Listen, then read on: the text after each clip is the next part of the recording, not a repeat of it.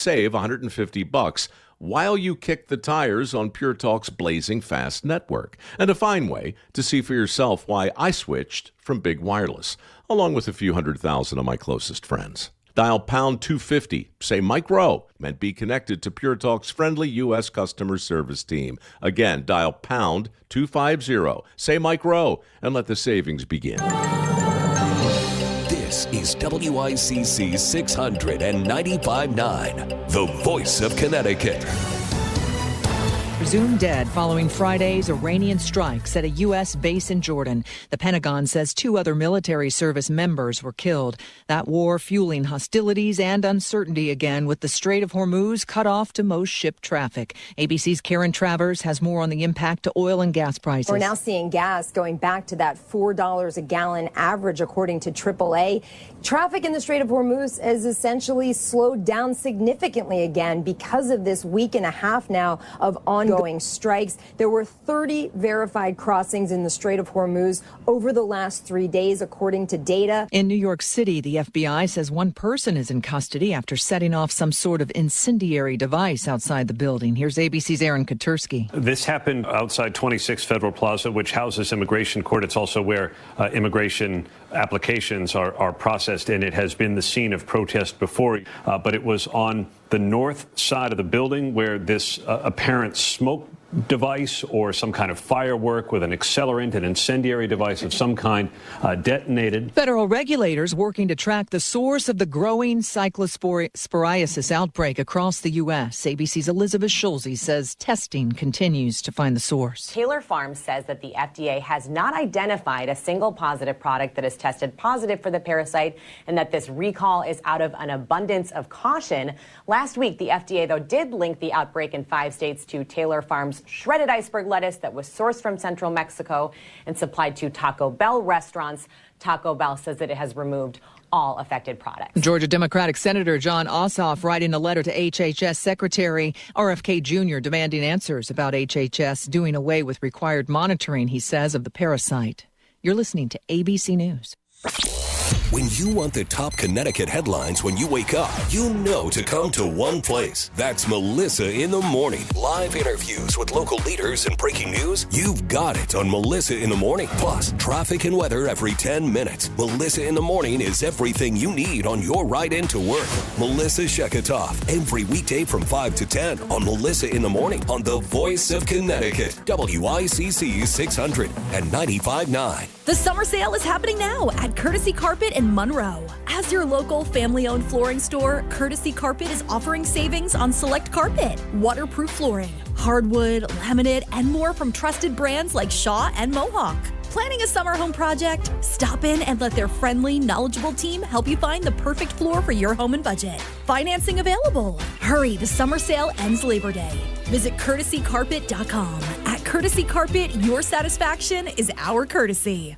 Are you worried about inflation, market volatility, taxes, and what the Fed might do next? You know, navigating today's financial landscape can be overwhelming and stressful, but the good news is you don't have to go at it alone. Tune in to Mastering Your Wealth with David Gagnon for insights and strategies to help you protect and grow your wealth. You can join David every Saturday morning at 8 right here on WICC 600. You can also visit David online at masteringyourwealthradio.com.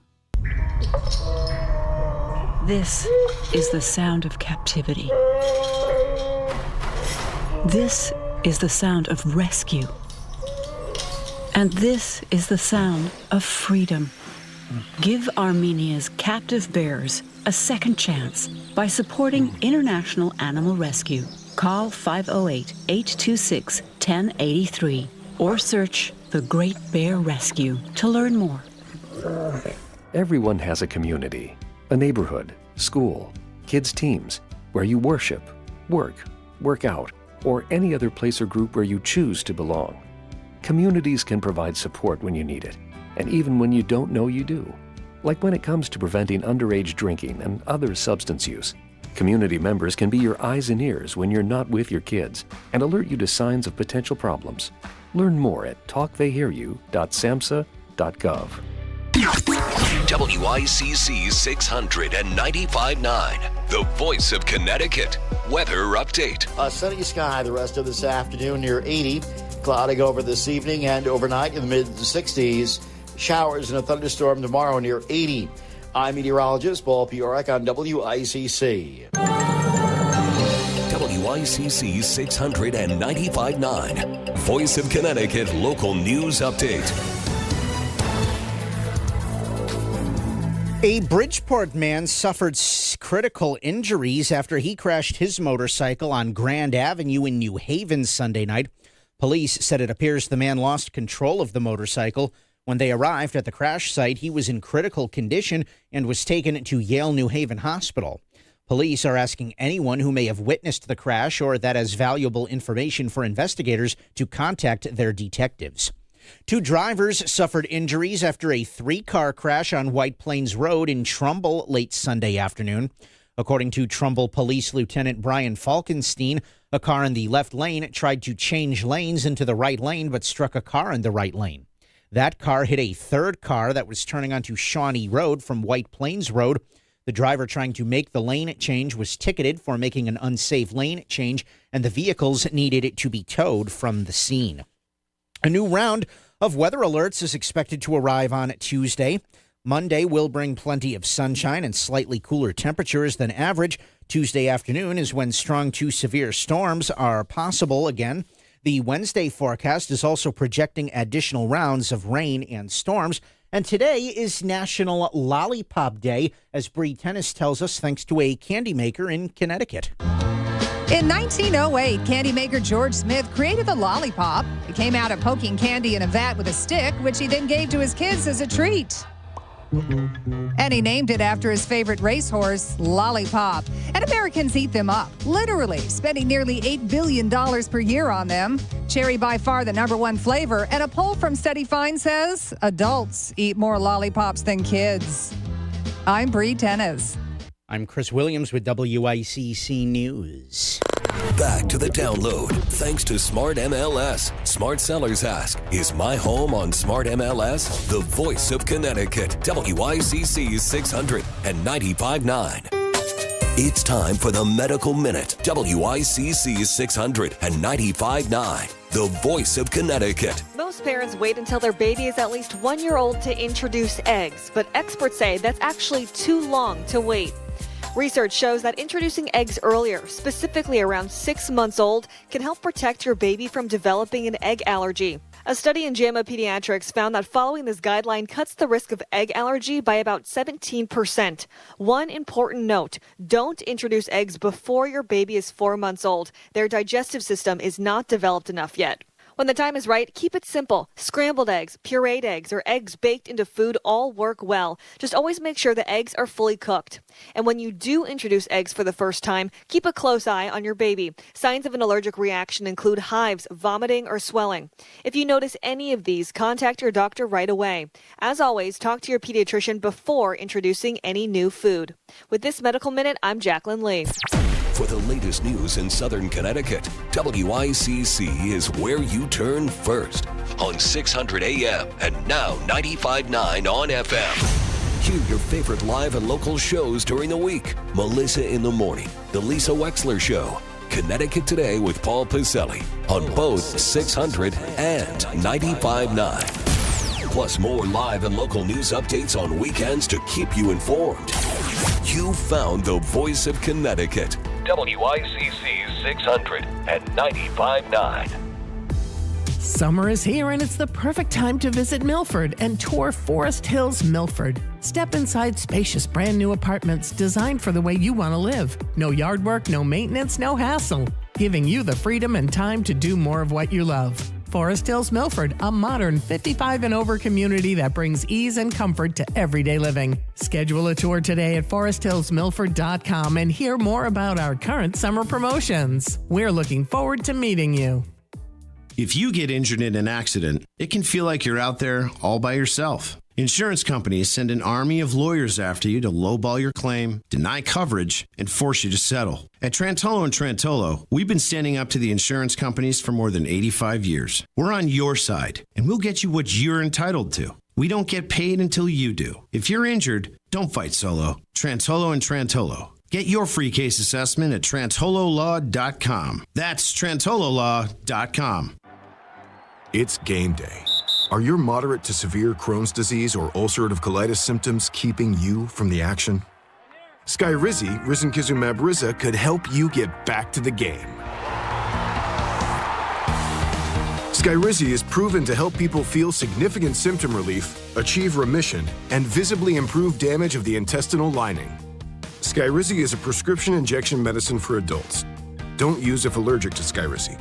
Serious allergic reactions, increased infections, or lower ability to fight them may occur. Before treatment, get checked for infections and tuberculosis. Tell your doctor about any flu-like symptoms or vaccines. Liver problems leading to hospitalization may occur when treated for Crohn's or ulcerative colitis. Control is everything to me. Ask your doctor about Skyrizi, the #1 prescribed biologic in Crohn's and ulcerative colitis combined. Learn more at skyrizi.com or 1-866-SKYRIZI. This is WICC 695.9, the voice of Connecticut. Following days of thick haze due to Canadian wildfire smoke drifting into the U.S., there are clearer skies across much of the East Coast. But in the Great Lakes, air quality alerts still up along with more evacuations. Volatile storms, meantime, in store for parts of the Midwest and East Coast, including the threat of damaging winds and possible tornadoes. ABC's Ginger Z has more on the extreme rain that fell in Utah. More than 400 severe storm reports since Friday. In Beaver County, Utah, monsoon thunderstorms dropping up to 1.5 inches straight on the recent Cottonwood burn scar, triggering flash flooding. The murky, blackened waters carrying the wildfire's remains. A massive mudslide forcing the closure of Interstate 15. Floodwaters moving so fast, sweeping a love seat away. Oh, it's that. Officials urging people to evacuate, saying the flooding has compromised the water. One New York man proving there is no expiration on living out your dreams, even if it means jumping out of a plane. A 105-year-old Navy veteran in the Rochester, New York area ticked an item off his bucket list over the weekend, skydiving out of a plane. Spurgeon Butch Carlson did a tandem jump Sunday afternoon for his birthday. Last year, for his 104th, he did his first horseback ride with his 99-year-old brother. ABC's Sherry Preston. The Ebola outbreak in Congo now blamed for at least 930 deaths, that according to the health ministry. 37 new deaths reported in a 24-hour span from Friday to Saturday. Michelle Franzen, ABC News. WICC 695.9, the voice of Connecticut. Weather update. Sunny sky the rest of this afternoon, near 80. Cloudy over this evening and overnight in the mid-60s. Showers and a thunderstorm tomorrow near 80. I'm meteorologist Paul Piorek on WICC. You're listening to The Download on WICC 695.9, the voice of Connecticut. Now, another in-depth interview with Lisa Wexler. The doctor is in. Now, on the Lisa Wexler Show. WICC 600 AM and 107.3 FM. What a lovely way of saying how much you love me. Having my baby. Oh, I remember when that song came out. Paul Anka, Having My Baby. And you know what? It was a big hit for him, that song. But I remember at the time it was like, I can't explain, like cringeworthy, Having My Baby. Maybe if it had been Having Our Baby, it would have been better. But Having My Baby, it just seemed, I don't know, patronizing, or I don't know, ughy. Ughy would be the best word for it. But it was a big hit. And I was thinking about it because I'm happy to introduce you to Kathy Heron, who has many different initials after her name. She's an assistant professor at the Midwifery Institute at Jefferson, which is part of it's a medical school. At Thomas Jefferson Medical School. She is a midwife for gynecology and sexual health. She has been both in private practice. She's affiliated with Northwell as the midwifery program director at Northwell's Phelps Hospital, with many, many years of experience in helping women throughout their lives, not merely pregnancy, but for many years thereafter. Kathy Heron, welcome to the Lisa Wexler Show today. Hello. Hi, thanks for having me. Do you remember when that song came out? Yes, I'm old enough to remember that. Right? I saw that's why I'm asking you, because I saw when you graduated, it was around when I graduated. And do you remember that was like a big hit, but kind of squeamish at the same time? I remember that. Do you remember that? Yes, I do. Yeah. I was just thinking about that. Anyway, so what shall I call you? Kathy? Is Kathy okay? Oh, please call me Kathy. Okay, yes. great. Okay. Hi, Kathy. So, Kathy, Hi. I'm really interested. We've been lately really interviewing. We have a Women's Health Matters series in addition to this series the doctor is in. And we've had wonderful conversations with midwives throughout the New York metropolitan area. I was really interested in your background as somebody who, it appears to me, does a lot of continuing care for women after they've delivered their babies. Sure, and before as well. I would say that is actually something that most midwives do. It's just not as well known. So midwives have a larger scope of practice, which includes teenagers all the way up to seniors. And everyone knows that we take care of pregnant women and deliver babies, but we also do a lot of GYN care and primary care. And the other scope of practice that we have is we are also in New York State allowed to take care of newborns for the first month of their life. So it's not just delivering babies. That is a kind of a big scope. Now, when you say that, I want to focus on women for a minute and primary care. Are you doing pap smears and things like that? Absolutely. So people can come to us for their routine GYN care. We can do pap smear. We can check for infections. We can give somebody any kind of birth control that they need. We can deal with teenagers with painful periods. We can help manage menopausal symptoms, including bioidentical hormones and all sorts of other similar treatments for all through the lifespan. Are you allowed to prescribe? Yes, we do. We absolutely prescribe. We can prescribe exactly the same as a doctor. We have the ability to prescribe anything that is within our scope of knowledge. What about, are you somebody who can spot, because of your training, sexually transmitted diseases, chlamydia, stuff like that? We do that all the time. Yep, that's a big part of what we do is that kind of screening. So we really do everything that an OBGYN doctor would do, except for we don't do surgery, we don't do cancer care. So let's say I found that you had a big cyst on your ovary that needed to be removed. I would identify that, and then I would send you to a doctor for the surgery. If I did a pap smear on you and found out that it came back that you had cancer or even something less that still needed treatment, I would refer you to one of our GYN doctors that we work with for that kind of treatment. But other than that, we do everything that an OBGYN would do for a basically healthy person. So let me ask you this. We're chatting with Kathy Heron, who is the midwifery program director at Northwell Phelps. What is your training as distinct from doctors that enables you to do this with the same competency that we're used to getting from gynecologists? Tell me about your training. That is probably the biggest question that we get as midwives is how is your training different from doctors? So we may end up doing the same thing as a doctor does, but we kind of come at it from a different perspective. Doctors go to medical school and learn about all the things that can go wrong and how to help a sick person get better. And then along the way, of course, they also learn about healthy people and how to keep them healthy, exercise, nutrition, etc.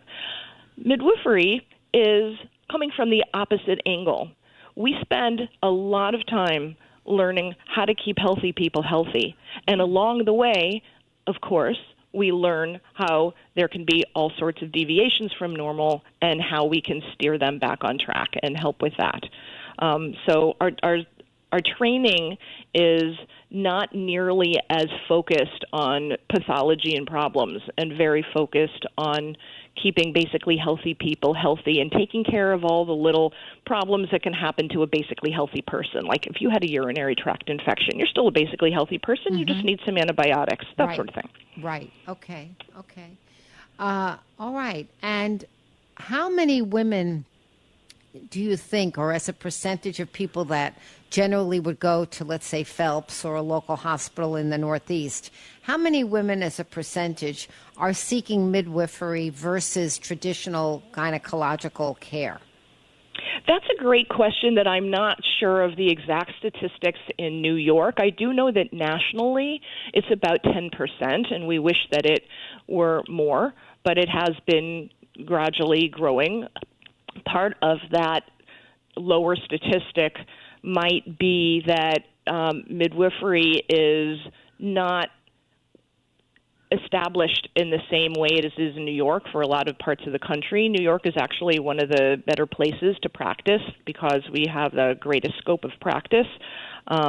There's a few other states that do as well, but a lot of the country doesn't have access to midwives, unfortunately. Really? But I think that there is probably more than 10% in New York, but I'm not up on the latest statistic. We're chatting with Kathy Herron, who is a midwife with many, many years of experience, 203-333-9422. Let's talk a little bit about what happens post-pregnancy in a normal woman. I'm going to raise my hand and say I'm a normal woman and poo-poo, I'm a healthy woman. But the bladder situation after my first pregnancy and then my second one, it's shot. Okay, I sneeze, I laugh, I cough, and I shouldn't be wearing pantyhose. Do you know what I mean? Because it's an embarrassing situation. So what am I, and other than telling me to do Kegels, which, honestly, no, what am I supposed to do about this? So we get that a lot. Yeah. The hormonal changes as well as the pressure of pregnancy can definitely affect the bladder. We've been really fortunate for many, many years to have a pelvic floor physical therapist in our office. They are the ones that are specialists in taking care of exactly the problem you're talking to. Of course, they can teach you how to do the right type of exercises for exactly your situation, but they also can do manipulations that can help to strengthen the muscles. And sometimes even pelvic floor physical therapy isn't enough, and then we would send you to a GYN urologist who could further assess, and some people do need surgery, but most don't. Pelvic floor physical therapy, I can't say enough more wonderful things about it. It's really, really helpful to women, especially postpartum. I was going to say, I just don't think it's something that many women, get educated in, like what happens to your body afterwards, because thankfully most of us, heal pretty well. I had a vertical C-section, and then I had a VBAC, right? So I had great. Right. I had the foot lean breech, right, with the foot dangling in my pelvis and the other one on my hip. So I was zipped down, not across, down. And I couldn't stand up for 6 weeks, Kathy. I couldn't stand up. Oh, wow. Yeah. That was a difficult recovery. Yeah, because, I was cut from right in my, below my rib cage, all the way down. I still had this big, big cut. Anyway, but, or maybe the belly button down. That's probably what it was. But anyway. Yeah, more likely. Yeah, more likely. But I still couldn't stand up. Couldn't lift my shoulders. And then, 6 years later, I had Joanna, and it was like, no, you're good. We can do a VBAC, and that was great. So I'm a veteran of both ways, and I can just tell you that the body heals so much better from the vaginal birth. It's not even a question. It's like, sure. Well, that's the way it's supposed to happen. Well, so many women are kind of conditioned to scheduling their birth on a certain day, even knowing it's going to be a C-section. How do you, Kathy Herron, as a midwife, how do you feel about that? What is your practice's approach to the timing of births? So first of all, let me comment on what you just said about somebody wanting to schedule even if they want to have a C-section.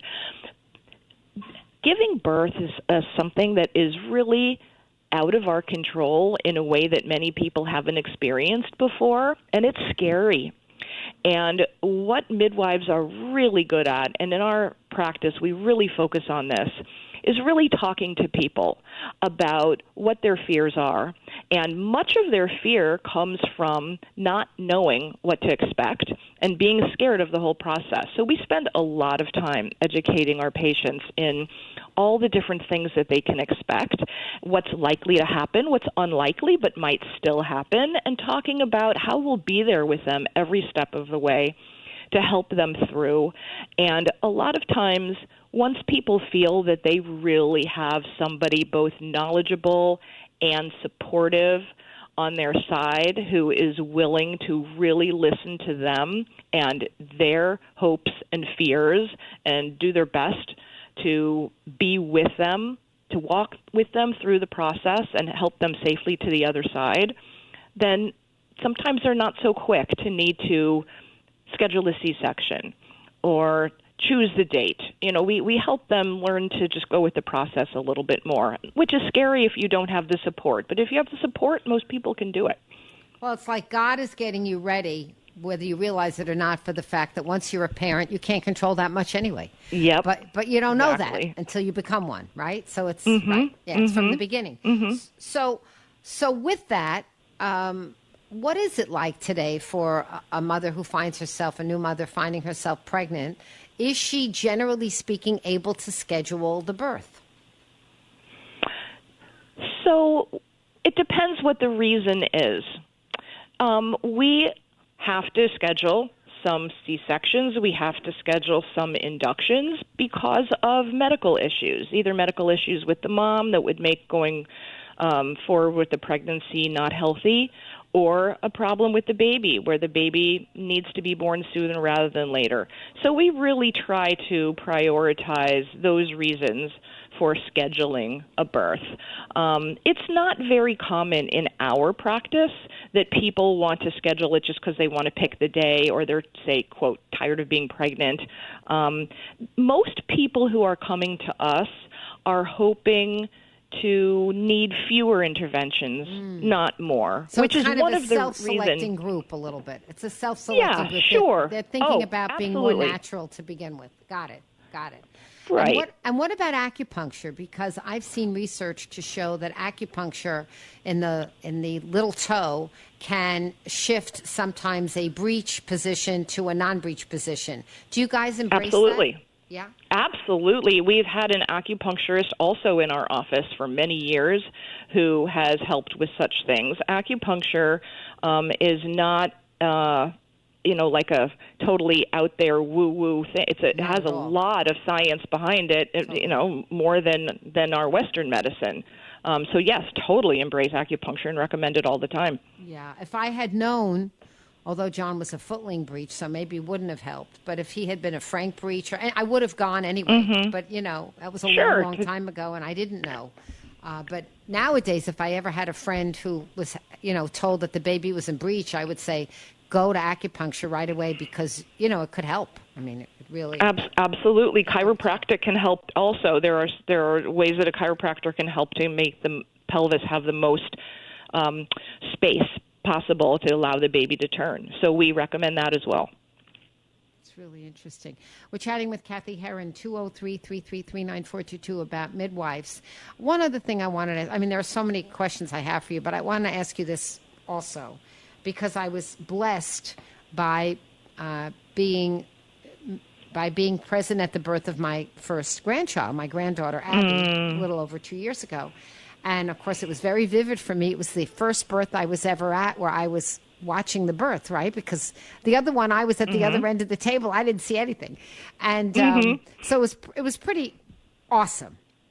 It was incredibly awesome. But one of the things that the gynecologist told my daughter from the get-go was, I'm going to give you, I think it was 4 hours to push. And if you don't push that baby out in 4 hours, then she's coming out in a C-section. And that was that. And she was pushing for 3 3/4 hours. And then the gynecologist did a move where she excised some urine from Joanna's bladder, and that enabled the baby to come out. She did like that. And so that was wonderful. But I was wondering, as a midwife, do you also have those same deadlines? Is that a medical necessity that after you start pushing, you can only push for a certain amount of hours and then that's it? So there are guidelines for what is expected as the, quote, normal process of labor.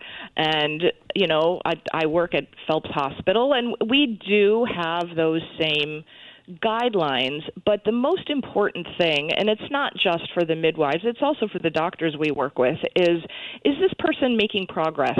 So it's totally different if somebody pushes for 4 hours and can't move the baby at all, and we really know the baby's stuck, versus it's taking a long time, but little by little, she's making progress.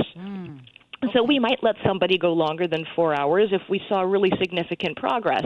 So it's more about the individual person and exactly what is happening than, a strict rule. But those rules do exist, but we can be a little flexible. And as a midwife, do you find that in real life, Kathy Herron, that you are sometimes spotting fetal abnormalities that then can be operated on in utero? Oh, wow. So our practice is a pretty low-risk practice. Every once in a while, something like that does happen, but that would not be something that we would be involved with either as midwives or at Phelps Hospital, which is a low-risk center. So that would be something that would require transferring out to a high-risk center with maternal fetal medicine specialists and fetal surgeons, and probably it would be a transfer to Westchester Medical Center. Right. No, but I was just thinking maybe you spot them. I wasn't thinking that. Oh, you sure. sure. Yeah. All of our patients see a maternal fetal medicine doctor as part of their care, and they're the ones that do all the sonograms that look for all the anatomy and follow problems. So they are likely the ones that would spot it, and then they would tell us, and then we would make arrangements for transfer to a high-risk center if needed. Luckily, that doesn't happen very often. Kathy Herron, a pleasure to chat with you. Do you love what you do?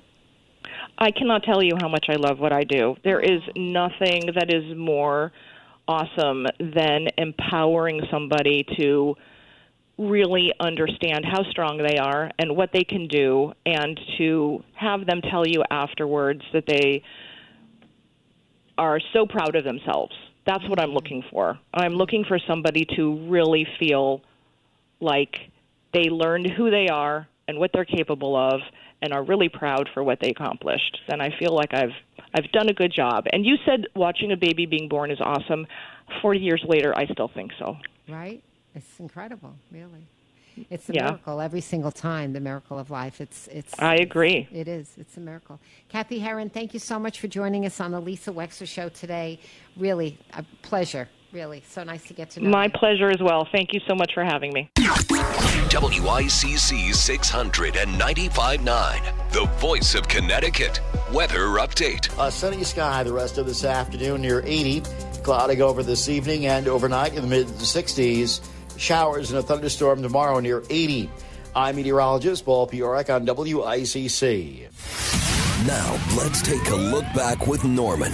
Let's hear what happened today in WICC history. It's July 20th. In 1969, Neil Armstrong became the first man to ever walk on the moon. It's one small step for man, one giant leap for mankind. The number one movie in 1984 was called The Never-Ending Story.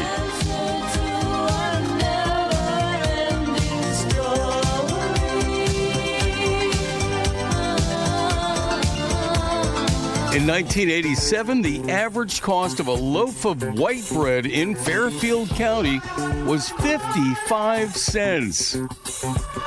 July 20th. That was today in WICC history. Every day just before 2 on the Voice of Connecticut, WICC 695.9. WICC AM Bridgeport, WICC FM Southport, WEBE HD2 Westport, WPLR HD2 New Haven, locally owned by Connoisseur Media. From ABC News, I'm Michelle Franzen. Hostilities expanding between the U.S. and Iran, trading strikes throughout the weekend. An Iranian attack at a U.S. base in Jordan Friday, killing 2 service members. Their bodies will return to U.S. soil tomorrow. President Trump will travel to Dover Air Force Base in Delaware on Tuesday for the dignified transfer of remains of the U.S. service members killed over the weekend in the war with Iran. It's the 3rd time since the start of the war that the president has attended this solemn ritual. Press Secretary Caroline Leavitt says in a social media media post that the president and the entire White House are praying for the families of the fallen service members. 17 American service members have been killed since the war in Iran began in late February. Karen Travers, ABC News, the White House. In a social media post, President Trump saying that Israel's Prime Minister Benjamin Netanyahu will not be arrested while in the U.S. The president responding to New York City Mayor Zoran Mamdani's interview with the New York Times, saying his office is exploring a legal pathway, possibly for Netanyahu to be arrested on an international criminal court warrant for alleged war crimes. A new analysis finds a record number of Americans who owe student loans are unable to keep up with payments. Defaults on student loans have surged across the U.S., reaching record levels as borrowers struggle to keep up with payments. The numbers have spiked since payments started coming due again following a lengthy pause intended to provide relief during the pandemic. Today, about 9.5 million people, 1 in every 5 federal student loan borrowers, are in default, meaning they're more than 9 months behind on their payments. ABC's Sherry Preston. The merger between Paramount and Warner Brothers now temporarily on hold. A judge today issuing a 2-week pause on the $110 billion deal. That after California's Attorney General, along with 12 other states, filed a lawsuit challenging the merger, saying it would result in higher prices and fewer choices for consumers. On Wall Street this hour, stocks are mixed. You're listening to ABC News. Man, I love this place. I've been surfing here since I was a kid.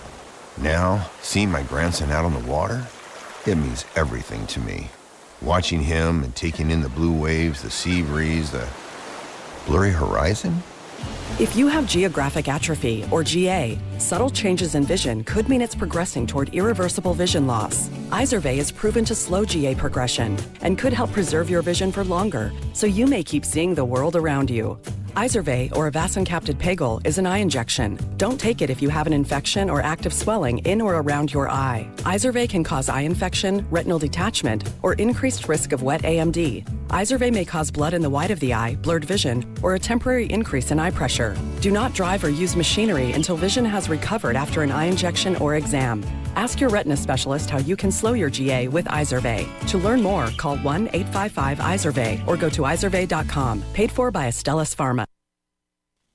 Andy Burnham, now officially the UK's new Prime Minister, the country's 7th in a little more than 10 years. He replaced Keir Starmer. Burnham speaking about his agenda. Britain needs to show the world that we can regain our stability once again. And that is our challenge, to make politics work, to make it work better. Burnham's office says he spoke to President Trump earlier today. A new setback in that massive lettuce recall amid the nationwide cyclosporiasis outbreak. The FDA now says the one sample of Taylor Farms lettuce that had tested positive for the parasite was a false positive, but the recall is still on. Taylor Farms is pulling dozens of products sourced from central Mexico and distributed across 27 states, including bagged lettuce sold at Walmart under the Market Side brand. Health officials have already linked more than 1,600 illnesses to shredded iceberg lettuce served at Taco Bell locations in 5 states. ABC's Hannah Bata. In Michigan alone, health officials confirmed 1,000 new cases over the weekend. Cases in the state topped 6,100. In Mississippi today, a memorial service held for Nolan Wells in Ocean Springs. The 18-year-old died while on a boating trip with friends on this 4th of July weekend. Wells' mother, Christine Wansley. Your absence has left an emptiness that can never truly be filled. Michelle Franzen, ABC News. If you haven't switched to Pure Talk because you're not sure their coverage is every bit as reliable as Big Wireless, why not take them for a test drive? For a limited time, Pure Talk is offering any of their plans for just $15 a month for the first 3 months, including their top-tier unlimited data plan. No contracts, no commitments, just a great deal on a high-speed network with unlimited data from an American wireless company. Dial pound 250, say Mike Rowe, and let the savings begin. WICC 695.9, Voice of Connecticut Local News Update.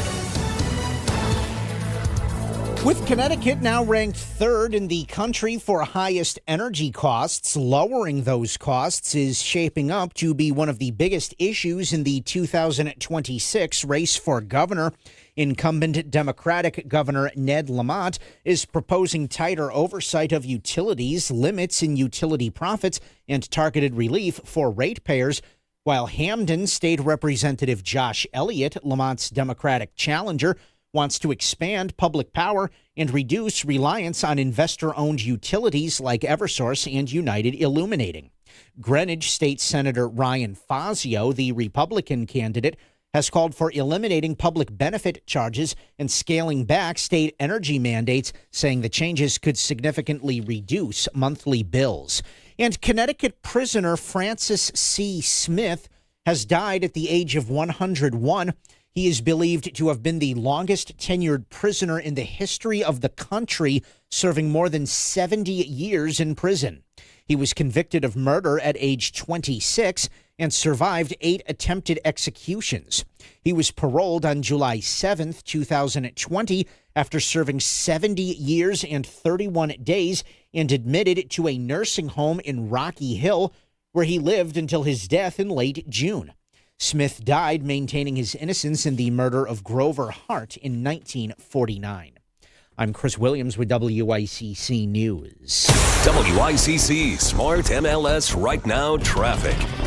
95 northbound, plan on an hour from Greenwich through Fairfield. The Parkway northbound is a little bit easier. Do have some heavy congestion off of Route 7 in Norwalk going into No Man's Land in Fairfield.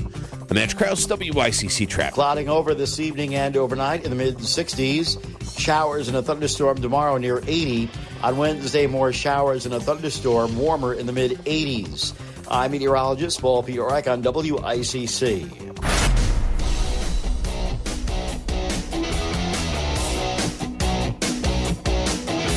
You're listening to Connecticut Today with Paul Piselli on WICC 600 and 95.9, the voice of Connecticut.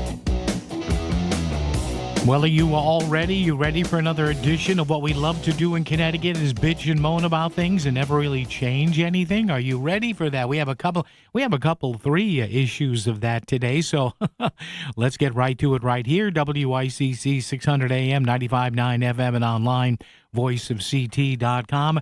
Alex Putterman's story today, and I know we've talked about this over and over and over again. But when I cracked open today's edition of the Connecticut Post, I said, well, what might we talk about today? And voila, you got this. The car tax. I know I hate to do this again, but I have to, because it'll be proof that we don't get anything done in this state. The car tax is the worst. Could Connecticut finally ditch its most unpopular tax? Story here by Alex Putterman. He points out a lot of stuff that we have talked about for years and years and years. Economists say the tax is confusing and regressive. Lawmakers have tried without too much success to overhaul or eliminate the system. Towns value. It's your city and town that doesn't want the car tax revoked, right? And you know, a few days ago, July 1, we all got our car tax bills. Thank God I have one more payment on my car and I own it. Thank God. And I was pleasantly surprised when my car taxes in Wally World, you know, I opened the thing up and look and it was $217. I can handle it. We'll do that. So finally, I get to stop paying for the car next month. I have one more payment due in about 10 or 11 days. I'm going to wait for who finances my car? Oh, Connex Credit Union. I'm going to wait for Connex to send me what I need to see, and that'll be it. And I'll frame that title somewhere. No, I won't. I'll just throw it in a pile of papers like everything else in my house. A confusing mess of papers and books in my house. But remember Joe Franklin, the old guy on WOR, his office? His office is my house. But I digress. So at least in another 2 weeks, I will have stopped paying for my car. But I will still, you know, for years and years and years, I expect the thing to get me at least another 5 or 10 years the way it's been running. It's only a 2019. It's only 7 model years, and it's a very durable brand of car. I'm not going to say what it is, but I'll be driving it until I'm paying, like $40 in car taxes or something like that. Dr. Fred Carstensen, the Connecticut Center for Economic Analysis at UConn. I've interviewed Fred numerous times over the years. Even he says that the car tax is the worst. That's why we ought to get rid of it. Okay, Fred, I get you, but how do we do that? How do we do that? So we'll open up with the car tax today. Love to hear your thoughts on it. 203-333-9422, 333 WICC. Connecticut, of course, what a shock when you read this paragraph. Connecticut is among a minority of states that taxes motor vehicles alongside homes, businesses, and other property. And see, this sentence, folks, bears it out. In this state, a lot of our leaders on both sides of the aisle are full of zit. I didn't say the bad word, but they're full of it. Oh, this is regressive, and we have to get rid of it. If it's so GD regressive, and it's so bad for poor people, and if everybody hates it, then why do we still have it? It's not like we haven't discussed this for the past, 10, 15, 20 years. And again, what a surprise. It's not like Connecticut's in the minority of states who do this. Of course they do. Folks, I don't know how many times I have to tell you. The leadership of this state, especially on the Democratic side, they are full of it. Don't believe a damn word that they tell you. Well, we need to get rid of the tax. Yeah, we need, and I need to fly, too, like super freaking man. It ain't going to happen. Each car's owner's annual tax is figured based on the value of the vehicle and the mill rate of the town where it's registered. Again, another dumb system. Another asinine system that we're going to talk about over and over again. Oh, we have to get rid of the car tax. It's so awful. Yeah, but it's $1 billion a year. Where do you get the money? Look. We are never going to get rid of the car tax. I know they made an adjustment on it a couple of years ago. That's frosting on a rotten cake. It is ridiculous that you have to keep paying a tax over and over and over on something whose value doesn't change because of where it's parked, or as the Brits would say, where it's garaged. You know? I could see property taxes, on homes being figured on the value of that home and the assessment, and again, location. I get that. I understand that. But my God, I have never been able to wrap my arms around a system that says, my middle-sized, boring, white guy suburban Italian sedan is valued in the town where I live at one fee versus 2 or 3 towns over where it's higher or lower. It is ridiculous. How did we ever get started on this?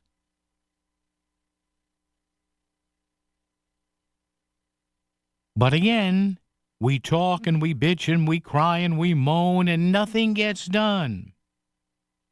State Majority Leader, Senate Leader Bob Duff, Democrat Norwalk, said he sees significant political will to deliver what he calls a major tax relief to residents. Okay, Bob, then do it. He said, though, the problem is everybody would take a little flack from the municipal leaders. Yeah, which means we're full of crap. Either you do this or you don't. I'm getting damn sick and tired of every year doing this story because look, either leave the thing the way it is or make an adjustment to it or get rid of it. Stop it. Stop BSing us.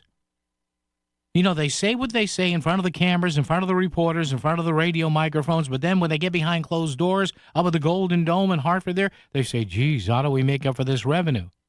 And then the first selectmen, the first select persons, the town managers, the mayors, they all get on the phone to their delegation and say, don't you do it. And again, if it's going to stay, fine. Stop lying to us and telling us, well, we're really going to get, oh, man, that car tax, that's got to go. No, it doesn't, because you've been shoveling the same crap at us for a decade on this. Just be honest. Just be honest.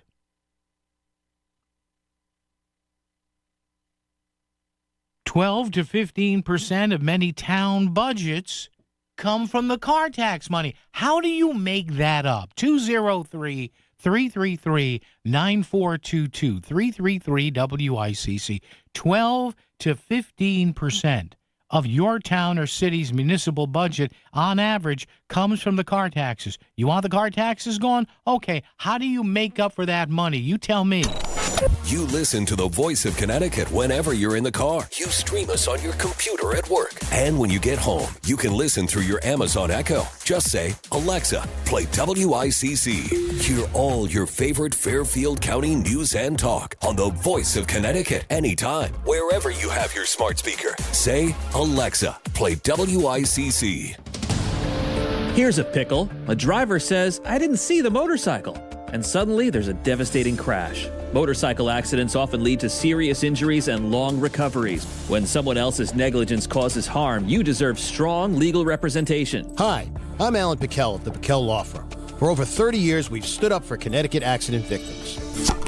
If you're in a pickle, call Pickell at 475-4PICKELL because results matter. PickellLaw.com. Hey, what's up? I'm Bumper Christoph. It doesn't get better than spending a day fishing and boating on the Sound. If you're like me, love to fish, and you're 18 or younger, get on the action. Sign up for the WICC Surfside Hotel Greatest Bluefish Tournament on Earth. Bridgeport Harbor Marina is proud to offer a $1,000 cash prize for the heaviest blue caught by an 18 and under angler. Register your kids today at bluefishtournament.com. The Bridgeport Harbor Marina, your destination for dining and boating.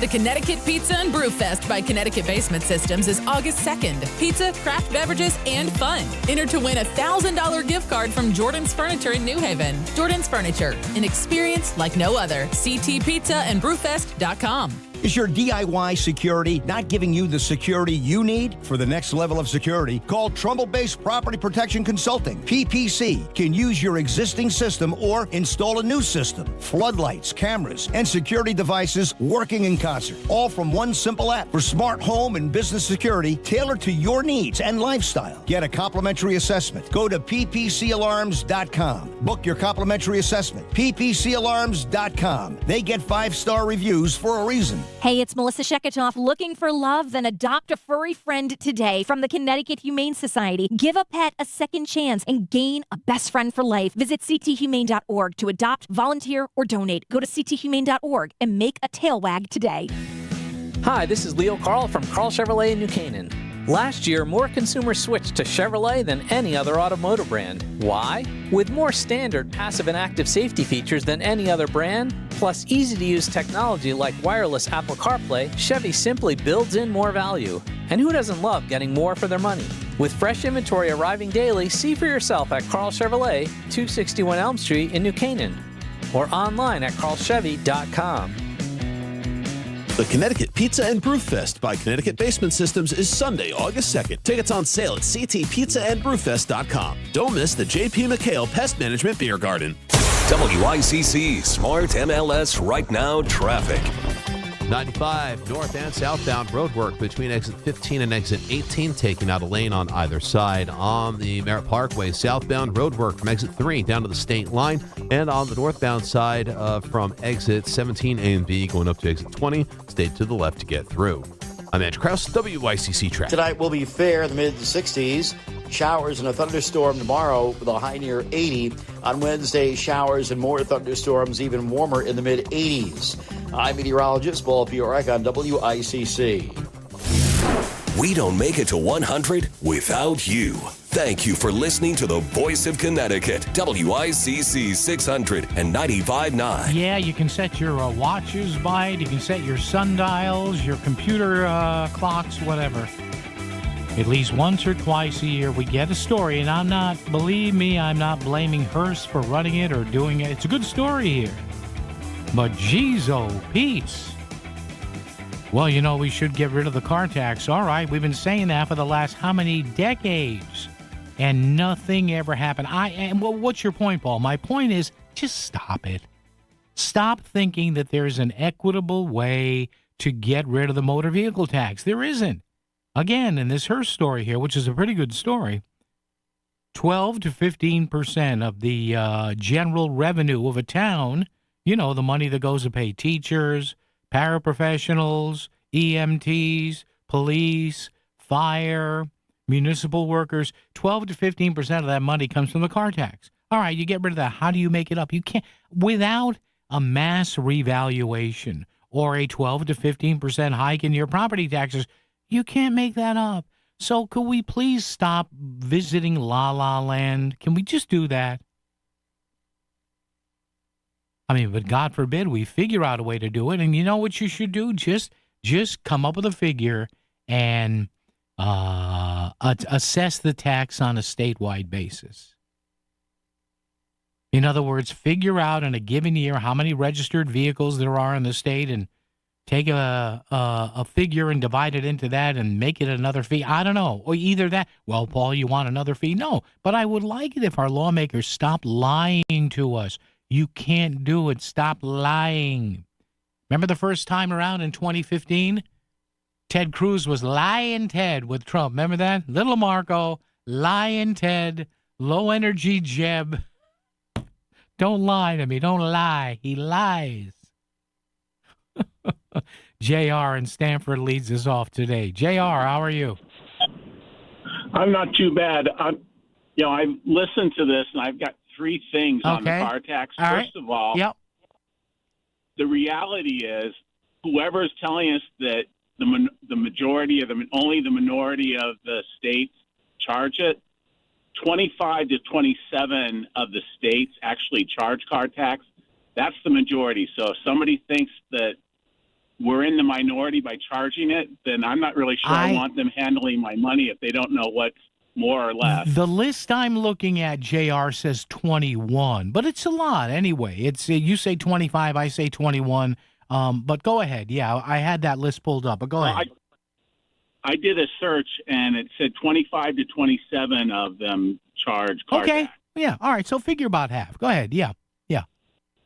So, and that shouldn't really change us anyway. The other thing is, you're right. They're going to get the money someplace. Yeah. And right now, the car tax, if regressive tax means taxing people who make less income more, the car tax is actually not that regressive because in the state of Connecticut, depending again on your income, but if you're lower income, basically the state gives you a tax credit for that. Yeah. And the rich people that are paying enormous amounts of property taxes on their homes really don't get any credit for the car tax because if they're even eligible for it, their house takes care of any credit they can get. Got it. Yeah, I see what you mean. Yeah. If you get rid of the car tax and it shifts to property tax on your home, then what's going to happen is all the people that you're trying to protect are just going to see it show up in their rent because landlords of course are going to pass it through. So the car tax isn't really as regressive as everybody likes to pretend it is. It may be a pain in the butt to get it collected. Yeah. But that's different. So, JR, what about a statewide flat fee? So, in other words, the value of your mid-size sedan doesn't change as far as taxation is concerned, whether you park it in town A or city B. What do you think of that? Well, I think that shows a misunderstanding of how it's actually assessed. The cars, every town in the state of Connecticut uses the same values for the same cars. The difference is the mill rate that town assessed. Absolutely. So you wouldn't change the value of the car. That's the same for everybody. If I take my car and move it from Stamford to Greenwich, it's going to have the same value, and it's going to be because the state of Connecticut actually sends it to the towns. It's just that the mill rate in Greenwich is $16 per thousand, and in Stamford it's $27. And that's the point, though. In the end, JR, that I always make is that I can see how that's equitable for a home because they all say location, right? But why should the revenue generating portion essentially of a car or an SUV or a motor vehicle or a motorcycle or whatever, why should that essentially be different from town to town? Why shouldn't it be? If I own a 2,500 square foot house in Stamford, using your argument there, if I own a 2,500 square foot house in Stamford, and I own a 2,500 square foot house in Greenwich. Why should I pay different? Well, I agree. It's where the car is. It's where the car is registered. And if you don't like your mill rate, then vote for somebody else in the town and have them change the mill rate. But isn't the value? Here's my point, JR. And we're running a little tight on time, but here's my point. Yeah. I can see that for a home because what do realtors always say, right? Location, location, location, school system, whatever. An inanimate object like a motor vehicle, I don't see it changing its feathers or the value of it, whether it's parked or garaged in one town versus the other. You know what I mean? But the value isn't changing, whether it's parked. Well, in the mill rate, the assessment, the mill rate isn't the mill rate, but the mill rate isn't the value. The mill rate is based on the budget that the town has. To collect. And if you live in Stamford, you've said, okay, you people on the Board of Finance and Board of Reps, go collect the money you need to run the town. Have people actually? Have people actually said that? Well, I mean, if you don't know that you're saying that when you vote, then you probably shouldn't be voting because you're uninformed. Yeah, JR, thanks, man. Good to hear from you. I got to let you go. No, I understand what you're saying, JR. You are giving local and municipal leaders a tacit yes to go ahead and handle my car as property like my business or like my home. But a lot of people sit back and say, all right, really? Please? Is that really necessary for my car? WICC Smart MLS Right Now Traffic. 95 north and southbound roadwork between exit 15 and exit 18, taking out a lane on either side. On the Merritt Parkway, southbound roadwork from exit 3 down to the state line, and on the northbound side from exit 17 A and B going up to exit 20, stay to the left to get through. I'm Andrew Krause, WICC Traffic. Clouding over this evening and overnight in the mid-60s. Showers and a thunderstorm tomorrow near 80. On Wednesday, more showers and a thunderstorm, warmer in the mid-80s. I'm meteorologist Paul Piorek on WICC. Hey, it's Steve Basso from Steve Basso Plumbing, Heating, and AC again. There's no better time than right now to service or repair that AC system. Even install new or replace your existing system. Did you know high-efficiency ductless systems use up to 50% less electricity? Call us today at 203-335-0224. That's 203-335-0224. On the web at bassophac.com. And remember, everything's better with Basso. Nobody builds a business without hearing a few reasons it won't work. Too risky, too crowded, too ambitious. But the people who move things forward usually hear those words first. Because growing a business takes more than optimism. It takes nerve, and eventually, a partner built for what's next. That's Next Rodeo. Big thinking, proven creative. For businesses still moving forward. Next Rodeo. The difference between the business you have and the business you want. Meet us at thenextrodeo.com.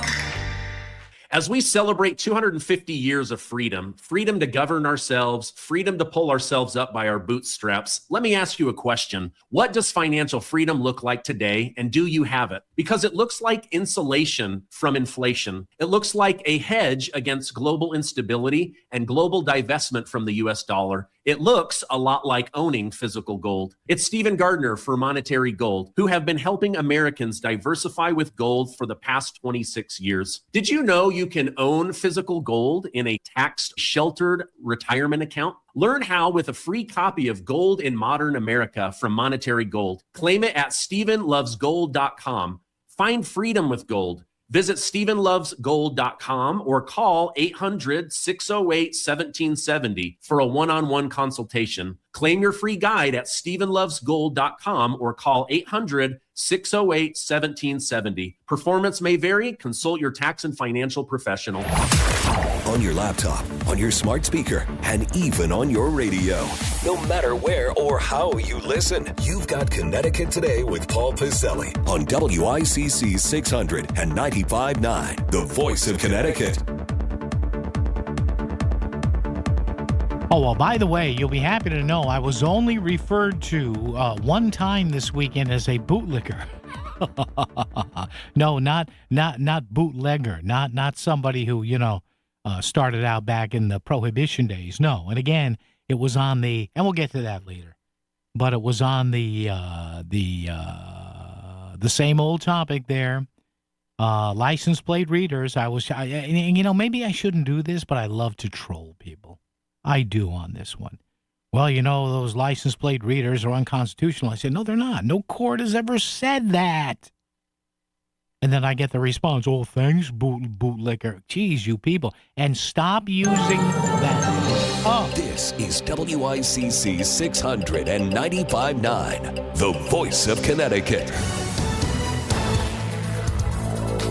ABC News, I'm Michelle Franzen. In California, a federal judge temporarily pausing the $110 billion merger between Paramount and Warner Brothers. 12 states sued over the proposed merger last week, arguing that combining two of Hollywood's legacy studios would extinguish competition. A federal judge on Monday agreed with those concerns, writing that the massive market share of the combined companies would, quote, likely violate antitrust laws. The companies were ordered to halt the merger for at least 2 weeks as the lawsuit moves forward. Peter Haralambous, ABC News. The U.S. and Iran entering a second week of renewed strikes. An attack by Iran at a U.S. base in Jordan Friday, killing 2 U.S. service members. Their bodies will be brought back to the U.S. tomorrow in the military's dignified transfer ritual. President Trump will attend. In New York City, federal officials say a man is in custody after setting off an incendiary device outside the federal building. Authorities say the suspect has a history of anti-ICE activity. No injuries were reported. This is ABC News. WICC 695.9, Voice of Connecticut Local News Update. Records show that since January 2025, 28 kids in contact with the Connecticut Department of Children and Families have died. The data has child advocates concerned about declining quality at the agency since a federal monitoring program ended 4 years ago. DCF Commissioner Susan Hamilton says the agency is committed to improvement and keeping children safe. The agency has been experiencing a workforce recruitment and retention crisis, with nearly half of its workforce leaving the agency within 2 years of being hired. Officials say it's unclear if DCF acted negligently in any of the 28 deaths. A Connecticut state senator is not giving up on his quest to end one of Connecticut's most controversial taxes. Manchester Democratic State Senator M.D. Rahman has vowed to keep pushing legislation to phase out the car tax, calling it unfair and especially burdensome for working families, while other lawmakers agree the system is outdated and inconsistent because identical vehicles can be taxed differently depending on where they're registered. However, $1 billion a year is brought in by the tax. Getting rid of it won't be easy, as it funds roughly 12 to 15% of many local municipal budgets, helping pay for schools, roads, police, and other services. Municipal leaders warn that unless the state can guarantee a permanent replacement for that lost revenue, eliminating the car tax could force higher property taxes or cuts to local services. A Bridgeport man, 35-year-old Bridgeport man, has suffered critical injuries. This after he crashed his motorcycle on Grand Avenue in New Haven Sunday night. Police said it appears the man lost control of the motorcycle. When they arrived at the crash site, he was in critical condition and was taken to Yale New Haven Hospital. Police are asking anyone who may have witnessed the crash or that has valuable information for investigators to contact their detectives. 2 drivers suffered injuries after a 3-car crash on White Plains Road in Trumbull late Sunday afternoon. According to Trumbull Police Lieutenant Brian Falkenstein, a car in the left-hand lane tried to change lanes into the right lane, but struck a car in the right lane. That car then hit a 3rd car that was turning onto Shawnee Road from White Plains Road. The driver trying to make the lane change was ticketed for making an unsafe lane change, and the vehicles needed to be towed from the scene. A Brazilian national is pleading guilty to illegal re-entry after being deported for domestic violence.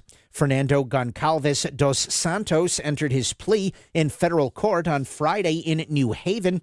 Records indicate Goncalves was arrested in June of 2023 and deported that November. He was arrested in Bethel on March 27th and has been detained ever since his arrest. He is scheduled to be sentenced on October 9th and faces a maximum of 2 years in federal prison. The state of Connecticut is seeing fewer refugee arrivals than usual, and all are from South Africa. From November to June, 89 refugees from South Africa have arrived in the Constitution State. Nationwide, there have only been 7,730 documented refugees in the fiscal year, with all but 3 of them arriving from South Africa. The U.S. welcomed nearly 100,000 refugees during former President Biden's last year in office in 2024. Before that number dipped sharply in 2025 under President Trump to 38,000. Commuters on the Waterbury Metro North Line are switching from trains to buses effective today as the Connecticut Department of Transportation kicks off a major overhaul of stations along the branch line. The Waterbury station is now closed and won't reopen until mid-2027, with substitute buses serving Waterbury, Derby Shelton, Ansonia, Beacon Falls, and Seymour stations. Those buses depart earlier than the trains did, so riders are being urged to check their schedules. Officials say shutting down the line was necessary to safely complete track work, and doing it alongside upgrades between Stratford and Bridgeport will save taxpayers $47 million. Metro North President Justin Vanishek spoke about the improvements coming to the branch. So we're going to be looking at extending the platforms. They're going to have 350-foot platforms. It's also going to have covered canopies, enclosed windscreens, and really those are just designed to improve comfort in all weather. And, after this winter, I think we could all understand how important that is. Brand new ticket vending machines, improved lighting, and much more clear wayfinding information for our customers. Train service is expected to resume in June of 2027. And the Connecticut Sun are dealing with a loss on the road. Brittany Griner scored at 19 points as the Sun fell to the Phoenix Mercury 72-63 Sunday. Connecticut is 7-19 this season. I'm Chris Williams with WICC News. WICC Smart MLS Right Now Traffic. 95 north and southbound roadwork between exit 15 and exit 18, taking out a lane on either side. On the Merritt Parkway, southbound roadwork from exit 3 down to the state line, and on the northbound side from exit 17 A and B going up to exit 20, stay to the left to get through.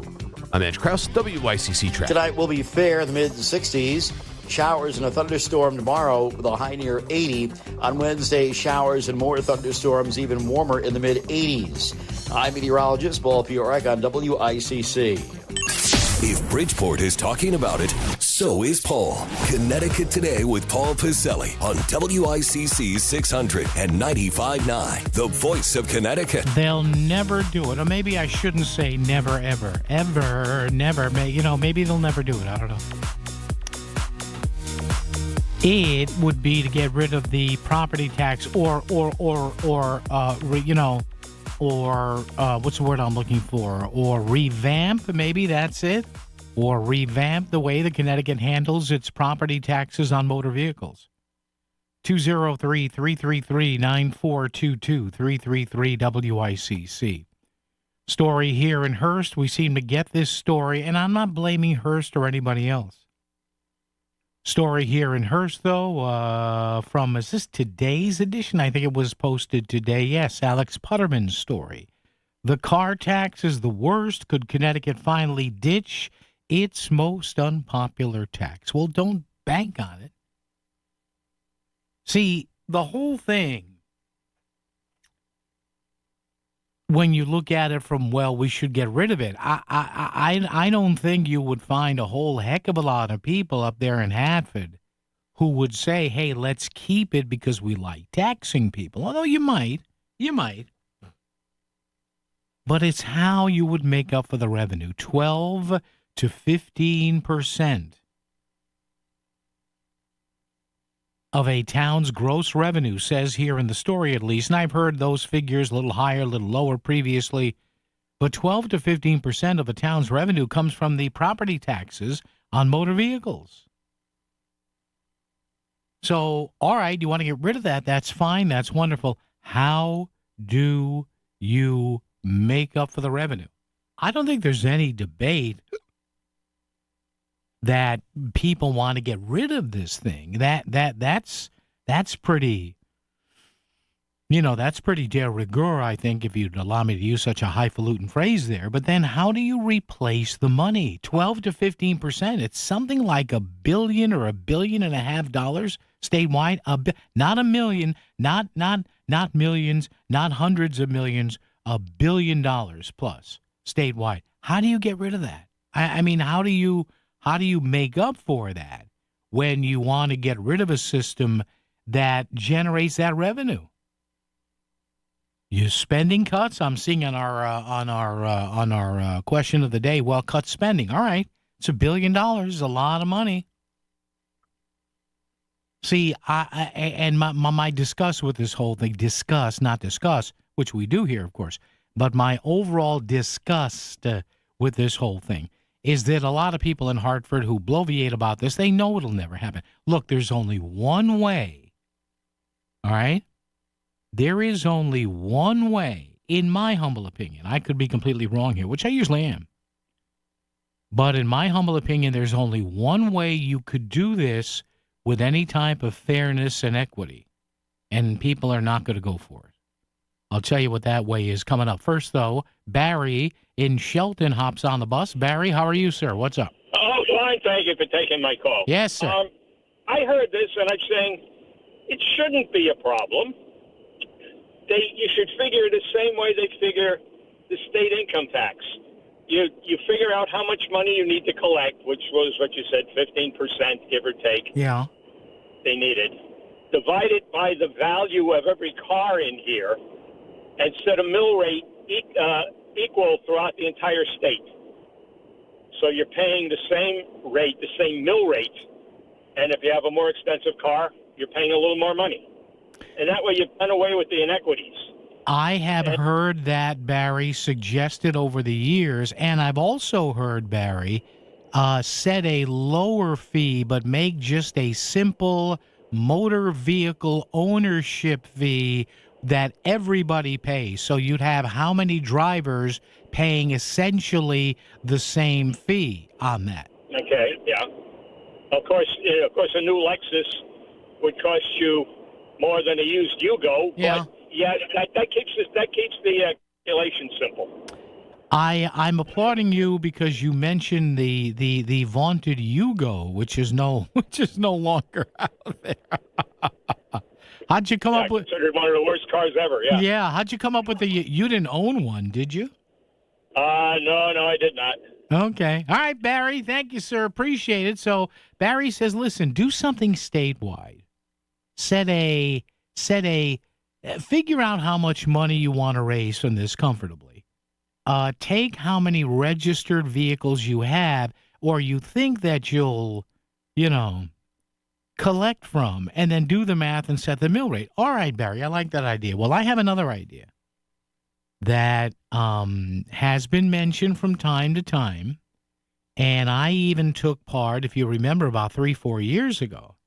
I was able to scoff up a $100 gift card from the state because I took part in a study for this. I think you know what I mean. Talk about that coming back right here on WICC. In the real estate ecosystem, trust and transparency create harmony.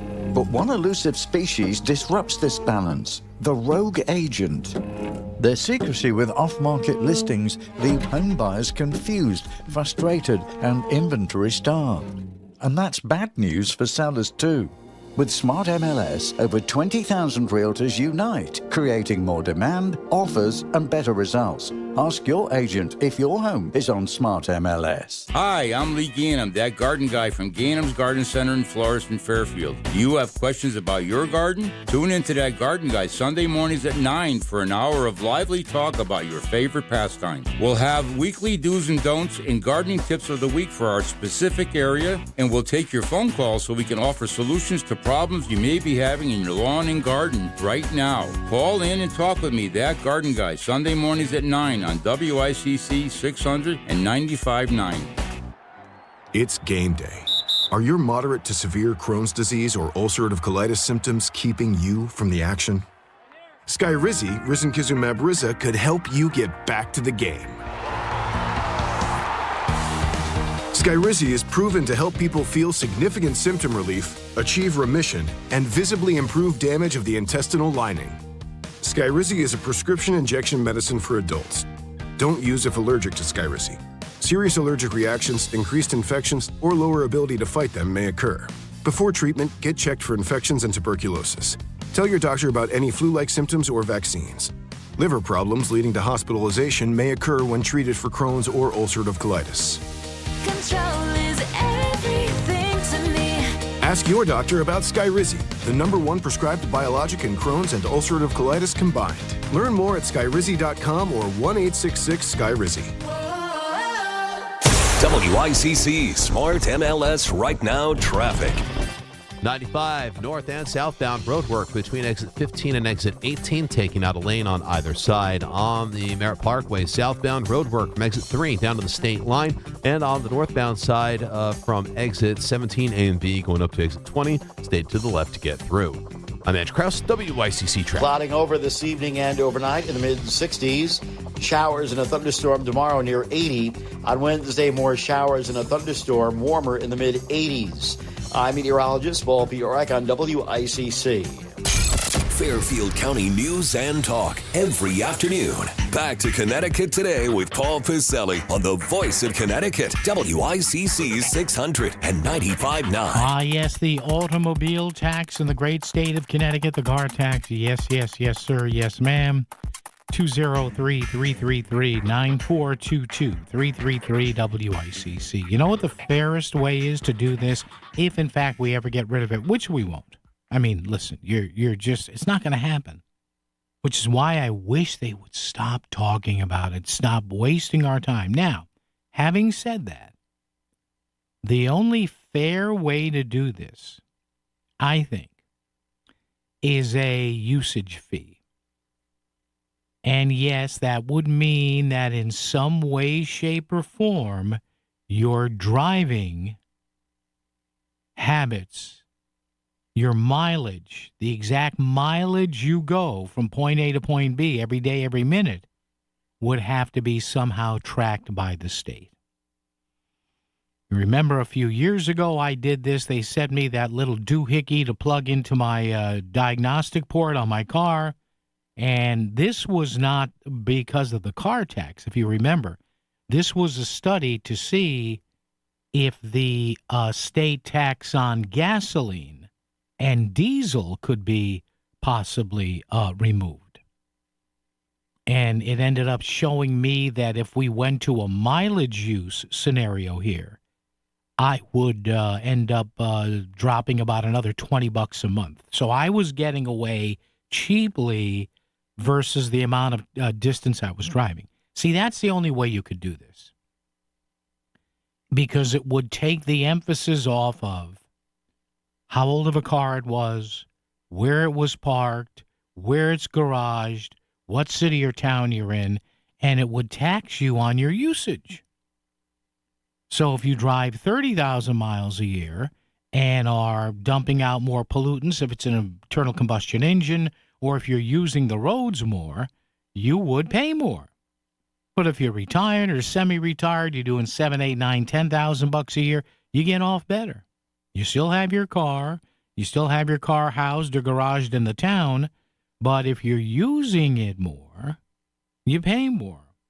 What do you think of them apples? Matt in Derby is here. Hello, Matt. How are you?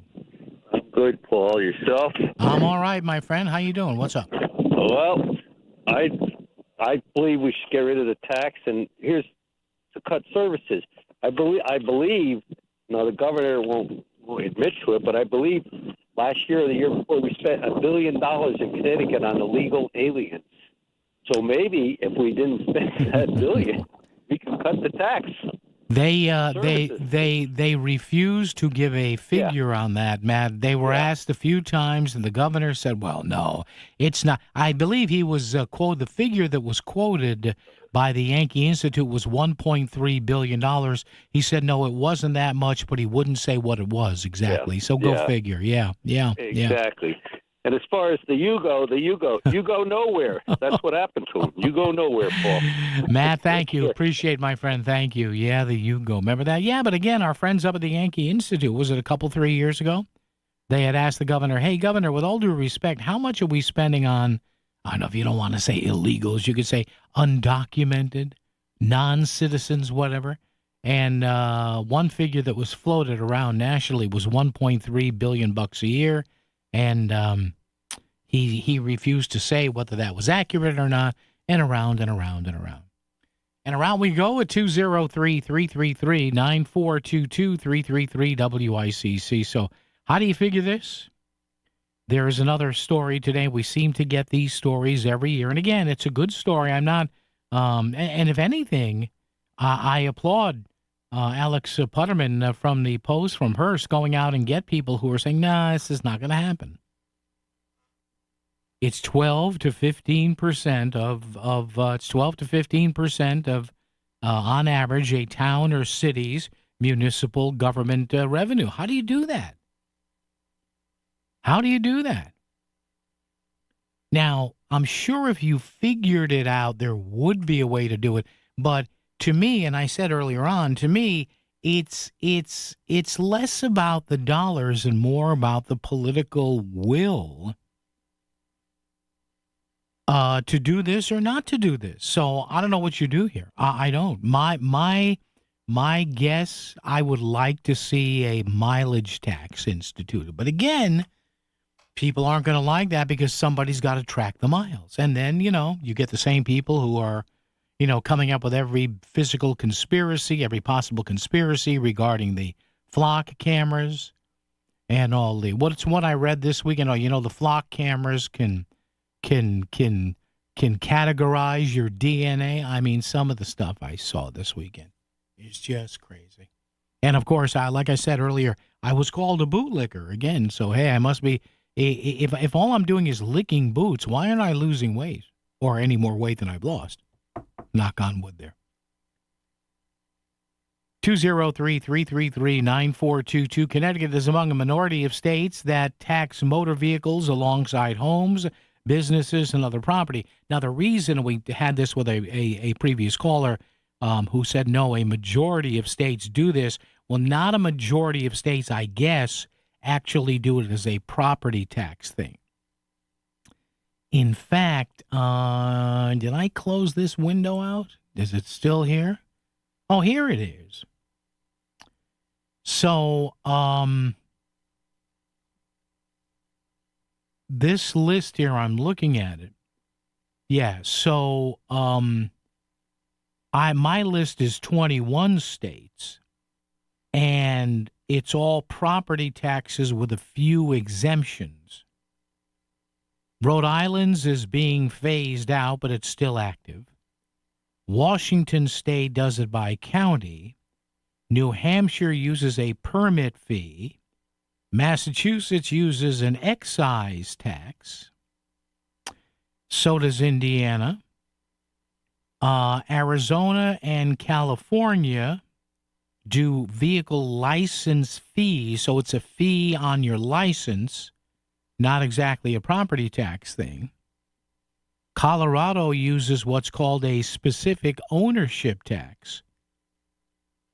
And we here in Connecticut, as we say, we are assessing it locally by city or town. Roughly 1/2 of U.S. states levy an annual personal property tax or a comparable value or excise tax on vehicles, says here, which is billed separately from standard fees. These recurring car taxes are calculated based on the vehicle's current value, yada, yada, yada. So it's done by right about half of the states.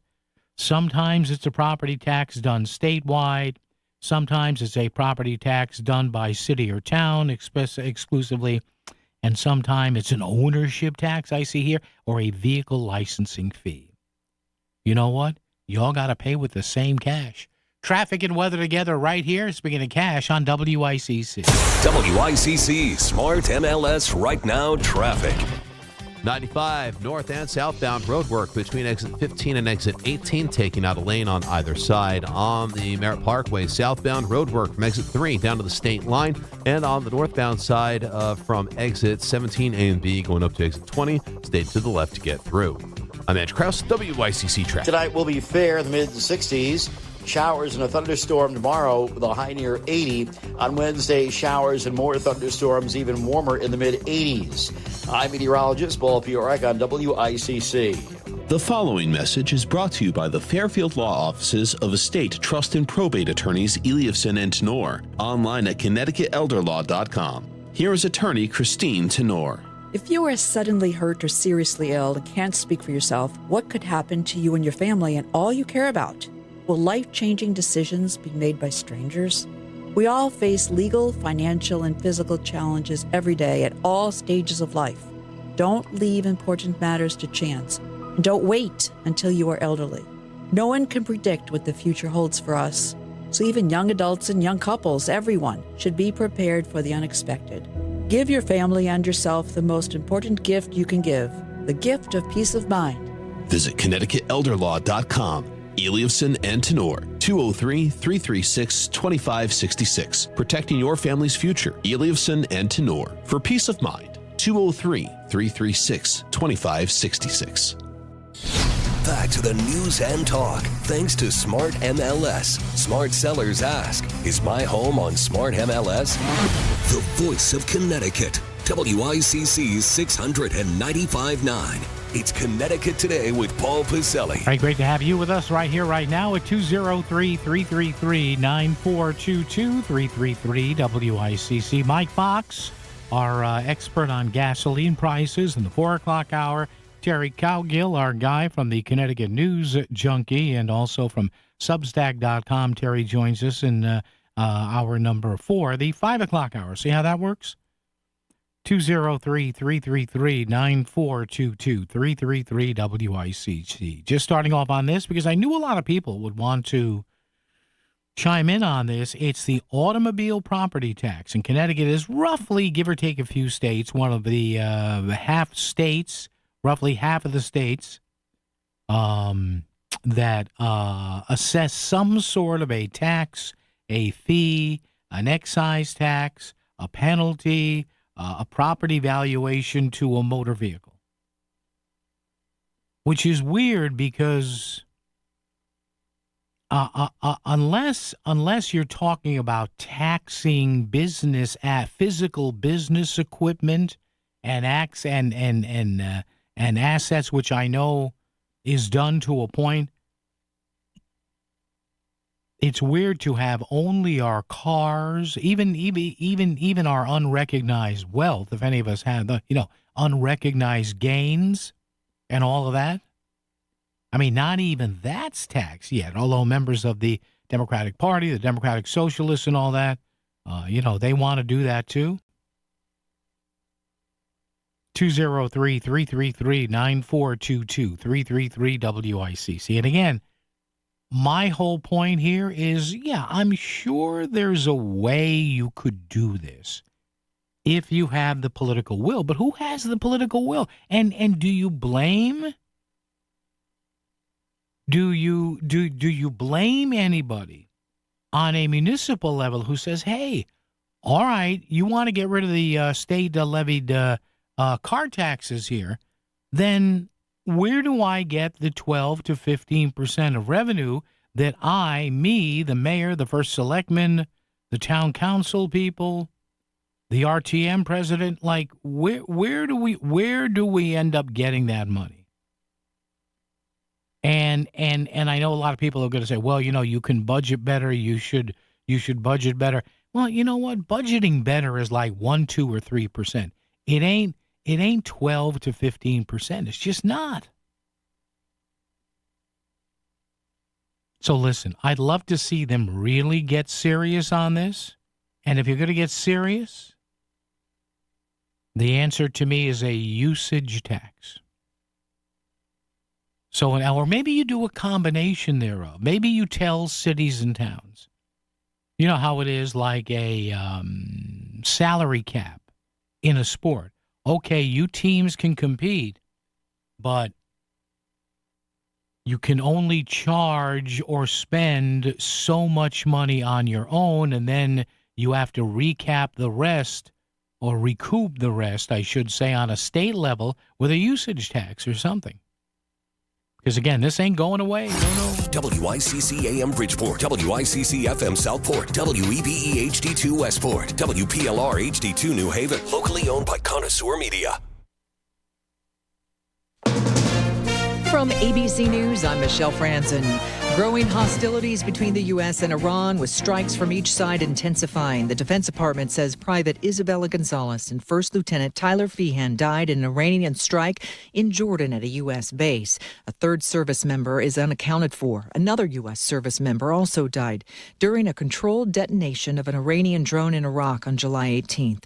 ABC's Karen Travers says the Strait of Hormuz once again closed to most ships. This memo of understanding, which both sides have now declared dead, was aimed at getting the strait reopened. That was the focus there, to try to bring down oil prices, bring down gas prices. But there are concerns about the security in the area. The U.S. blockade is back in effect of Iranian ports. And right now, traffic in the strait has, of course, very much slowed down. Yemen's Iranian-backed Houthi rebels announcing they're imposing a maritime embargo against Saudi Arabia in retaliation for a blockade on Yemen and a recent attack on Sanya International Airport.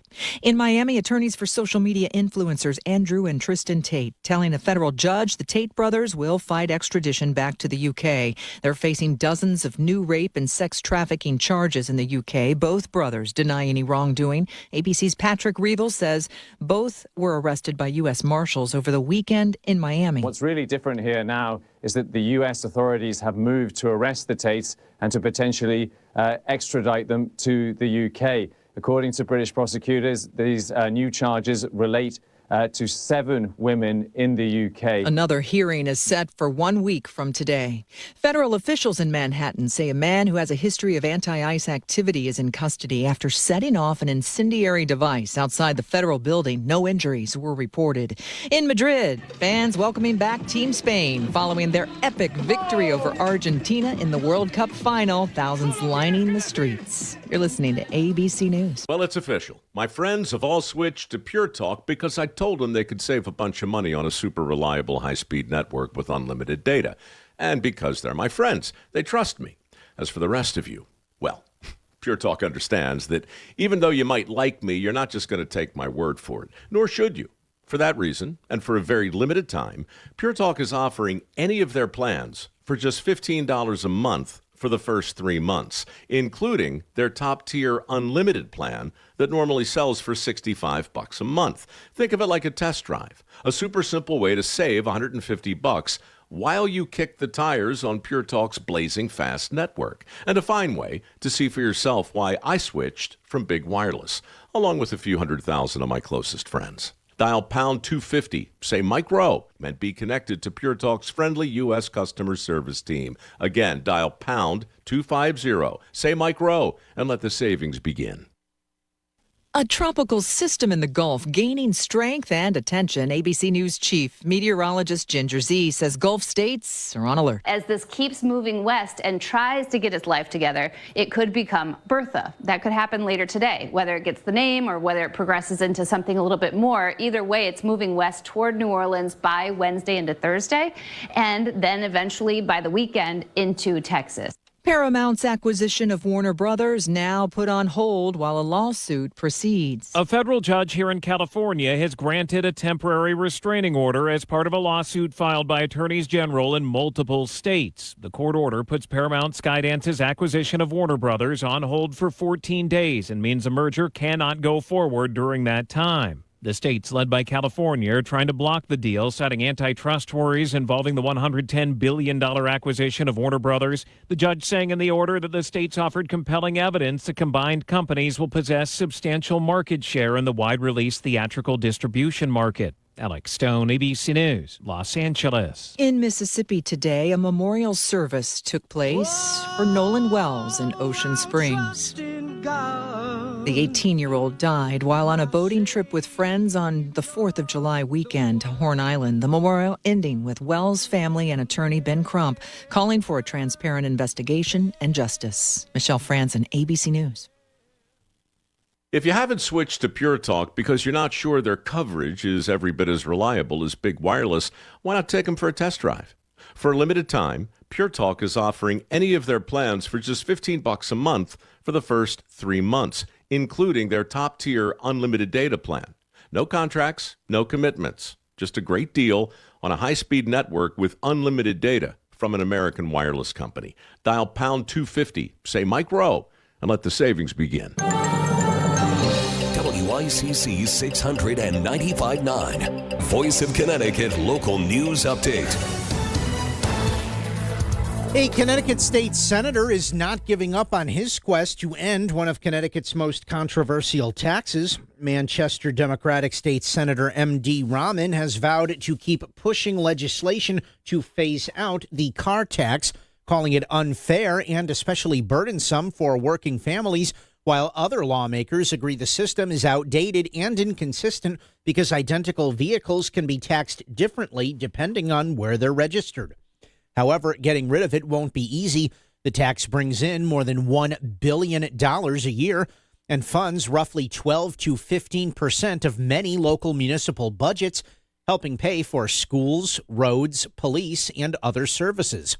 Municipal leaders warn that unless the state can guarantee a permanent replacement for that lost revenue, eliminating the car tax could force higher property taxes or cuts to local services.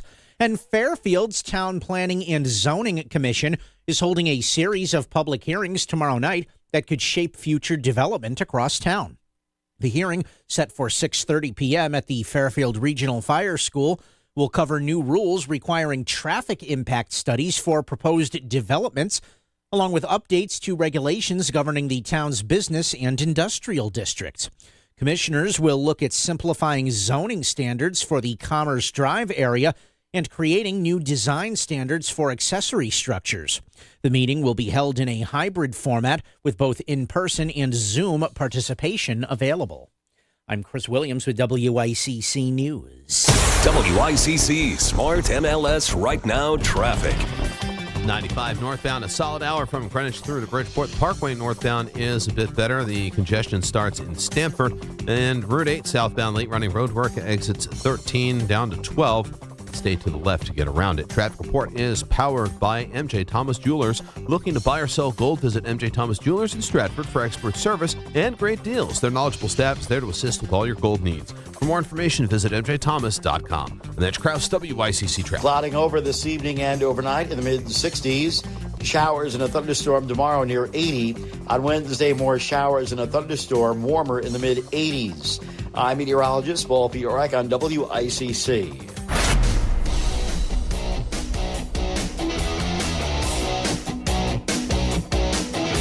You're listening to Connecticut Today with Paul Piselli on WICC 695.9, the voice of Connecticut. Yeah, hey, how are you? 2 hours, actually 3 hours to go, 1 hour down. Hour number 2 here, yes, 203-333 at 9422-333, WICC 600 AM, 95.9 FM online, voiceofct.com, talking about, the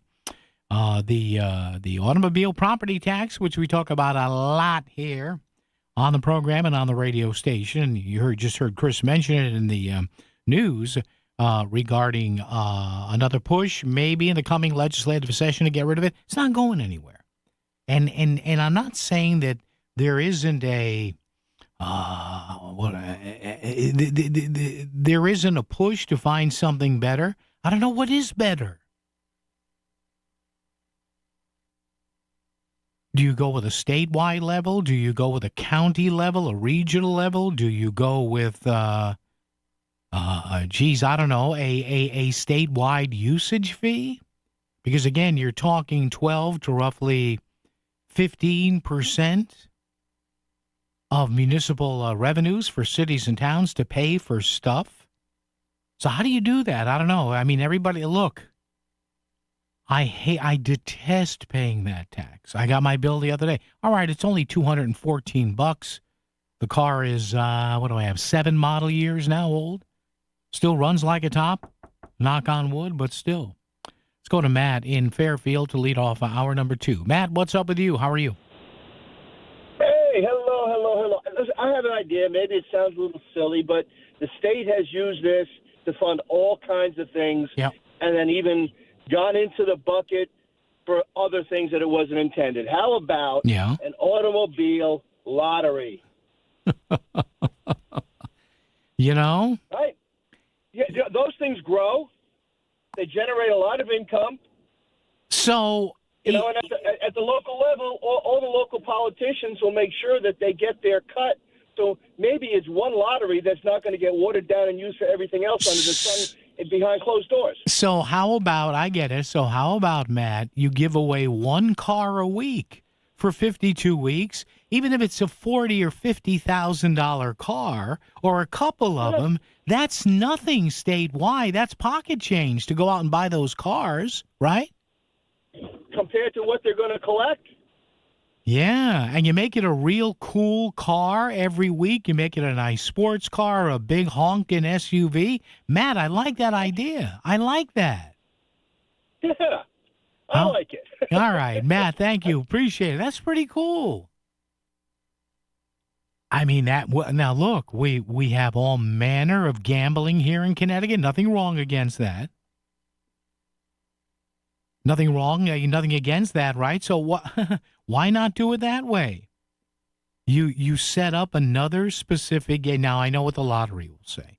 They're going to say, well, but that we know from our surveying is going to take away from other other games, so we don't want to do that. I don't know. You tell me. 203-333-9422, 333-WICC. Matt, I like that idea. So even if the state spent 100, let's say they gave away 3 vehicles a week at 50 or 60 grand a week. Let's say you really tricked them out. 180 grand a week, roughly 200 grand a week, times 52 weeks. Do the math. It's not a whole heck of a lot of money if you do the computation there. And maybe you emphasize now you'd have to back it up with a real good media campaign. Hey, this week in Cars for Connecticut, right? We're giving away X, Y, just the way some of the casinos in Vegas and in here in Connecticut, they say, hey, Friday night, we're giving away 3 brand new pickup trucks. Why don't we do that? Matt, I like it. Let's do traffic and weather together. A little business coming back. Dave and Jeff, hang on. Be right to you right after this. When you hear pizza, you're excited. But when you hear Connecticut pizza, you're talking about the best of the best. And the best pizza in the country deserves the best event. That's the Connecticut Pizza and Brew Fest with Connecticut Basement Systems, Sunday, August 2nd at the Hartford Healthcare Amphitheater in Bridgeport. Food trucks, craft beer, live music, pizza panels, celebrating all things Connecticut pizza. Get your tickets now at voiceofct.com. Thanks to Mazda of Milford and JP McHale Pest Management. Most people want to spend their retirement years at home, but most seniors are not equipped to do it. In fact, according to AARP, 82% of adults ages 50 and up want to remain in their current homes as they age, but only about 10% of U.S. homes are considered aging ready. Hey, Melissa Sheketoff here, and I'm so grateful. My grandmother lived with us for more than 20 years, and as she got older, my parents equipped their home in Fairfield to accommodate her needs, and they got in-home care, like Connecticut In-Home Assistance. I believe in-home care made my grandmother's final years comfortable, joyful, and actually made her feel more independent. It also helped my parents to have peace of mind that someone could get her to her appointments, make sure she didn't fall, and allow them to have a loving relationship with her instead of one filled with tension and resentment. Don't wait until it's too late to make your home ready for an aging parent. Get the help you need to keep your loved one at home safe and sound. Check out Connecticut In-Home Assistance at cthomecare.com. And right now, you can even download their free ebook online. Again, cthomecare.com. If you're buying or selling a home in New Haven or Fairfield counties, experience matters. That's why you should trust Jonathan Carbuti with Carbuti & Company Realtors. John has more than 40 years of real estate experience and over 1,300 five-star Google reviews. Carbuti & Company is also the only area real estate agency endorsed by Barbara Corcoran. Call 203-980-6886 today. Sell your home smoothly when you call Car Beauty. Go to Car Beauty Realtors. At Stanford Health, expert care begins with a conversation where big innovations are helping the tiniest patients in our NICU. And mental health means community health, where collaborations with world-class partners like Columbia University Irving Medical Center, Dana-Farber Brigham Cancer Center, and HSS redefine cardiac, neurological, cancer, and orthopedic care. From the everyday to the complex, we're here for you at Stanford Health. The summer sale is happening now at Courtesy Carpet in Monroe. As your local family-owned flooring store, Courtesy Carpet is offering savings on select carpet, waterproof flooring, hardwood, laminate, and more from trusted brands like Shaw and Mohawk. Planning a summer home project? Stop in and let their friendly, knowledgeable team help you find the perfect floor for your home and budget. Financing available. Hurry, the summer sale ends Labor Day. Visit courtesycarpet.com. At Courtesy Carpet, your satisfaction is our courtesy. Go to voiceofct.com and click on contests. Enter to win tickets to see the Happy Together tour at Toyota Oakdale Theater Saturday, August 1st. Tickets on sale through Live Nation. WICC Smart MLS Right Now Traffic. 95 northbound, a solid hour from Greenwich through to Bridgeport. The Parkway northbound is a bit better. The congestion starts in Stamford. And Route 8 southbound, late running roadwork, exits 13 down to 12. Stay to the left to get around it. Traffic report is powered by MJ Thomas Jewelers. Looking to buy or sell gold? Visit MJ Thomas Jewelers in Stratford for expert service and great deals. Their knowledgeable staff is there to assist with all your gold needs. For more information, visit mjthomas.com. And that's Kraus, WICC Traffic. Tonight will be fair in the mid-60s. Showers and a thunderstorm tomorrow with a high near 80. On Wednesday, showers and more thunderstorms, even warmer in the mid-80s. I'm meteorologist Paul Piorek on WICC. We're celebrating 100 years as the voice for Greater Bridgeport. WICC 695.9, the voice of Connecticut.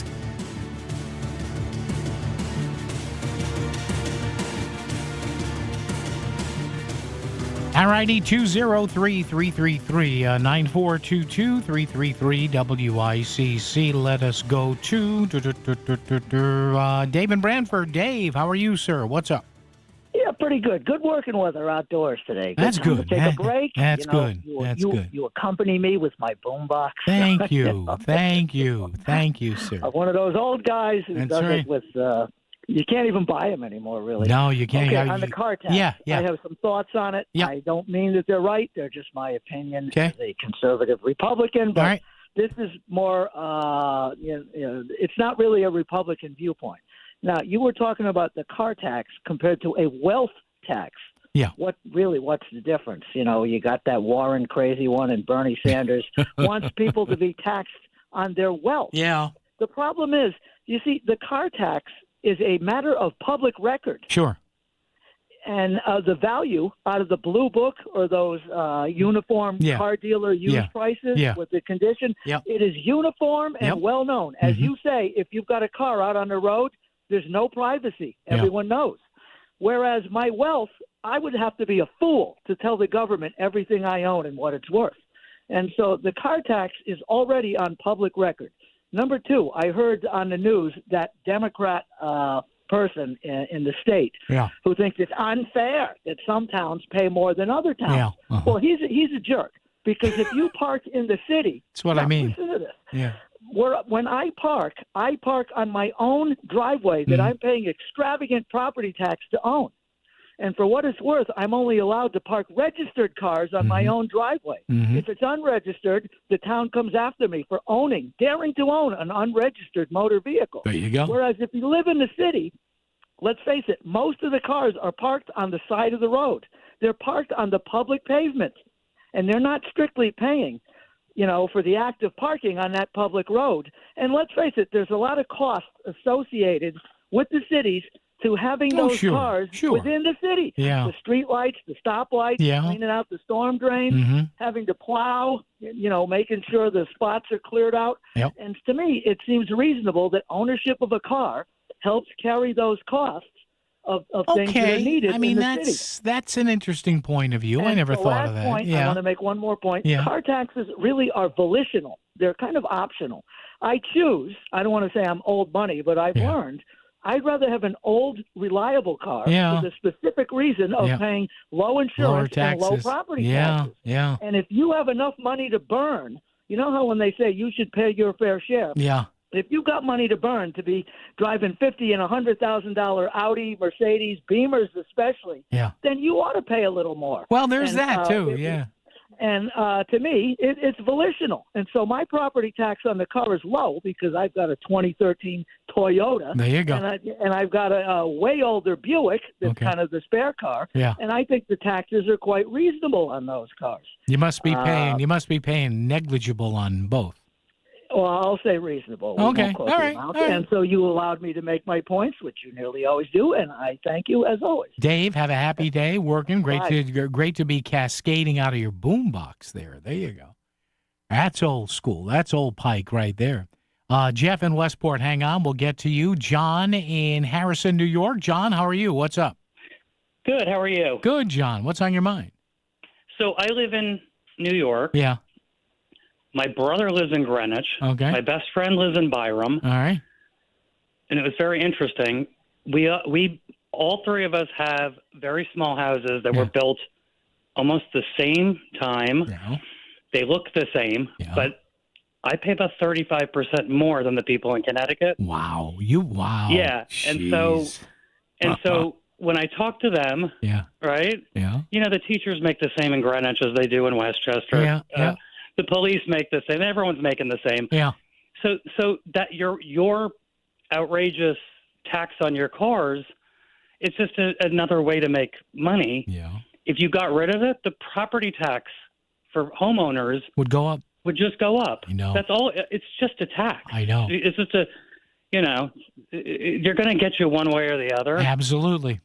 And another point is in New York we've got inspection on the car. Yes, we used to have that here. Yeah, we used to have that here. Yeah, but my wife's from the Midwest. Okay. She's like, they what don't is have this? it. And she's they like, haven't had it in 20 years. She's like, what is all this? Right? It's BS. I know. It's BS. I know. Cars aren't blowing up anymore. They're not catching on fire. I know. It's just a tax. It's just a tax. Yeah. So they're going to get it one way or the other. But I will tell you, in Connecticut, if you got rid of that tax, they'd have to get it another way. And the people that would get hurt are the people who own property. Yeah. No, you're right. And John, thank you for calling in from New York. Appreciate it. Yeah, your wife is a smart woman there. The minute you said, John, from the Midwest, I knew exactly where that was all going. I did. Jeff in Westport. Jeff, thanks for hanging on. What's up, sir? Hey, Paul, how you doing? Hey. That's exactly what I was going to say. Yeah. My family's in Wisconsin. Yeah. Third largest state in the United States. They don't have car tax. They have low housing tax. So obviously the Midwest knows what they're doing because we're one of the smallest states in the union, and we still can't figure out our crap. Yeah. So the funny thing about cars out here is if you have an antique car, a friend of mine has a Super Bee. Yeah.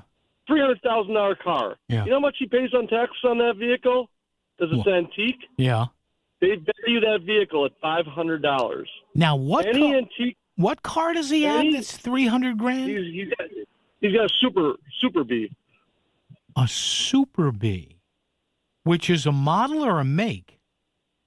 No, it's Super Bee or Super. What is it? Roadrunner. I'm sorry, Super Roadrunner. So, anyways, but he's got an antique car that's worth like $300,000. They value his car at $500. I have two antique vehicles sitting in my garage. Yeah. They're worth $20,000-$30,000 a piece. Yeah. They value them. Everything antique license plate. They value your vehicle at $500. Jeff, there was a story on that, Jeff. Stupidest thing ever. Well, yeah, there was a story on that, Jeff, and thank you for the call. There was a story on that a couple of weeks ago in Hearst. Exactly to Jeff's point there, that there's I think Connecticut has two different plates, the classic car and the antique car plates. And, Jeff, I'm glad you brought that up because the story was exactly to what you just mentioned, that what is considered antique, what is considered classic, and the plates and the registration fees, which are negligible. 203-333-9422, 333-WICC. Yeah. Now, I don't know whether the DMV, the DOT, they specifically stay away from playing with the antique car and the classic car plate registry thing, because a lot of it is subjective versus objective, you know what I mean? Especially for a classic car. Whereas if you're valuing a regular contemporary car, you can base that on all the other thousands of those cars available for sale and trade and barter in Connecticut and all over the country. But when you get to some of these real exotics, though, it's a lot more subjective than objective. Traffic and weather together right here on WICC. WICC Smart MLS Right Now Traffic. 95 northbound, a solid hour from Greenwich through to Bridgeport. Parkway northbound is a bit better. The congestion starts in Stamford. And Route 8 southbound, late running roadwork, exits 13 down to 12. Stay to the left to get around it. Traffic report is powered by MJ Thomas Jewelers. Looking to buy or sell gold? Visit MJ Thomas Jewelers in Stratford for expert service and great deals. Their knowledgeable staff is there to assist with all your gold needs. For more information, visit mjthomas.com. And that's Kraus WICC traffic. Clouding over this evening and overnight in the mid-60s. Showers and a thunderstorm tomorrow near 80. On Wednesday, more showers and a thunderstorm, warmer in the mid-80s. I'm meteorologist Paul Piorek on WICC. I'm Keith Trantolo from the law firm of Trantolo & Trantolo. When you're injured in an accident, one of the first questions is, how much is my case worth? Here's the truth. Our firm's been fighting for clients for over 85 years, and anyone who gives you a quick answer doesn't know what they're doing. Understanding your situation is key. Your injuries, medical bills, time missed from work, and more. Our team has the experience to get you the best results, and we don't get paid until you do. Don't fight solo. Trantolo & Trantolo. Get your free case assessment at trantololaw.com. Need roofing, siding, gutters, or chimney repair? Hi, I'm Eddie Griffin, the owner of Brown Roofing, your local expert since 1972. From cracked shingles to leaking chimneys, our certified technicians handle it all. We don't just install, we fortify your home for decades of protection. Right now, payments start as low as $99 per month. Call today, 475-445-1195, or visit us at brownroofing600.com. Brown won't let you down. Are you having trouble hearing? Hearing loss can devastate the quality of your life. Now, there's an affordable fix for you or your loved one. Rated the best hearing aids of 2026 by Forbes Health, Audion Hearing has the highest quality hearing aids at the lowest prices, starting at just $98 a pair. I actually like them better than my old $5,000 hearing aid. I could not believe how my hearing and life changed. Join over 1 million happy customers by going to audionhearing.com. That's AUDIEN hearing.com. I know that hiring can be challenging. You need someone to match your role perfectly. Well, now you can meet them fast on ZipRecruiter. Build your team, build it sooner. Meet your match on ZipRecruiter. Just head to ZipRecruiter.com/free right now to try it for free. That's ZipRecruiter.com/free. Meet your match on ZipRecruiter. Try it free. Listen to Connecticut Today with Paul Pacelli while you work. Add voiceofct.com to your bookmarks. The voice of Connecticut. WICC 600 and 95.9. All right, Marco in Bridgeport. Marco, hang on, if you will, through the news. I promise you'll be first up out of the news. I don't want to rush you here. It's already 29 after. To our friend Jeff in Westport. Jeff, you're the car that you said, I guess, a relative had owned there or does own. It's a Plymouth Super Bee. Yeah, great classic muscle car. The average price on that car right now, on average, I'm looking on a site called Classic.com. The average price is a bit over $75,000. However, one of them just sold at auction in January at $250,000, $250,000. One sold last September for $75,000. Let's see. One sold this past April the 15th, tax day, for $195,000. Yeah, If you're as old as I am, you remember the old Dodge Super Bee. Lowest recorded price for one ever was $20,500 as far as the collector's scenario is concerned. So there you go. Apparently they're a big collector's car. I did not know that.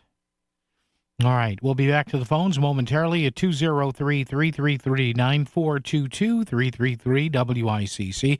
We talk again about something we talk a lot about here on the program, and it's another push in Hartford, according to a story by Alex Putterman in the Hearst publications there. Folks want to get rid of the car tax, but again, municipal officials saying, okay, if you do that, then we need another 12 to 15% worth of revenue to make your cities run and tick. This is WICC 695.9, the voice of Connecticut. ABC News, I'm Michelle Franzen. Authorities in New York say a man identified as Andrew Arabaka carried out an attack at the federal building. He's accused of dousing a stairwell with gasoline and igniting it with a firework. Smoke and flames breaking out on the side of the building that houses immigration court. Several people were injured, authorities say. FBI Special Agent James Barnacle says the man had anti-ICE literature on his cart and had other weapons. Arabaka is a former United States Army soldier. He was enlisted for approximately 4 years, serving from 2001 to 2005. He was a repairman or mechanic on Patriot missile systems. He is 43 years old. The Pentagon says 2 U.S. military members killed at a U.S. base in Jordan Friday due to Iranian strikes will be brought back to the U.S. tomorrow. The U.S. still searching for a third military member presumed dead. In New York, El Mayo, the former leader of Mexico's Sinaloa drug cartel, sentenced today to life in prison. Authorities called it a landmark decision. This is ABC. WICC 695.9, Voice of Connecticut Local News Update. A Brazilian national is pleading guilty to illegal re-entry after being deported for domestic violence. Fernando Goncalves dos Santos entered his plea in federal court on Friday in New Haven. Records indicate Goncalves was arrested in June of 2023 and deported that November. He was arrested in Bethel on March 27th and has been detained ever since his arrest. He is scheduled to be sentenced on October 9th and faces a maximum of 2 years in federal prison.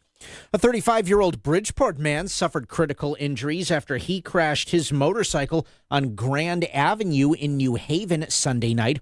Police said it appears the man lost control of the motorcycle. When they arrived at the crash site, he was in critical condition and was taken to Yale New Haven Hospital.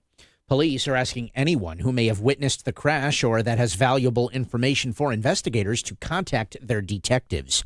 2 drivers suffered injuries after a 3-car crash on White Plains Road in Trumbull late Sunday afternoon. According to Trumbull Police Lieutenant Brian Falkenstein, a car in the left lane tried to change lanes into the right lane, but struck a car in the right lane. That car then hit a 3rd car that was turning onto Shawnee Road from White Plains Road. The driver trying to make the lane change was ticketed for making an unsafe lane change, and the vehicles needed to be towed from the scene. Records show that since January 2025, 28 kids in contact with the Connecticut Department of Children and Families have died. The data has child advocates concerned about declining quality at the agency since a federal monitoring program ended 4 years ago. DCF Commissioner Susan Hamilton says the agency is committed to improvement and keeping children safe. The agency has been experiencing a workforce recruitment and retention crisis, with nearly half of its workforce leaving the agency within 2 years of being hired. Officials say it's unclear if DCF acted negligently in any of the 28 deaths. With Connecticut now ranked 3rd in the country for highest energy costs, lowering those costs is shaping up to be one of the biggest issues in the 2026 race for governor. Incumbent Democratic Governor Ned Lamont is proposing tighter oversight of utilities, limits in utility profits, and targeted relief for taxpayers, while Hamden State Representative Josh Elliott, Lamont's Democratic challenger, wants to expand public power and reduce reliance on investor-owned utilities like Eversource and United Illuminating. Greenwich State Senator Ryan Fazio, the Republican candidate, has called for eliminating public benefit charges and scaling back state energy mandates, saying the changes could significantly reduce monthly bills. The state of Connecticut is seeing fewer refugee arrivals than usual, and all are from South Africa. From November to June, 89 refugees from South Africa have arrived in the Constitution state. Nationwide, there have only been 7,730 documented refugees in the fiscal year, with all but 3 of them arriving from South Africa. The U.S. welcomed nearly 100,000 refugees during former President Biden's last year in office in 2024, before that number dipped sharply in 2025 under President Trump to 38,000. Connecticut prisoner Francis C. Smith has died at the age of 101. He is believed to have been the longest tenured prisoner in the history of the country, serving more than 70 years in prison. He was convicted of murder at age 26 and survived 8 attempted executions. He was paroled on July 7, 2020, after serving 70 years and 31 days, and admitted to a nursing home in Rocky Hill, where he lived until his death in late June. Smith died maintaining his innocence in the murder of Grover Hart in 1949. Commuters on the Waterbury Metro North Line are switching from trains to buses effective today as the Connecticut Department of Transportation kicks off a major overhaul of stations along the branch line. The Waterbury station is now closed and won't reopen until mid-2027, with substitute buses serving Waterbury, Derby-Shelton, Ansonia, Beacon Falls, and Seymour stations. Those buses depart earlier than the trains did, so riders are being urged to check their schedules. Officials say shutting down the line was necessary to safely complete track work, and doing it alongside upgrades between Stratford and Bridgeport will save taxpayers $47 million. Metro North President Justin Vanishek spoke about the improvements coming to the branch. So we're going to be looking at extending the platforms. They're going to have 350-foot platforms. It's also going to have covered canopies, enclosed windscreens, and really those are just designed to improve comfort in all weather. And, after this winter, I think we could all understand how important that is. Brand new ticket vending machines, improved lighting, and much more clear wayfinding information for our customers. Train service is expected to resume in June of 2027. And a new round of weather alerts is expected to arrive on Tuesday. Today brought plenty of sunshine and slightly cooler temperatures than average. Tuesday afternoon is when strong to severe storms are possible again. The Wednesday forecast is also projecting additional rounds of rain and storms. I'm Chris Williams with WICC News. WICC Smart MLS Right Now Traffic. 95 north over an hour from Greenwich through Fairfield. Parkway northbound, not much better overall. Out of New Haven, 95 south, you're jamming through Long Wharf going into West Haven. The Wilbur Cross will save you some time. I'm Edge Krause with WICC Traffic. Tonight will be fair in the mid-60s. Showers and a thunderstorm tomorrow with a high near 80. On Wednesday, showers and more thunderstorms, even warmer in the mid-80s. I'm meteorologist Paul Piorek on WICC. If Stratford is talking about it, so is Paul. Connecticut Today with Paul Piselli on WICC 600 and 95.9, the voice of Connecticut.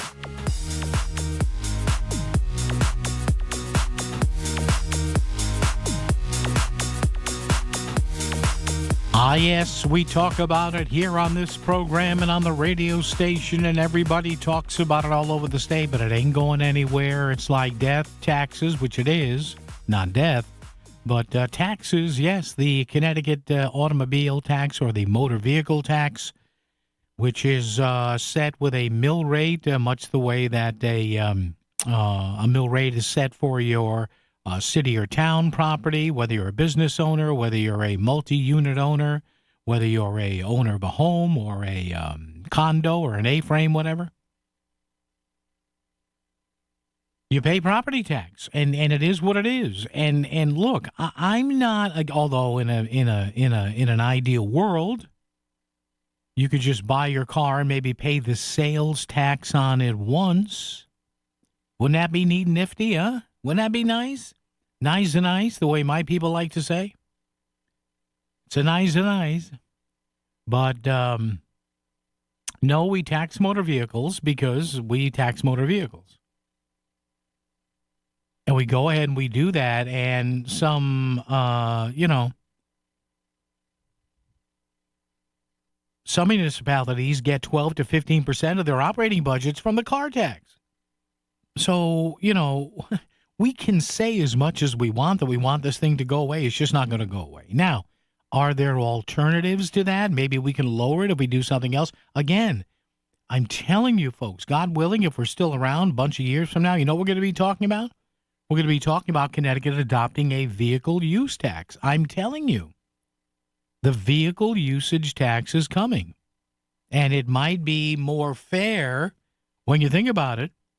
A vehicle usage tax might be more fair than just slapping a property tax on a vehicle.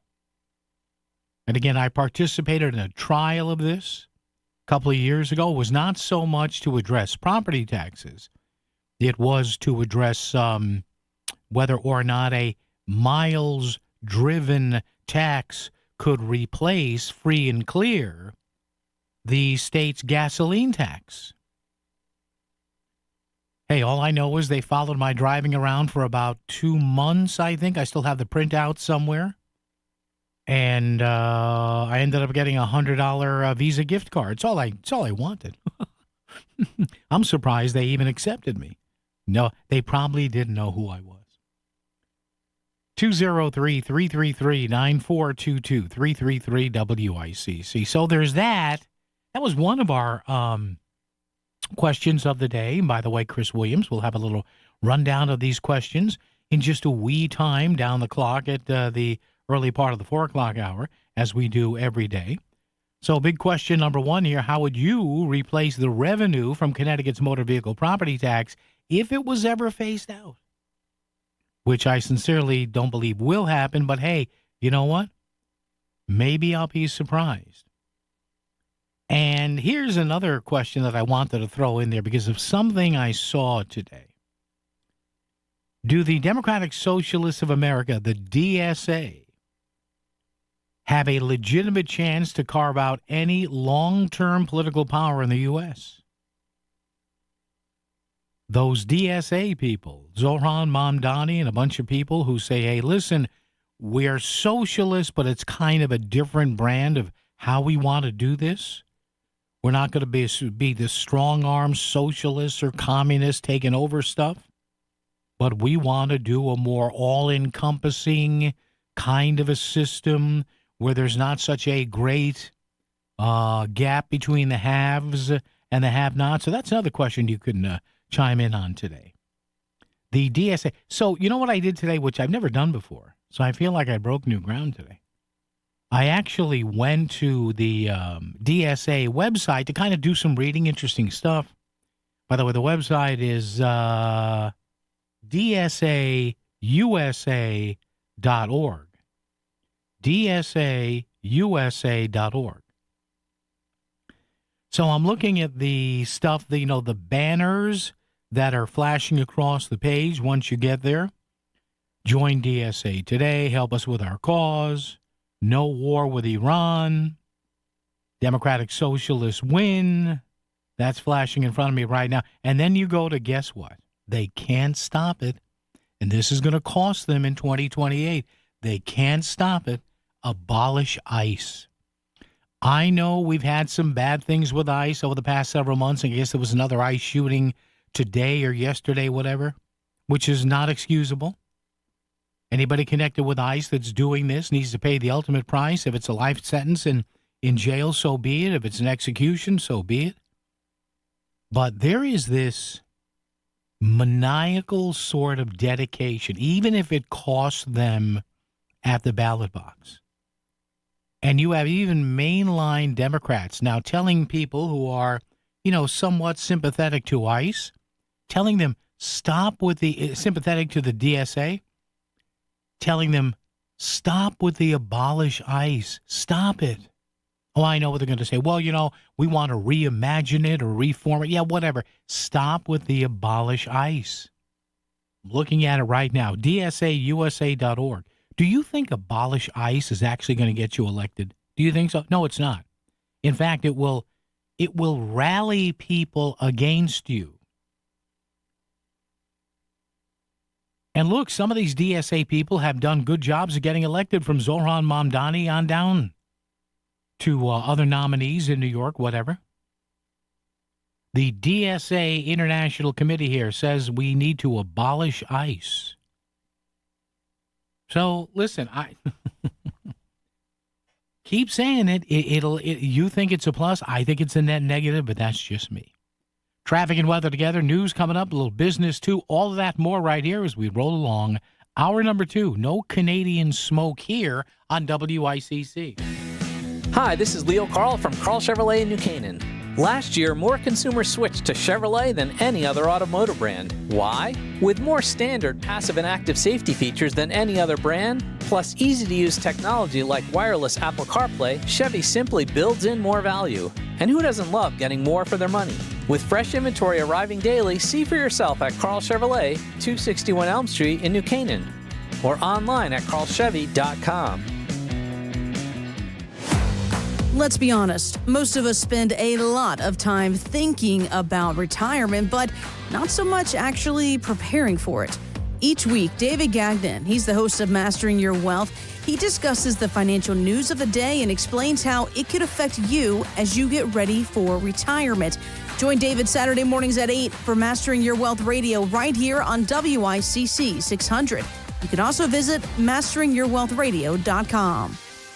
Well, it's official. My friends have all switched to Pure Talk because I told them they could save a bunch of money on a super reliable high-speed network with unlimited data.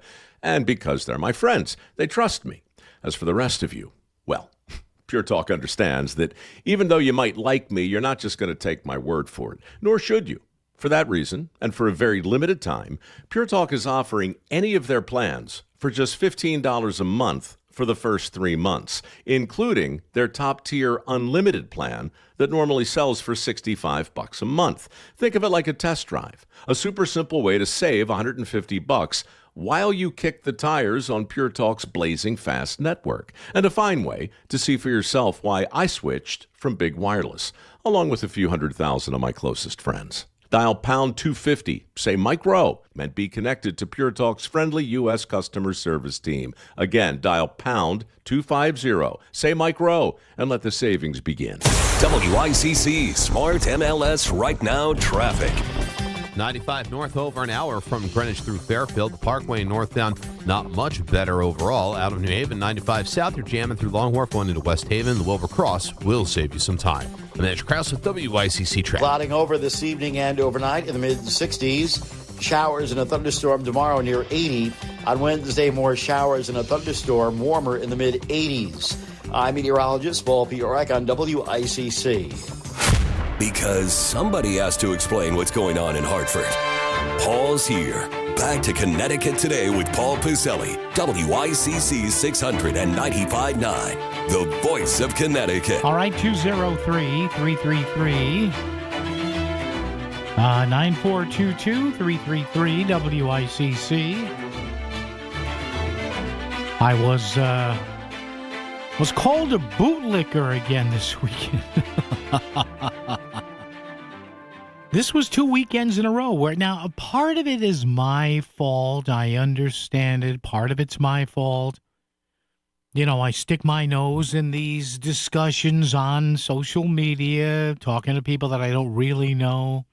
I'm probably arguing with Russian bot accounts and Chinese bot accounts here, but the big ones that you probably see online right now have to do with these, they're called flock cameras. Flock is a brand. There are different cameras, different companies that do this in and around Connecticut and all over the world here.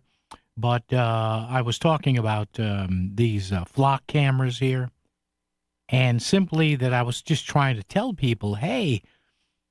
And again, we have these cameras in Connecticut, and 2 or 3 municipalities are now turning them off. Windsor or South Windsor or whatever, and a couple of more. ended up maybe killing Worth, I think. Is that right or not? I don't know. I read over the weekend that you've got these towns and cities turning them off because they're worried about who's accessing this. Are the feds doing more of this to do and, to back up ICE and whatever? So last week I was called a bootlicker after I was urged to deep throat a 12 gauge and kill myself while I was licking boots. And this weekend it happened again. So at least I'm consistent. And one thing, and please, can I just, my dear friends out there, two things. If you're going to argue about or at least debate the constitutionality of these flock cameras and whatever, number one, and I'm just telling you this, don't go online and say that they're unconstitutional and it violates your Fourth Amendment guarantee against unlawful search and seizure, because nobody has made that determination yet. These are unconstitutional, I know it. Well, no, they're not. Now, there may be a federal court case sooner than later that may actually say that, but right now, there's no Supreme Court case, there's no other court case that says what Flock does or what these remote cameras do is unconstitutional. It's just not yet. Now the Supreme Court may weigh in on this. I suspect they will sooner than later, and that'll be key to see whether this company can stay alive or not. So that's one thing. The other thing I'm begging you to stop doing is to cite a Ben Franklin quote that you are taking completely out of context. And Pete, folks, when people do this and everybody's a pedophile and everybody's a fascist, and you sit back and you say, what are you doing? Like, why do you keep saying this? Do you just keep saying this because people keep saying it? Now, you may have said this yourself or yourselves. Let me help you out here before we go to news and rack up the 4 o'clock hour here. If you are an anti-license plate reader person, which of course you can be, God bless you if you want to be that. It's the beauty of this country. But if you are an anti sort of license plate reader person, you may have used this quote because, well, don't you know the quote says it right there? But, well, no.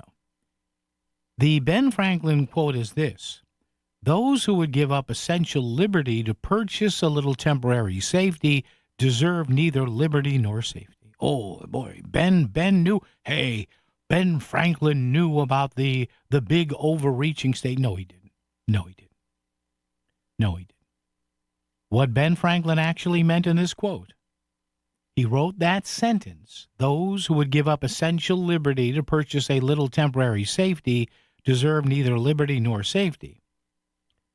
He wrote that sentence during the French and Indian War, urging the governor of Pennsylvania to pass a bill taxing wealthy landowners to pay for guns, ammunition, and their frontier defense. So all these Google University law grads out there who are using this, who claim to be small government, anti-oppression people, you're using a quote that means the exact opposite.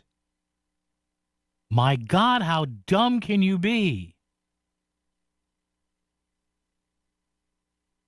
Historical experts point out Franklin was arguing against allowing a wealthy, unaccountable family the pens to block safety measures for a little temporary tax relief.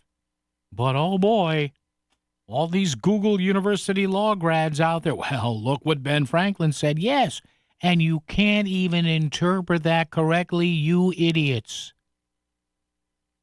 So if you want to argue against flock cameras and speed cameras, go right ahead. Use the quote properly, will you please? I am begging you. Says right here, the quote's original context is misunderstood. and the resulting public debate over cameras generally focuses on distinct points. 203-333-9422, 333-WICC. Franklin wrote this sentence during the French and Indian War, urging Pennsylvania's governor to pass a bill taxing the wealthy to pay for guns, ammunitions, and frontier defense. Oh, all you small market, small block conservatives, small government conservatives, you do know that you're using a quote. WICC Smart MLS Right Now traffic. 95 north over an hour from Greenwich through Fairfield. The Parkway northbound, not much better overall. Out of New Haven, 95 south, you're jamming through Long Wharf going into West Haven. The Wilbur Cross will save you some time. I'm Andrew Krause with WICC Traffic. Tonight will be fair in the mid-60s. Showers and a thunderstorm tomorrow with a high near 80. On Wednesday, showers and more thunderstorms, even warmer in the mid-80s. I'm meteorologist Paul Piorek on WICC. This is the sound of captivity. This is the sound of rescue. And this is the sound of freedom. Give Armenia's captive bears a second chance by supporting International Animal Rescue. Call 508-826-1083 or search The Great Bear Rescue to learn more. Everyone has a community, a neighborhood, school, kids' teams, where you worship, work out, or any other place or group where you choose to belong. Communities can provide support when you need it, and even when you don't know you do. Like when it comes to preventing underage drinking and other substance use. Community members can be your eyes and ears when you're not with your kids and alert you to signs of potential problems. Learn more at talktheyhearyou.samhsa.gov. Back to the news and talk, thanks to Smart MLS. Smart sellers ask, is my home on Smart MLS? The voice of Connecticut, WICC's 695.9.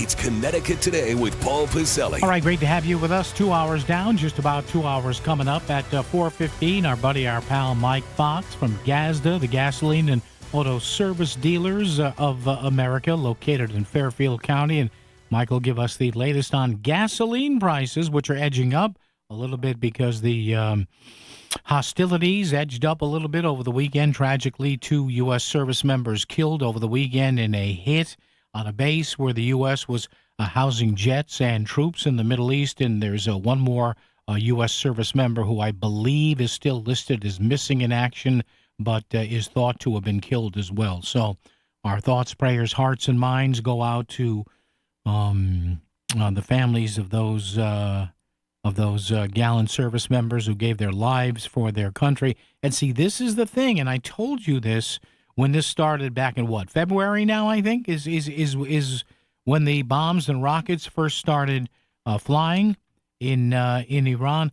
What did I say? We better not screw this up. We had better not screw this up. Is it screwed up? Yes. No, I don't think so. And I read a couple of essays over the weekend that said, hey, it may look bad now, but this is all part of the plan. Yeah, okay, well, we'll see. See, you really can't achieve what you want to achieve here if it is regime change or giving the younger people in Iran a way to finally toss away their antiquated leadership. You can't do it without boots on the ground. You can't. If you're invading a certain country or executing a military raid over a certain country, that's not a raid like just to get the Maduro in Venezuela and his wife. If you want regime change there or whatever, you can't just do it from the sky. We had experts on this program here who kept telling me over the first few months of this, you cannot just do this from the sky. So again, I don't know how the U.S. gets out of this. I don't know how Iran gets out of this. This will be a major, I think, sticking point for the Republicans at the midterms. I guess it would be, but then again, who knows? The American voter, the American voting bloc is a funny thing. It really is. And now you're seeing things shift over the last few days with questions about Mitch McConnell's health and questions about the succession going on in the Senate, with now the late Lindsey Graham's sister taking the rest of his term and then wondering eventually if she's going to run for a full term. So you've got that. You got the Mitch McConnell situation. So very, very fluid, very interesting stuff coming up in the next several months. We'll talk about that and more coming up right here. 203-333-9422, 333 WICC. Couple of text messages. We'll get to those coming up straight ahead. WICC AM Bridgeport, WICC FM Southport, WEBE HD2 Westport, WPLR HD2 New Haven. Locally owned by Connoisseur Media. From ABC News, I'm Michelle Franzen. The U.S. and Iran trading strikes for a second week of renewed hostilities. 2 service members were killed Friday in an Iranian attack on a U.S. base in Jordan. Another service member died in Iraq during a controlled detonation of an Iranian drone. President Trump on social media issuing a stark warning to Iran today after the deaths of 3 U.S. service members over the weekend. The president writing, quote, "Every time Iran kills an American soldier, they will pay for that killing many times over." He wasn't specific on what this means for further U.S. military action or whether the ongoing strikes will escalate. The U.S. has hit Iran for 9 consecutive nights. The president in his post says he has issued a directive to Defense Secretary Pete Hegseth and the chair of the Joint Chiefs of Staff, Dan Kane, but he provided no details. Karen Travers, ABC News, the White House. In New York, the FBI says a man accused of dousing a section of the federal building in Manhattan and setting off a firework causing smoke and fire is a former U.S. Army soldier. The suspect, now in custody, identified as Andrew Arabak. The FBI says he was a mechanic of Patriot missile systems between 2001 and 2005. The FBI's James Barnacle says Arabak was known to authorities as an anti-government extremist and targeted the building, allegedly where Immigration Court and other government agencies are located. He had 2 axes, a hammer, a machete, and 3 knives. Authorities say several people were injured during that incendiary device incident. In Texas, the threat of flooding following major storms continuing. Governor Greg Abbott issuing a state disaster declaration for 59 counties and major disaster declaration seeking federal relief for 28 counties. Abbott commended residents for their efforts to heed warnings. I heard about the trademark resilience that this region always shows whenever they face any type of challenge. Abbott says the skies may be clear, but runoff remains a concern for swollen rivers. You're listening to ABC News. Man, I love this place. I've been surfing here since I was a kid. Now, seeing my grandson out on the water, it means everything to me. Watching him and taking in the blue waves, the sea breeze, the blurry horizon. If you have geographic atrophy, or GA, subtle changes in vision could mean it's progressing toward irreversible vision loss. Izervay is proven to slow GA progression and could help preserve your vision for longer, so you may keep seeing the world around you. Izervay, or avacincaptad pegol, is an eye injection. Don't take it if you have an infection or active swelling in or around your eye. Izervay can cause eye infection, retinal detachment, or increased risk of wet AMD. Izervay may cause blood in the white of the eye, blurred vision, or a temporary increase in eye pressure. Do not drive or use machinery until vision has recovered after an eye injection or exam. Ask your retina specialist how you can slow your GA with Izervay. To learn more, call 1-855-IZERVAY or go to izervay.com. Paid for by Astellas Pharma. The FDA says the one sample of Taylor Farms lettuce that tested positive for the parasite was a false positive. Taylor Farms says it's continuing the company's recall, though, out of an abundance of caution. Here's ABC's Elizabeth Schulze. This recall includes market-side brand iceberg lettuce from Walmart with use-by dates of between July 18th and August 3rd, plus bagged iceberg salads, shredded and chopped lettuce, and lettuce romaine blends that were sold to grocery stores and restaurants. It is not technically a precious metal, but the rising value of copper has made it a target for thieves. How you doing? When a police officer spotted a man in a reflective work coat walking along the West Seattle Bridge with armloads of insulated copper wire, he was suspicious. What is really going on here, man? I told you I was up here working for him. Working for who? Who do you like? Gregory Wayne Galetzik was arrested on charges of posing as a city employee and stealing about 100 feet of wiring from the light poles on the bridge. Some of the lights are still out almost a month later. Galetzik failed to appear at his arraignment. A warrant was issued for his arrest. Jim Ryan, ABC News. Nearly 800 firefighters are battling 25 blazes across northeastern Minnesota. Firefighters are battling those wildfires and bracing for another challenging stretch as strong winds, recent lightning strikes, and above normal temperatures continue to threaten fire growth. That in addition to the smoke that's billowing into the U.S. from Canadian wildfires. Michelle Franzen, ABC News. If you haven't switched to Pure Talk because you're not sure their coverage is every bit as reliable as Big Wireless, why not take them for a test drive? For a limited time, Pure Talk is offering any of their plans for just $15 a month for the first 3 months, including their top-tier unlimited data plan. No contracts, no commitments. Just a great deal on a high-speed network with unlimited data from an American wireless company. Dial pound 250, say Mike Rowe, and let the savings... WICC 695.9, Voice of Connecticut Local News Update. A Connecticut state senator is not giving up on his quest to end one of Connecticut's most controversial taxes. Manchester Democratic State Senator M.D. Rahman has vowed to keep pushing legislation to phase out the car tax, calling it unfair and especially burdensome for working families, while other lawmakers agree the system is outdated and inconsistent because identical vehicles can be taxed differently depending on where they're registered. However, getting rid of it won't be easy. The tax brings in more than $1 billion a year and funds roughly 12 to 15% of many local municipal budgets, helping pay for schools, roads, police, and other services. Municipal leaders warn that unless the state can guarantee a permanent replacement for that lost revenue, eliminating the car tax could force higher property taxes or cuts to local services. And with Connecticut now ranked third in the country for highest energy costs, lowering those costs is shaping up to be one of the biggest issues in the 2026 race for governor. Incumbent Democratic Governor Ned Lamont is proposing tighter oversight of utilities, limits in utility profits, and targeted relief for ratepayers, while Hamden State Representative Josh Elliott, Lamont's Democratic challenger, wants to expand public power and reduce reliance on investor-owned utilities like Eversource and United Illuminating. Greenwich State Senator Ryan Fazio, the Republican candidate, has called for eliminating public benefit charges and scaling back state energy mandates, saying the changes could significantly reduce monthly bills. I'm Chris Williams with WICC News. WICC Smart MLS Right Now Traffic. 95 northbound, hour and 20, Greenwich to Bridgeport. Parkway northbound, slow ride starts in New Canaan. On 95 out of New Haven, you're jamming through the Long Wharf and northbound. Plenty of company coming back through West Haven. 84 eastbound side, some extra volume off the Super 7 going through Newtown.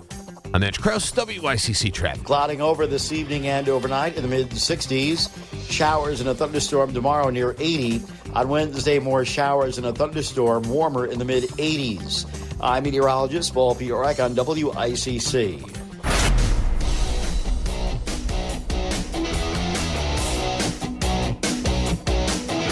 You're listening to Connecticut Today with Paul Piselli on WICC 695.9, the voice of Connecticut. All right, 2 hours up, 2 hours down, 2 to go, 2 coming up right here. WICC 600 AM, 95.9 FM, and of course online at voiceofct.com. Great to have you with us. It's Paul Piselli here. Our question of the day, because Chris Williams had just mentioned it in his newscast, and it is, of course, regarding the automobile property tax in Connecticut. Again, we have more legislators saying it's got to go, but folks, you know, I'm just being honest with you here. It's not going to go anywhere.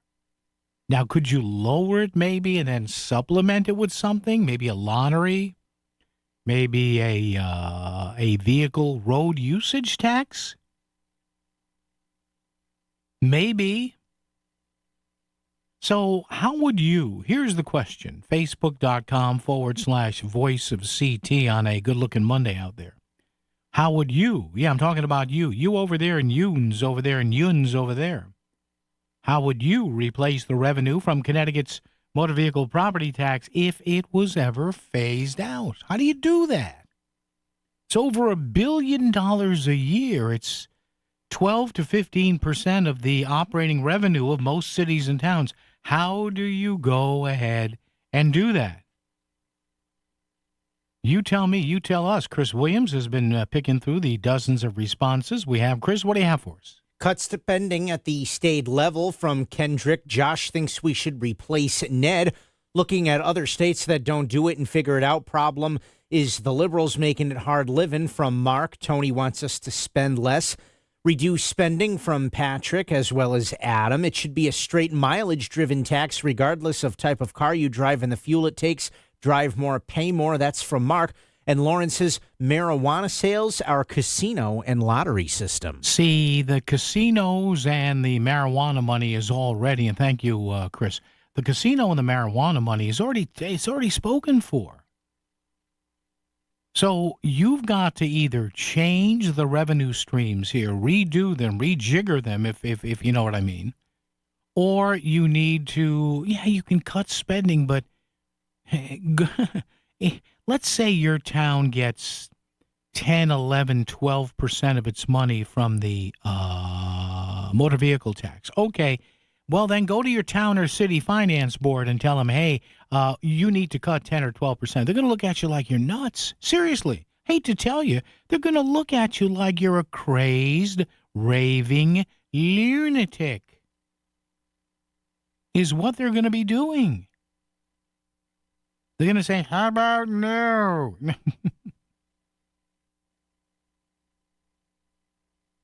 They're going to say, what do we look like here? We wrestle with 1 or 2% regarding school savings and school spending and cops and firefighters and all that.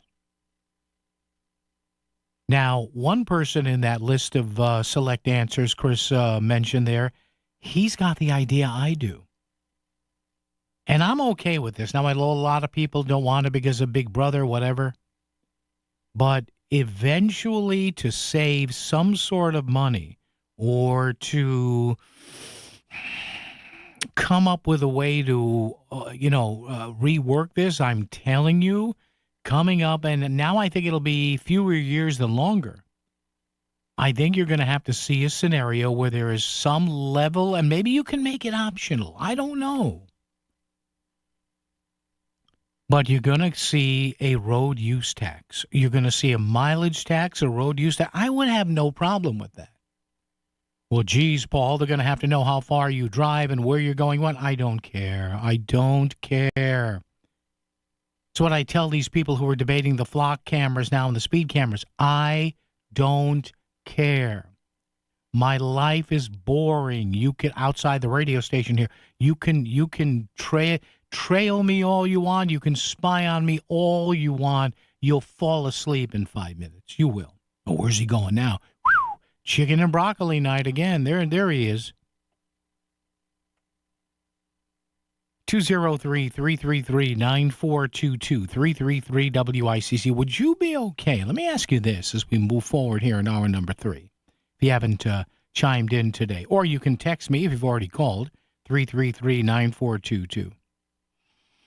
If you could get rid of, if you could completely stop, go to zero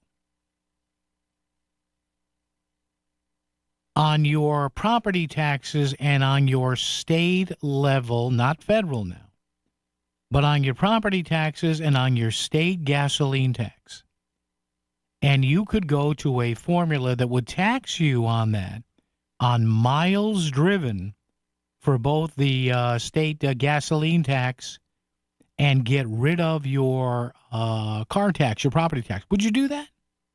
I would. I already did it. I did it for 2 or 3 months a couple of years ago. I got the printout and everything. Worked out okay for me. Of course, I didn't. It was just a what-if situation. But think about this and let me know. Talk or text 203-333-9422. If you could stop paying the state gasoline tax and or you could stop paying your motor vehicle property taxes, but the state would take some money for that based on how far you drive, which I think is fair, and how much gasoline you use based on a mileage figuring. What do you think of that? Traffic and weather together. News coming up, a lot more right here, WICC.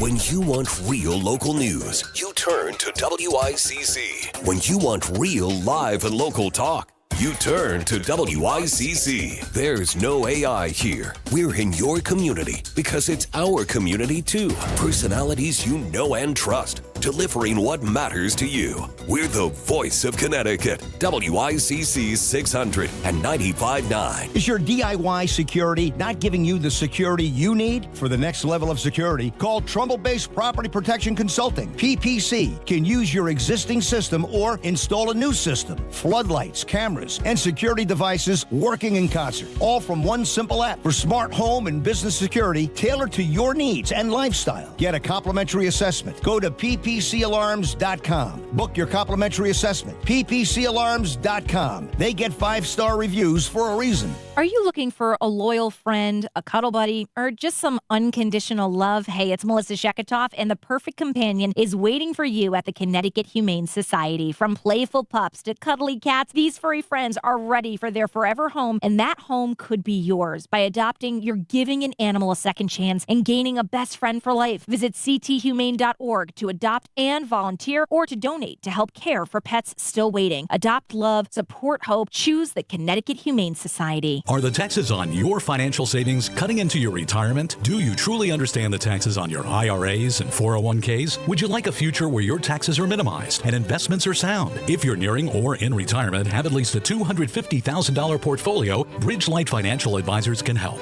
Call for a complimentary consultation. They'll show you real tax savings on your savings. 203-795-7080. 203-795-7080. Bridgelight Financial Advisors, your retirement tax strategy specialists.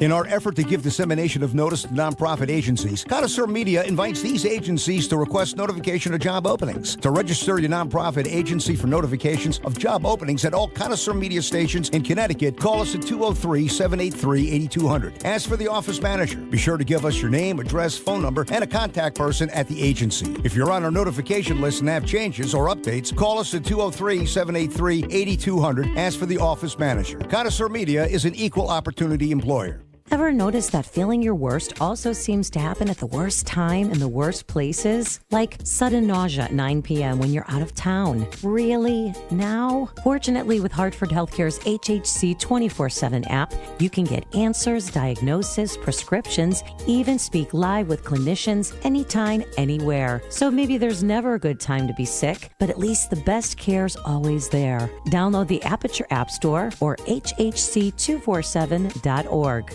The Connecticut Pizza and Brewfest by Connecticut Basement Systems is Sunday, August 2nd. Don't miss the pizza panel discussions presented by Jordan's Furniture New Haven, an experience like no other. WICC Smart MLS Right Now Traffic.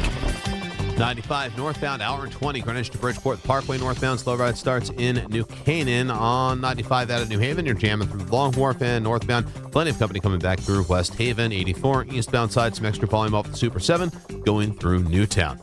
I'm Mitch Krause, WICC Traffic. Tonight will be fair in the mid-60s. Showers and a thunderstorm tomorrow with a high near 80. On Wednesday, showers and more thunderstorms, even warmer in the mid-80s. I'm meteorologist Paul Piorek on WICC. New Canaan's live and local news source for 100 years. The voice of Connecticut, WICC 600 and 95.9. We just had a call from a very nice person. Didn't want to go on the air, but she said this. She wanted to suggest this. Would you say you'd be okay with, I know it's a bad word. It's not a 4-letter word. It's a 5-letter word, and it's bad. And the word is tolls.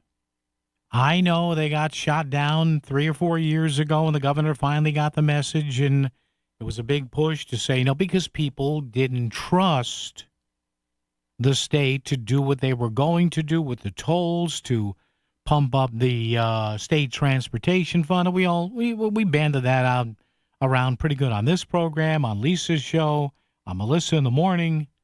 We had major reporting on it, too, throughout the day. But some person just called and she said, hey, what about tolls? And these are all interesting ideas, are they not? And I don't want tolls plus the property tax, plus the gasoline tax. No. Although some people might say, hey, there's a cost to doing business. There's a cost of driving and owning a car. Owning a motor vehicle, they would say, and getting a license, which it is, they are privileges. They're not right. You have no right to drive. You have no right to own a motor vehicle. You do it because you choose to. Because we like that stuff. How many people in New York City, where my son lives, don't have a car, and they learn to get by without, so they're not paying property taxes. They're not paying state or federal gasoline taxes. Now they are paying money to commute on the subway system and not to get tossed on the tracks or getting stabbed, heaven forbid. But having said that, what would be a viable trade-off for you if they came to you and say, hey, you, yes, you mean me, yes, you.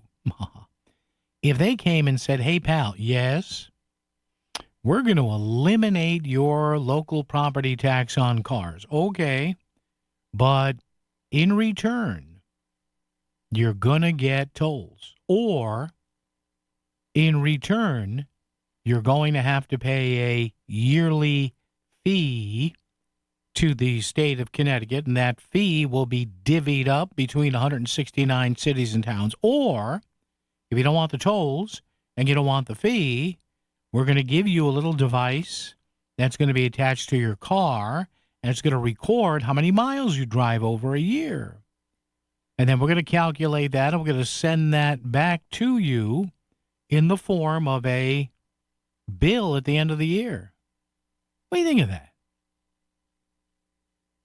Well, that's surveillance. Well, maybe it is. But again, unless you're being a criminal or hanging out with somebody you shouldn't, or you've got a side chick or a side guy, why should you care? I'm sorry. I'm only kidding. seriously. I say that in jest, but you may care, and I get that, and I understand that. 203-333-9422, 333-WICC. Nobody likes the tax on cars, RVs, all the motor vehicles, tax on your commercial vehicles and that. Nobody likes that. Now, you may have people that say, well, I don't like it, but I understand paying it. It's kind of the cost of doing business, kind of, sort of. But if you were given a chance, what would you, if you could pull your member of the state house or state senate aside and say, hey, why don't you suggest this? Or why don't you suggest that? What would it be? See, to me, I would go, I'm still not big on tolls. I just don't I'm sorry. I don't trust the DMV. I don't trust the DOT. I don't trust the budgetary wheeling and dealing in Hartford now. And as far as what tolls would be put on, and you start up with a couple of gates, and then all of a sudden they add 2 or 3 more. But you could convince me to do what I did for a few months back, about 3 or 4 years ago, and the state tracking it wasn't a GPS system. They didn't know exactly where I went. They offered a GPS option, to which I said, no, just track the raw mileage. And I put that little tracker in my OBD port, followed the instructions, started the car, waited for certain lights to come on, hit the brake pedal 2 or 3 times while I wasn't moving. And that set up the thing, and then I would look for the green light and the red light every day, and when I got home and I stopped, it would still flash green and red for about 30 seconds. I was told that was the device sending my final driving, what we just completed, to the state. And then they sent me a PDF. And for me, with my habits, I would have ended up paying about an extra $5 or $10 a month if I had that system versus paying the gasoline tax that I was paying. So I was paying about $40-something a month worth of gasoline. But, yeah, not easy. Let's do traffic and weather together a bit early here, right here on WICC. WICC Smart MLS Right Now traffic. 95 northbound, hour and 20, Greenwich to Bridgeport. Parkway northbound, slow ride starts in New Canaan. On 95 out of New Haven, you're jamming through Long Wharf and northbound. Plenty of company coming back through West Haven. 84 eastbound side, some extra volume off the Super 7 going through Newtown. I'm Mitch Krause, WICC traffic. Clouding over this evening and overnight in the mid-60s. Showers and a thunderstorm tomorrow near 80. On Wednesday, more showers and a thunderstorm, warmer in the mid-80s. I'm meteorologist Paul Piorek on WICC. In the real estate ecosystem, trust and transparency create harmony. But one elusive species disrupts this balance, the rogue agent.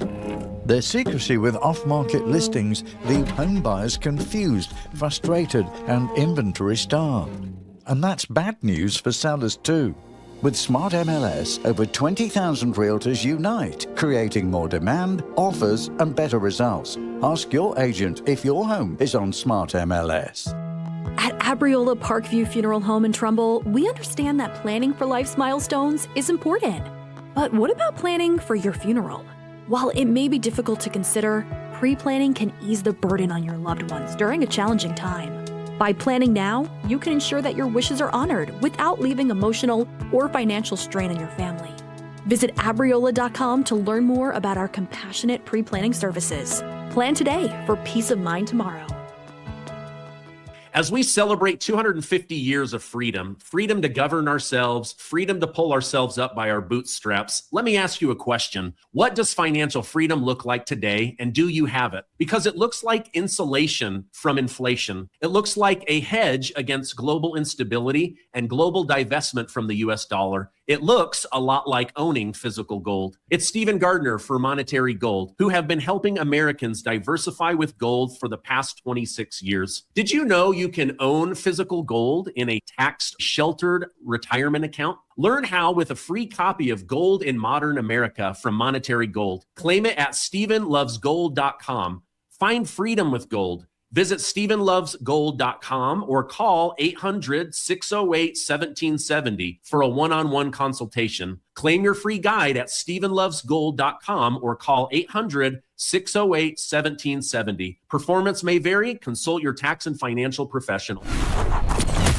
A place where you can complain freely. In fact, we encourage it. The voice of Connecticut, WICC 695.9 and Connecticut Today with Paul Pacelli. All right, real quick before we go to news and traffic and weather together, and then our pal Mike Fox is going to talk to us about gas prices. Paul in Milford is on the phone. Paul, how are you, sir? What's up? I'm good. Quick statement. Yeah. Instead of this tit for tat stuff with what you're talking about, where's all the tax savings that Looney and Crew said they were going to be giving us?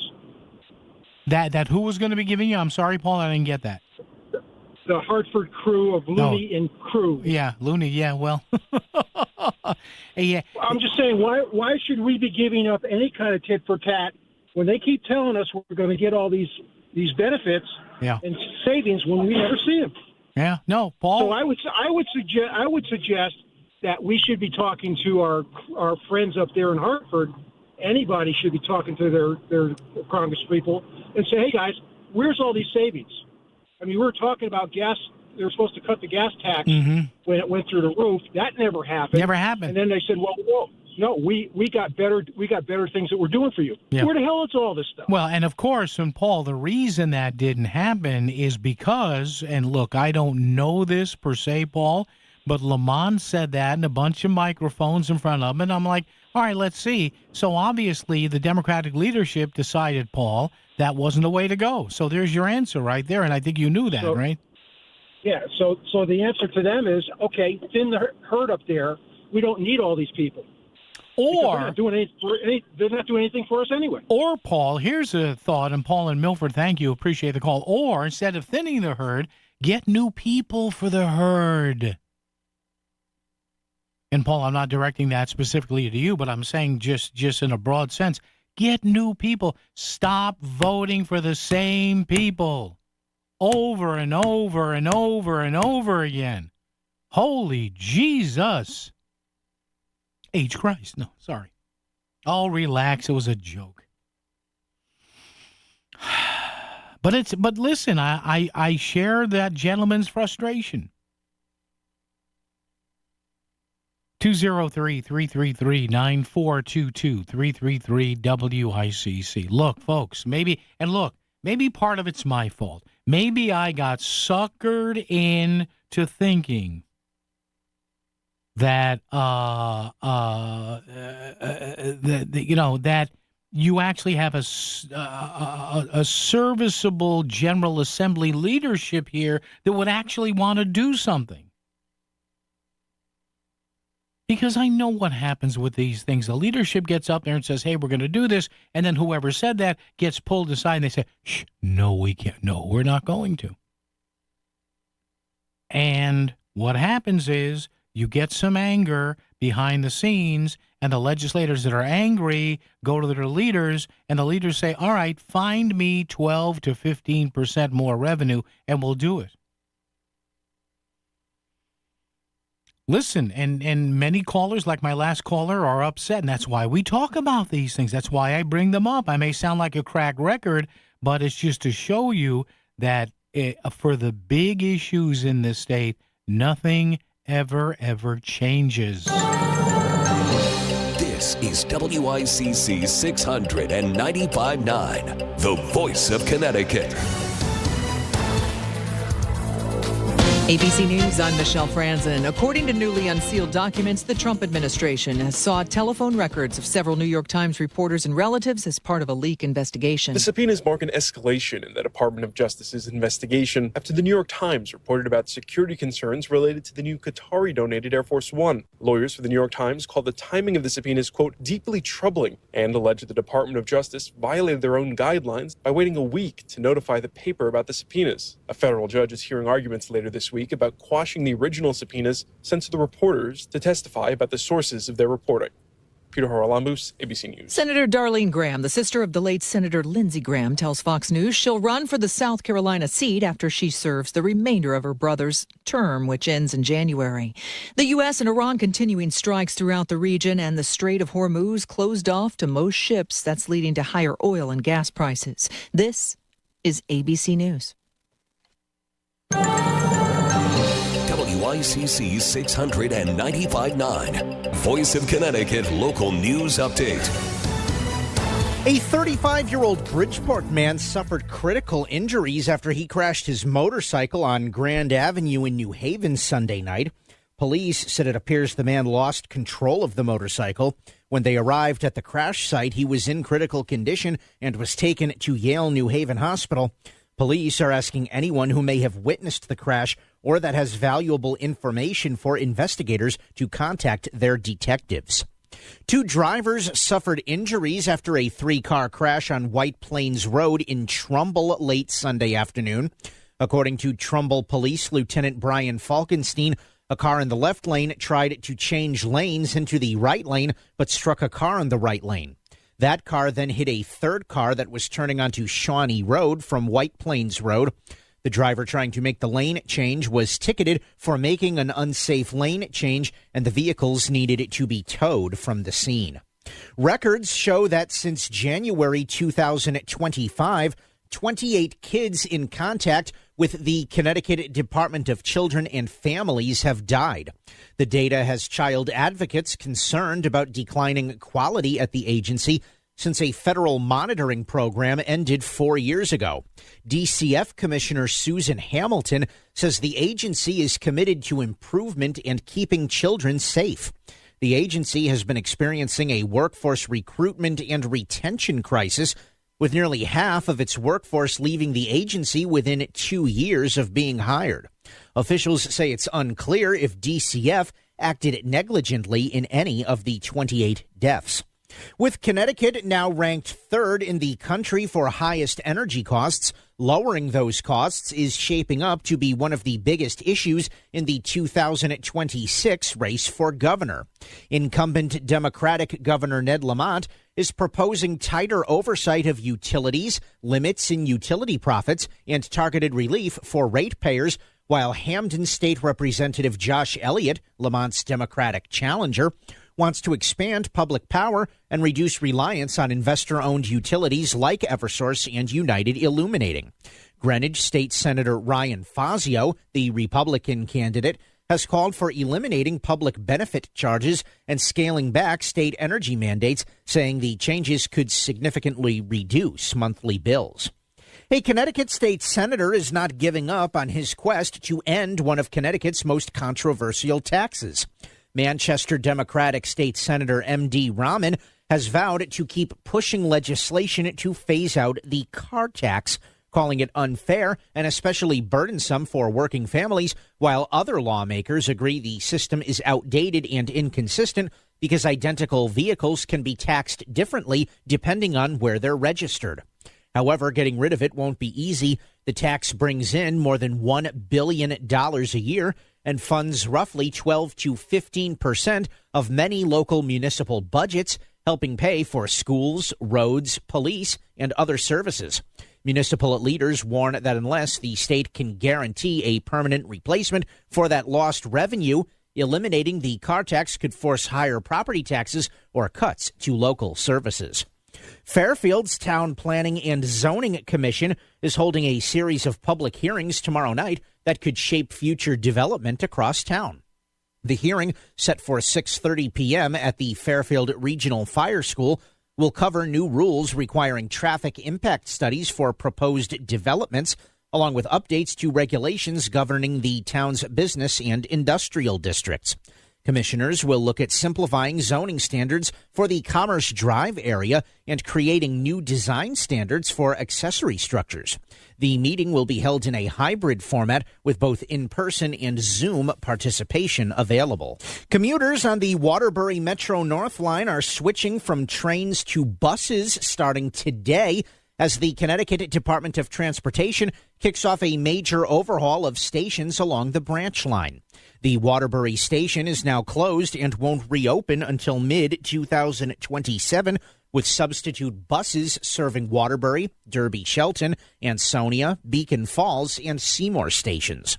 Those buses depart earlier than the trains did, so riders are being urged to check their schedules. Officials say shutting down the line was necessary to safely complete track work, and doing it alongside upgrades between Stratford and Bridgeport will save taxpayers $47 million. Metro North President Justin Vanishek spoke about the improvements coming to the branch. So we're going to be looking at extending the platforms. They're going to have 350-foot platforms. It's also going to have covered canopies, enclosed windscreens, and really those are just designed to improve comfort in all weather. And, after this winter, I think we could all understand how important that is. Brand new ticket vending machines, improved lighting, and much more clear wayfinding information for our customers. Train service is expected to resume in June of 2027. A new round of weather alerts is expected to arrive on Tuesday. Today brought plenty of sunshine and slightly cooler temperatures than average. Tuesday afternoon is when strong to severe storms are possible again. The Wednesday forecast is also projecting additional rounds of rain and storms. The Connecticut Sun are dealing with a loss on the road. Brittany Griner scored at 19 points as the Sun fell to the Phoenix Mercury 72-63 on Sunday. Connecticut is 7-19 this season. And today is National Lollipop Day, as Bree Tennis reports, thanks to a candy maker here in Connecticut. In 1908, candy maker George Smith created the lollipop. It came out of poking candy in a vat with a stick, which he then gave to his kids as a treat. And he named it after his favorite racehorse, Lollipop. And Americans eat them up, literally, spending nearly $8 billion per year on them. Cherry by far the number one flavor, and a poll from Study Find says adults eat more lollipops than kids. I'm Bree Tennis. I'm Chris Williams with WICC News. WICC Smart MLS Right Now Traffic. 95 northbound, hour and 20, Greenwich to Bridgeport. Parkway northbound, slow ride starts in New Canaan. On 95 out of New Haven, you're jamming through Long Wharf and northbound. Plenty of company coming back through West Haven. 84 eastbound side, some extra volume off the Super 7 going through Newtown. I'm Mitch Krause, WICC Traffic. Tonight will be fair in the mid-60s. Showers and a thunderstorm tomorrow with a high near 80. On Wednesday, showers and more thunderstorms, even warmer in the mid-80s. I'm meteorologist Paul Piorek on WICC. Everything you need to know to stay informed. Connecticut Today with Paul Pacelli is back on the Voice of Connecticut. WICC 600 and 95.9.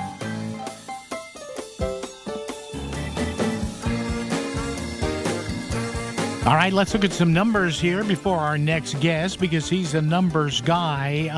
Right now, crude oil futures, the NYMEX number, the New York Merc, $82.53 a barrel. And what do I keep telling you? The mark you look for is 75. Above 75, things are tense. 75 or below, they're not too bad. And as far as the average gasoline prices here in the great state of Connecticut, first of all, nationally, $4.03 of a cent. In Connecticut, it's $4.10. And to talk about this and more, our buddy, our pal, veteran of the radio station here, Mike Fox from GASDA, the Gasoline and Auto Service Dealers of America. Hey, Mike, it's Paul. Good afternoon, sir. How are you? Hey, Paul, how you doing? Thank you for having me on again. Always good, Mike. What do you see right now? Now we've kind of edged a little bit above $4 again. Oil is up. This is like the thermometer tension, is it, or is it not? Oh, it absolutely is, and you were spot on with your analysis, and it was funny. As you were getting ready to quote the crude oil price, I had it up on my laptop, and I'm watching it go up and down, just in the 10 seconds I was waiting to listen to you. But, yeah, you're dead on. We were at $70 not that long ago in April, and we're now all the way back up to, right now, $82.49, and that is the problem. That's the barometer we have to watch. That's going to tell us which directions gas prices are going. Now, you can look when we see this tension on whether the Straits of Hormuz is open or closed, and that seems to be driving the crude oil price up or down. When they say it's closed, they're attacking ships. Of course, crude oil is rising. The good news in Connecticut is all these oil companies, distributors, everybody knows, everybody's watching, everybody's looking. So I did a quick comparison. Where were we on wholesale prices when crude was at this number? We're actually about 56 below our high, which was on May 4th of this year. So they're holding back on that wholesale side, which is good. And look, if you're Iran, you listen, as much as you may hate Trump or say to yourselves, this is a war we can't lose, they still want to sell their oil. I mean, it does them no good, does it, Mike, to blow everything up, too, just to get back at Trump when they've got to make oil money some way, right? I think the problem that we have, Paul, is we are not really dealing with what you and I would consider rational, right-thinking people. These are radicals. They hate America. They chant death to America in the streets. They kill their own people in their country. They don't really care if their country and their people suffer and get destroyed. They're as crazy as this sounds for me to even say it out loud, they're probably looking for that so they can blame Trump and use it as a recruiting tool to get one or two more people. I mean, we have people right here in America, whether you're a Republican or a Democrat, I'm sorry. The Iran situation's been going on for 47 years. I remember the day I joined the Marines when I was 17, and I'm 70 now. Okay? We were talking about it then. Somebody has to put an end to this. I think Trump's perspective has been he really doesn't want to destroy the country, but you got to show these people we're serious. So if that's what it takes, we're going to do it, because we can't put up with another 47 years of this roller coaster. You know, Mike, finally, in this scenario, people hear about Karg Island all the time. Is that the focal point here? Is that the choke point, if you will, of Iran's oil industry or not? I think there's a dual. Karg Island is certainly very big. And one of the problems that you have is if you take out or destroy or cripple Carg Island, it's not the signing of a piece of paper that's going to bring Carg Island back online the next day. And I think that is the thing that Trump is trying to avoid. He's trying to have something for the people to stand up and fight for. And really, regime change has to come from within. The people have to say enough is enough. I totally understand you don't want to stick your neck out if you're going to get killed, but isn't that how America was formed? Didn't we do that, 250 years ago? We stuck our necks out. We fought the British. We did what we had to do to form a new country and a new way of life, and it worked. But I also understand when you're in the street and then the tanks come and just run you over, you don't want to do that. No. So that's really where we are right now. And, I think we've seen where Trump is. He's bombing every day. He's going to continue to bomb until there is nothing left. And then hopefully the people will get rid of the radicals or push them somewhere else. It's unfortunate, but when you have a religious zealot or people that truly hate you, the only thing you can do is take them out. And I'm not sure you could ever take them all out. No. And then you have young children that start out at, say, 10, 11, 12, and then they grow up and it all starts all over again. That's the problem with hatred in the world. Mike Fox, as always, Gazda Zone. Hey, Mike, thanks. Good to chat with you again, and we'll chat down the road, I'm sure. Thank you, sir. Thank you. All right, Mike Fox there with some interesting words, and looking at the same numbers we are and what happens with Carg Island and all of that. Traffic and weather together, news, Wall Street, all that coming up and more right here on WICC. The following message is brought to you by the Fairfield Law Offices of Estate, Trust, and Probate Attorneys Eliafson and Tenor, online at ConnecticutElderLaw.com. Here is attorney Christine Tenor. If you are suddenly hurt or seriously ill and can't speak for yourself, what could happen to you and your family and all you care about? Will life-changing decisions be made by strangers? We all face legal, financial, and physical challenges every day at all stages of life. Don't leave important matters to chance, and don't wait until you are elderly. No one can predict what the future holds for us, so even young adults and young couples, everyone, should be prepared for the unexpected. Give your family and yourself the most important gift you can give, the gift of peace of mind. Visit ConnecticutElderLaw.com. Eliafson and Tenor, 203-336-2566. Protecting your family's future. Eliafson and Tenor. For peace of mind, 203-336-2566. Well, it's official. My friends have all switched to Pure Talk because I told them they could save a bunch of money on a super reliable high-speed network with unlimited data. And because they're my friends, they trust me. As for the rest of you, well, Pure Talk understands that even though you might like me, you're not just going to take my word for it, nor should you. For that reason, and for a very limited time, Pure Talk is offering any of their plans for just $15 a month for the first 3 months, including their top-tier unlimited plan that normally sells for $65 a month. Think of it like a test drive, a super simple way to save $150 while you kick the tires on Pure Talk's blazing fast network, and a fine way to see for yourself why I switched from big wireless, along with a few 100,000 of my closest friends. Dial pound 250, say Mike Rowe, and be connected to Pure Talk's friendly U.S. customer service team. Again, dial pound 250, say Mike Rowe, and let the savings begin. It's time for the Market Scoreboard Report with Ron and Sana. Now on WICC 695.9, the voice of Connecticut. Stocks tried to turn around today, but at the end of the day buckled a bit. Even despite the rebound in semiconductors, President Trump suggesting that Iran will have to pay massively for the U.S. service folks who've been killed over the weekend in various Iranian attacks as both sides once again exchanged fire. For a moment, when Iran opened the door to restarting talks, oil prices fell but then rebounded by the end of the day. The Dow lost 307 points to 51,839, S&P down 14 to 7443, while the Nasdaq finished down 12 after being up sharply earlier in the day on those better than expected semiconductor performances. The Nasdaq ending at 25,508. Note yields for the 10-year finished up to 4.59%. The dollar firmed, oil up 54 cents to 83.03 a barrel, nearly $89 in London. Gold down about $9, silver up 32 cents on the day. It's earnings season, but of course, the Middle East being watched very closely as well to determine the price of oil and its inflationary and recessionary impact. It's game day.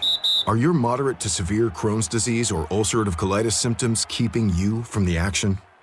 Skyrizi, risankizumab Riza, could help you get back to the game. Skyrizi is proven to help people feel significant symptom relief, achieve remission, and visibly improve damage of the intestinal lining.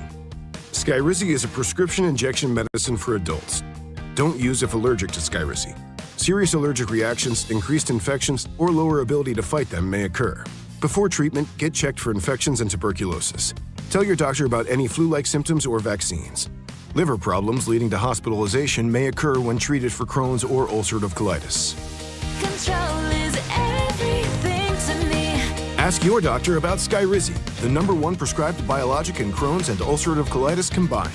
Learn more at skyrizi.com or 1-866-SKYRIZI. WICC Smart MLS Right Now traffic. 95 northbound, hour and 20, Greenwich to Bridgeport. The Parkway northbound slow ride starts in New Canaan. On 95 out of New Haven, you're jamming through Long Wharf and northbound. Plenty of company coming back through West Haven. 84 eastbound side, some extra volume off the Super 7 going through Newtown. I'm Edge Krause, WICC traffic. Clouding over this evening and overnight in the mid-60s. Showers and a thunderstorm tomorrow near 80. On Wednesday, more showers and a thunderstorm, warmer in the mid-80s. I'm meteorologist Paul Piorek on WICC. Let Connecticut know what's on your mind. 203-333-9422. Connecticut Today with Paul Piselli on WICC 695.9. The voice of Connecticut.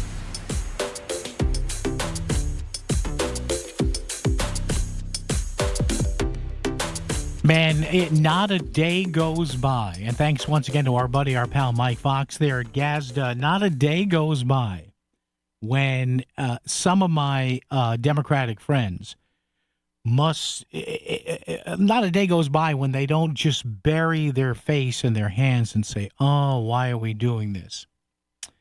Elizabeth Warren, who, yes, is a duly elected member of the U.S. Senate. Ms. Warren, like I say, God bless her, she has attained a level of success that I will never, ever attain. But she is, as I like to say, she is the nun. You always had those one or two nuns in Catholic school that you couldn't stand. Sister, you know what I mean? You respected the other nuns there, but there were some that you couldn't stand. So Elizabeth Warren today has endorsed in the Michigan Senate Democratic primary Abdul El Sayed. Now, she was originally going to endorse Senator Mallory Morrow. She dropped out earlier this month because she had brutal poll numbers. Okay. So she said, "Well, I'm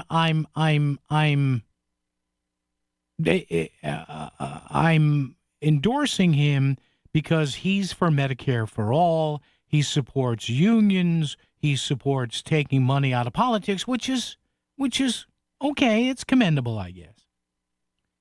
So I guess over the weekend, Jake Tapper on CNN confronted Mr. Syed about remarks he made about the death of the leader of Iran, the Ayatollah Khamenei, a few weeks ago or a few months ago, in a U.S. or Israeli-led raid. So he told Jake Tapper, "You Democrats, I can't wait for 2028. Oh my God, this is going to be great." He said he didn't want to comment on Khamenei's death because there are a lot of people in Dearborn who are sad. Now, he's allowed to say that. I understand that. And Dearborn, Michigan, I guess, is the most Muslim-heavy metro in the U.S. Nothing against that. But can you imagine if this was a Republican? And by the way, the only place I'm finding this story is Fox News. What a surprise and a shock there. El Sayed said he didn't want to comment on Khamenei's death because there are a lot of people in Dearborn who are sad.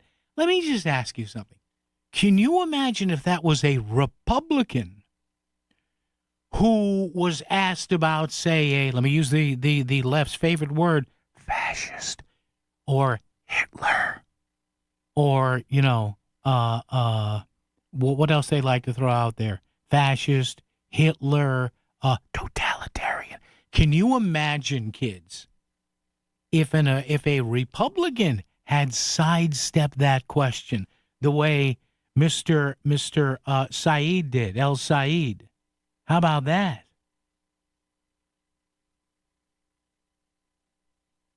He asked, why were you worried about offending people who support the Ayatollah? Well, yeah, it's pretty, Jake, on a day where we're mourning the loss of 2 service members in a war we never should have fought, I think all of us ought to step back and ask whether or not everybody in Michigan, frankly, everybody in America, shouldn't be sad about the fact that this president, backed by the prime minister of a foreign government, took us into a war we had no business fighting in, he said. So bottom line is, this guy doesn't answer the question. That's your bottom line. And he's allowed not to answer the question. That's not what I'm saying here. But do you see the pattern? There's a pattern here. This is what the modern left is. The old Democratic Party would have never... Can you imagine an old-line Democrat? Even if that Democrat were Muslim. Can you imagine, God almighty people, can you imagine an old-line Democrat saying, well, we don't want to say bad things about a guy who's butchered people? But this is the modern-day Democratic Party. And I know people are saying, well, this is not in the heartland. It's not in the heartland yet. Laugh all you want about Trump, and I laugh at him a lot too, and laugh at him about MAGA. MAGA and Trump, they're not suicidal. They're not politically suicidal. Right now, the Democratic Party is on a slow, painful suicide mission. And shame on Elizabeth Warren. Now, look, she can do what she wants. But she's still trying to preserve her juice. You know what I mean? So Mr. Syed can win, and if he wins his Senate seat, that's fine. I'm just talking about the duplicitous, likely double standard here of when people can say whatever they want as long as they're Democrats or going for a Democratic nomination. I simply ask you, you got your MAGA hat on? No, I don't have a MAGA hat. But what I do have is my duplicitous antennae up. Can you imagine if a Republican was asked about, a dictator and a thug, and they said, well, I didn't want to say anything because it would upset too many people. Can you imagine that? That's all I'm asking you to do, is imagine what the reaction would have been on the other side. I can't wait for 2028. Or for that matter, 2026 in a few months. Oh, my God. The snacks and the beverages are all set. Traffic and weather together, WICC. WICC Smart MLS Right Now Traffic.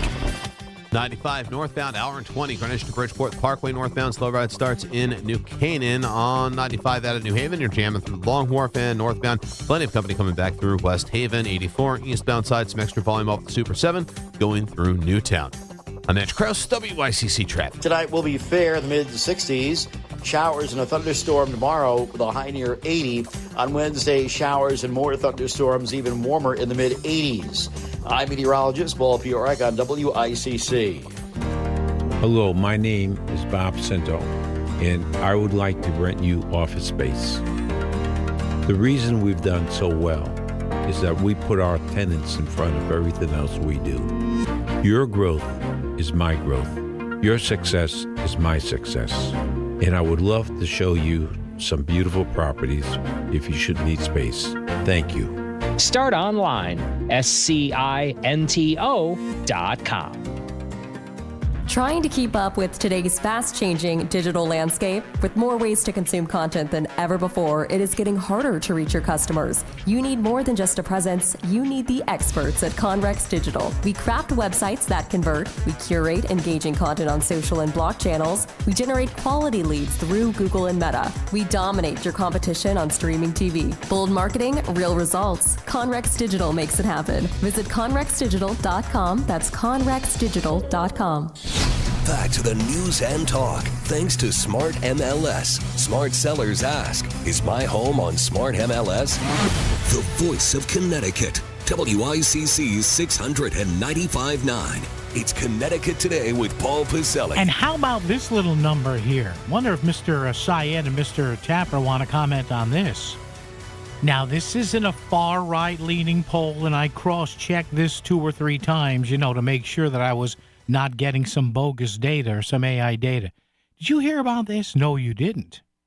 This past May, in a poll done, a 2-week poll, May 4th to the 17th, a new Pew Research Center survey, and Pew surveys have been out for a while.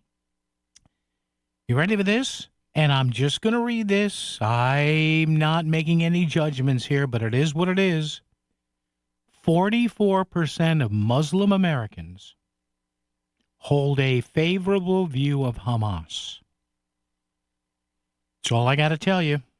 Don't start screaming at me saying, you're Islamophobe and all. Get out of here with that crap. 44, this is a Pew poll. This isn't Fox. This isn't One America. This isn't Newsmax. 44% of Muslim Americans hold a favorable view of Hamas. And no wonder Mr. El Sayed didn't want to say anything about the late Ayatollah. WICC AM Bridgeport, WICC FM Southport, WEBE HD2 Westport, WPLR HD2 New Haven, locally owned by Connoisseur Media. From ABC News, I'm Lindsay Davis, anchor of Prime, streaming weeknights on ABC News Live. U.S. and Iran are entering a second week of renewed strikes. An attack by Iran at a U.S. base in Jordan killed 2 U.S. service members. A dignified transfer will take place tomorrow in Delaware. President Trump will attend. The war is fueling hostilities and uncertainty for oil and gas prices. ABC's Karen Travers has more. We're now seeing gas going back to that $4 a gallon average, according to AAA. Traffic in the Strait of Hormuz has essentially slowed down significantly again because of this week and a half now of ongoing strikes. There were 30 verified crossings in the Strait of Hormuz over the last 3 days, according to data. In Ocean Springs, Mississippi, family and friends gathered at a memorial service for Nolan Wells. The 18-year-old died while on a boating trip to Horn Island with friends on 4th of July weekend. He did not return with his friends. The family is calling for justice and a transparent investigation. A former U.S. Army veteran is in custody after the FBI says he targeted Manhattan's federal building that houses immigration court and other agencies. He's accused of dousing an outdoor stairwell with gasoline and igniting it with a firework. ABC's Aaron Katursky has more. They identified Andrew Arabaka as the suspect, 43 years old, lives in Poughkeepsie, New York, upstate, with an address also in Harlem. And it turns out that he served in the United States Army for 4 years between 2001 and 2005, worked on Patriot missile systems during that time in the service. And at some point, according to the authorities, he became anti-government, anti-ICE. In Madrid, jubilation as fans welcome their FIFA World Cup champions following Spain's epic World Cup victory against defending champions Argentina yesterday. Crowds filled the streets for the parade for players and to get a glimpse of the World Cup trophy. You're listening to ABC News. It's game day. Are your moderate to severe Crohn's disease or ulcerative colitis symptoms keeping you from the action? Skyrizi, risankizumab Riza, could help you get back to the game. Skyrizi is proven to help people feel significant symptom relief, achieve remission, and visibly improve damage of the intestinal lining. Skyrizi is a prescription injection medicine for adults. Don't use if allergic to Skyrizi. Serious allergic reactions, increased infections, or lower ability to fight them may occur. Before treatment, get checked for infections and tuberculosis. Tell your doctor about any flu-like symptoms or vaccines. Liver problems leading to hospitalization may occur when treated for Crohn's or ulcerative colitis. control is everything to me. Ask your doctor about Skyrizi, the #1 prescribed biologic in Crohn's and ulcerative colitis combined. Learn more at skyrizi.com or 1-866-SKYRIZI.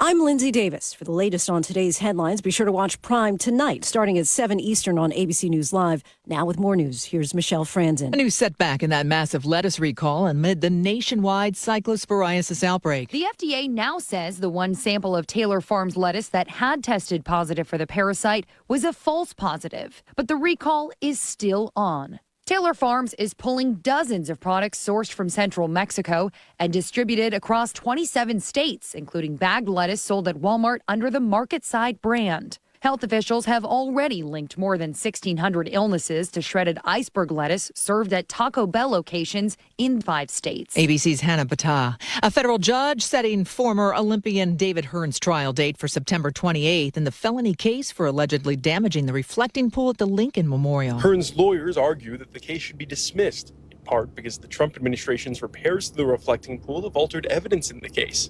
Writing, quote, "The Constitution simply does not permit the government to charge a man with destroying an object, retain exclusive custody of that object, then drain, disturb, and alter that object before the defense may examine it."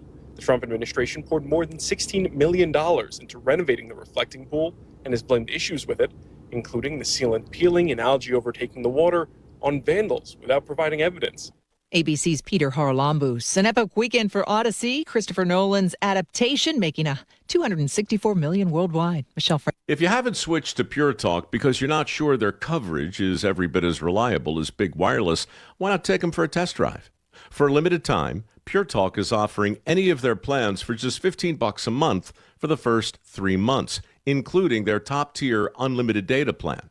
No contracts, no commitments, just a great deal on a high-speed network with unlimited data from an American wireless company. Dial pound 250, say Mike Rowe, and let the savings begin. WICC 695.9, Voice of Connecticut Local News Update. A Brazilian national is pleading guilty to illegal re-entry after being deported for domestic violence. Fernando Goncalves dos Santos entered his plea in federal court on Friday in New Haven. Records indicate Goncalves was arrested in June of 2023 and deported that November.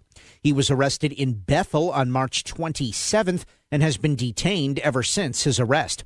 He is scheduled to be sentenced on October 9th and faces a minimum of 2 years in federal prison. The state of Connecticut is seeing fewer refugee arrivals than usual, and all are from South Africa. From November to June, 89 refugees from South Africa have arrived in the Constitution state. Nationwide, there have only been 7,730 documented refugees in the fiscal year, with all but 3 of them arriving from South Africa. The U.S. welcomed nearly 100,000 refugees during former President Biden's last year in office in 2024, before that number dipped sharply in 2025 under President Trump to 38,000. And Connecticut prisoner Francis C. Smith is dead at the age of 101. He is believed to have been the longest tenured prisoner in the history of the country, serving more than 70 years in prison. He was convicted of murder at age 26 and survived 8 attempted executions. He was paroled on July 7, 2020, after serving 70 years and 31 days, and admitted to a nursing home in Rocky Hill, where he lived until his death in late June. Smith died maintaining his innocence in the murder of Grover Hart in 1949. I'm Chris Williams with WICC News. WICC Smart MLS Right Now Traffic. Parkway northbound accident between exits 5 and 8. 95 northbound, well over an hour from Greenwich through Fairfield and out of New Haven. 95 south, jamming through Long Wharf into West Haven. Traffic report powered by the Connecticut Lottery. Now play your favorite draw games at ctilottery.org. Odds vary by game. Must be 18 or older to purchase. Help is available for problem gambling. Call 888-789-7777 or visit ccpg.org. And that's Kraus WICC traffic. Clouding over this evening and overnight in the mid-60s. Showers and a thunderstorm tomorrow near 80. On Wednesday, more showers and a thunderstorm, warmer in the mid-80s. I'm meteorologist Paul Piorek on WICC.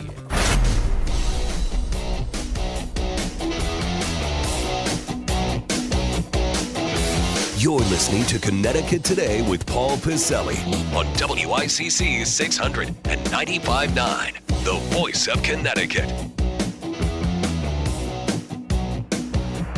That's 40 feet down, 2.5. Picking up some dust. 30 feet, 2.5 down. Straight shadow. 4 forward. 4 forward. Drifting to the right a little. 20, down a half.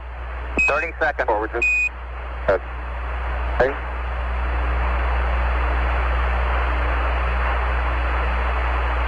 Contact light. Okay, engine stop. APA at a descent. Mode control both auto, descent engine command override off. Engine arm off. Port 13 is in. We copy you down, Eagle. Houston, Tranquility Base here. The Eagle has landed. Roger, Tranquility. We copy you on the ground. You got a bunch of guys about to turn blue. We're breathing again. Thanks a lot. How about that, huh? Remember watching that? Man, oh man. Still get choked up about it. This date, July 20th, 1969. What, 57 years ago? Isn't that amazing? Wow. And hopefully Artemis 3, after Artemis 1 and Artemis 2 were successful, Artemis 3 either at the tail end of next year, 2027, or sometime in 2028 puts us back there. So how about that? 10:56 p.m. I remember that. It's etched in my mind. 10:56 p.m., July the 20th, 1969. I was there in my little pajamas watching it. I remember we had an old black and white. We were watching it on the color set. It was too hot in the house because the AC wasn't on. Mom didn't like the AC. Dad and I loved it. Ha ha! So we were on the porch, and you could see the light. I mean, normally my street was kind of dark. Everybody was in bed by that time. But man, oh man, you remember that? Hi, how are you? It's hour number 4 of Connecticut Today, 203-333-9422, 333-WICC. There you heard the tail end of about a 15-minute descent to the moon. Neil Armstrong and Buzz Aldrin. Buzz is still going. He's 95 or 96 or something like that. Little eccentric these days. He always was, but one of the thrills of my life was when I got to meet that guy at a convention, shook his hand. Somebody took a picture of me with him. I have no idea where it is. I don't think it was ever mailed to me. Oh, I'll mail it to you, Paul. You sure? Yeah, well, guess what? How's that working? But it's kind of cool. I got a chance to talk for a few minutes and shake hands with the second human to ever set foot on the moon. Now, and if you remember, everybody remembers Neil Armstrong's phrase, which again had to be corrected a few years ago. He would say on the phrase, everybody thought that's one small step for man, one giant leap for mankind. And apparently some NASA engineers figured out that there was an in there in the first part of it that never made it out of the speakers. So actually the phrase is now that's one small step for a man, one giant leap for mankind. How about that? 203-333-9422, 333-WICC. How you doing? Show buddy, your old pal Paul Piselli here. You out there, Chris behind the glass. Weather from Paul, and we've got traffic coming up. A few more reports to cap off the evening from Andrew Krause. And our lead story today, story that people are reacting to, both on the text screen, email, and on the air too here, has to do with, again, another push legislators want to do to get rid of the car tax. It's never going to happen. I think you could lower it. I think you could rework it, maybe. I don't know. But what do you do with that car tax? Do you supplement it? Do you do other revenue streams? Because, again, I hate paying it. I just, every year when I get my tax bill, right around the 1st of January, I look at it and go, oh, this thing again. Now, thankfully, I have one more payment. I actually own my car free and clear, so that'll take a little of the sting out of it. But having said that, you still don't like to pay this thing. I haven't found one person who says, excellent, my car tax payment came today. Fantabulous. Just wunderbar. So what do? Do you lower it and then supplement it with tolls? Do you lower it and supplement it with a mileage tax? And by the way, I did get a text on the mileage tax here. And somebody said, hi, Paul, every 2 years they would read your odometer with a scanner. That'll check your mileage and do it at a gas station. Yeah. One of the things that's being experimented with to maybe get rid of the property tax on cars in other states is having cars once a year or once every 2 years have their odometers electronically read by a participating gas station. So, much the way you used to go to gas stations or body shops for the emissions. So listen, everybody hates, they despise the automobile property tax. I get it. It's just, it's like banging your head, driving a finishing nail with, with your forehead. But it's 12 to 15% of the revenue of a city or town. How do you explain to me how you recoup that money? How do you do that? All right, we'll get to Terry Cowgill in just a moment right here, WICC.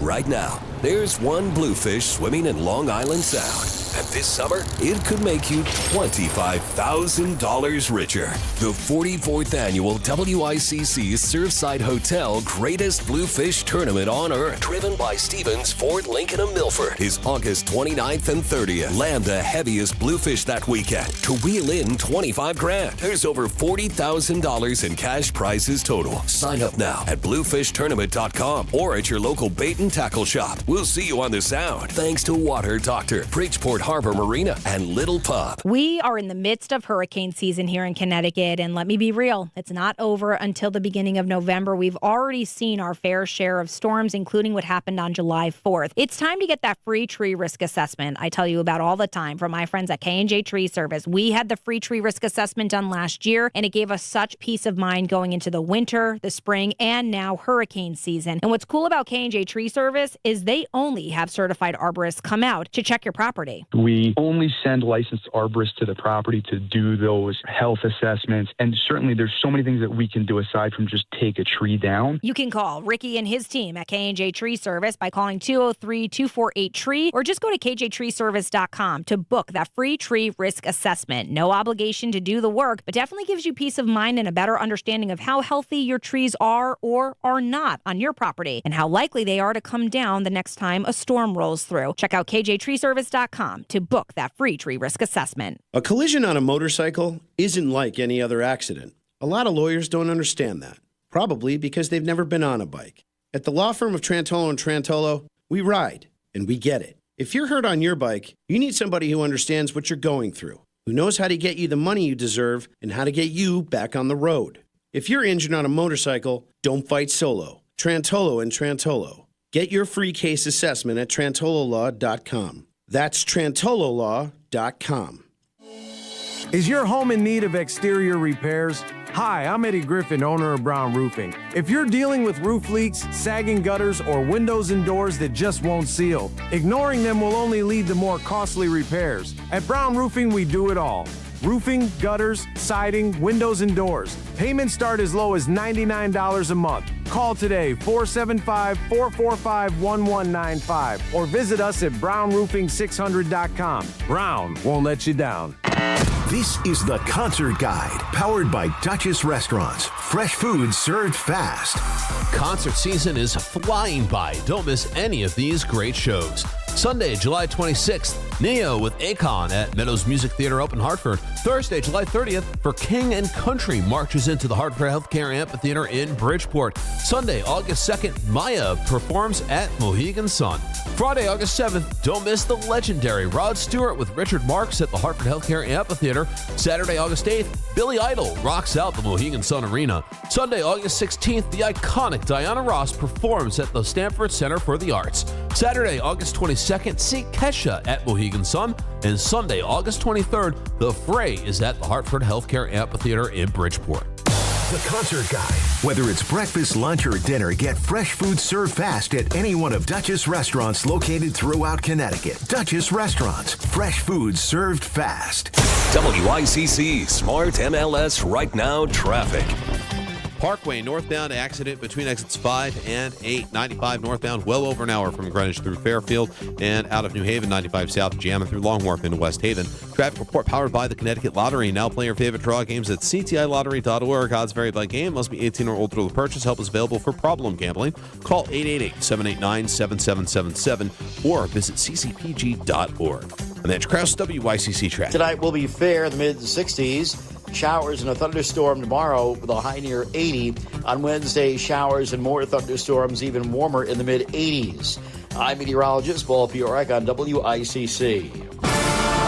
The broadcast leader for Connecticut for 100 years. WICC 600 and 95.9, the voice of Connecticut. Yes, 1926 to 2026 this November. Proud to have been around for 100 years and maybe a few hundred more.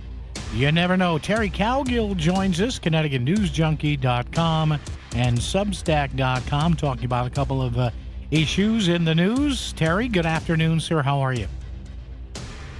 Not too bad. I'm actually I'm mulling that Pew poll that you cited about the approval for Hamas. Yeah. Among Muslim Americans, you said it was 47%? 44%. They did this a couple of months ago. Yeah, that's frightening. I would love to have been a pollster because I would have loved to have asked the respondents, what is it about Hamas that you like? You know, is it the raping of the women and children in the kibbutz, or the bomber with the suicide vest walking into a nightclub in Tel Aviv? What part exactly do you like? So maybe it's just the enemy of my enemy is my friend. Yeah, there you go. Maybe you're right, Terry Cowgill. Yeah. I know a couple things you want to talk about. It was my lead topic today. Terry, you know this is never going to happen, probably never. But we love to hate the car tax, but we don't really know how to get rid of it and still have revenue for the cities and towns. Yeah, so I started looking into this because, there's a lot of states that don't have car taxes, and they find revenue in other ways. So I worked in Massachusetts as a journalist. I spent the last 9 years of my career up in the Berkshires, and I got to familiarize myself with the way Massachusetts collects revenue. Yeah. Now, what they do is, and one of the ways that Connecticut towns and cities could make up for the loss of revenue generated by the car tax is to allow towns and cities to tax other things than vehicles.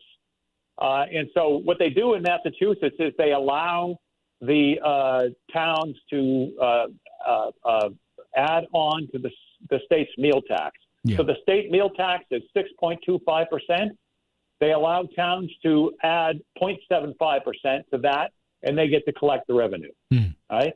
So there's also a rooms tax in Massachusetts, and towns may also add on to that.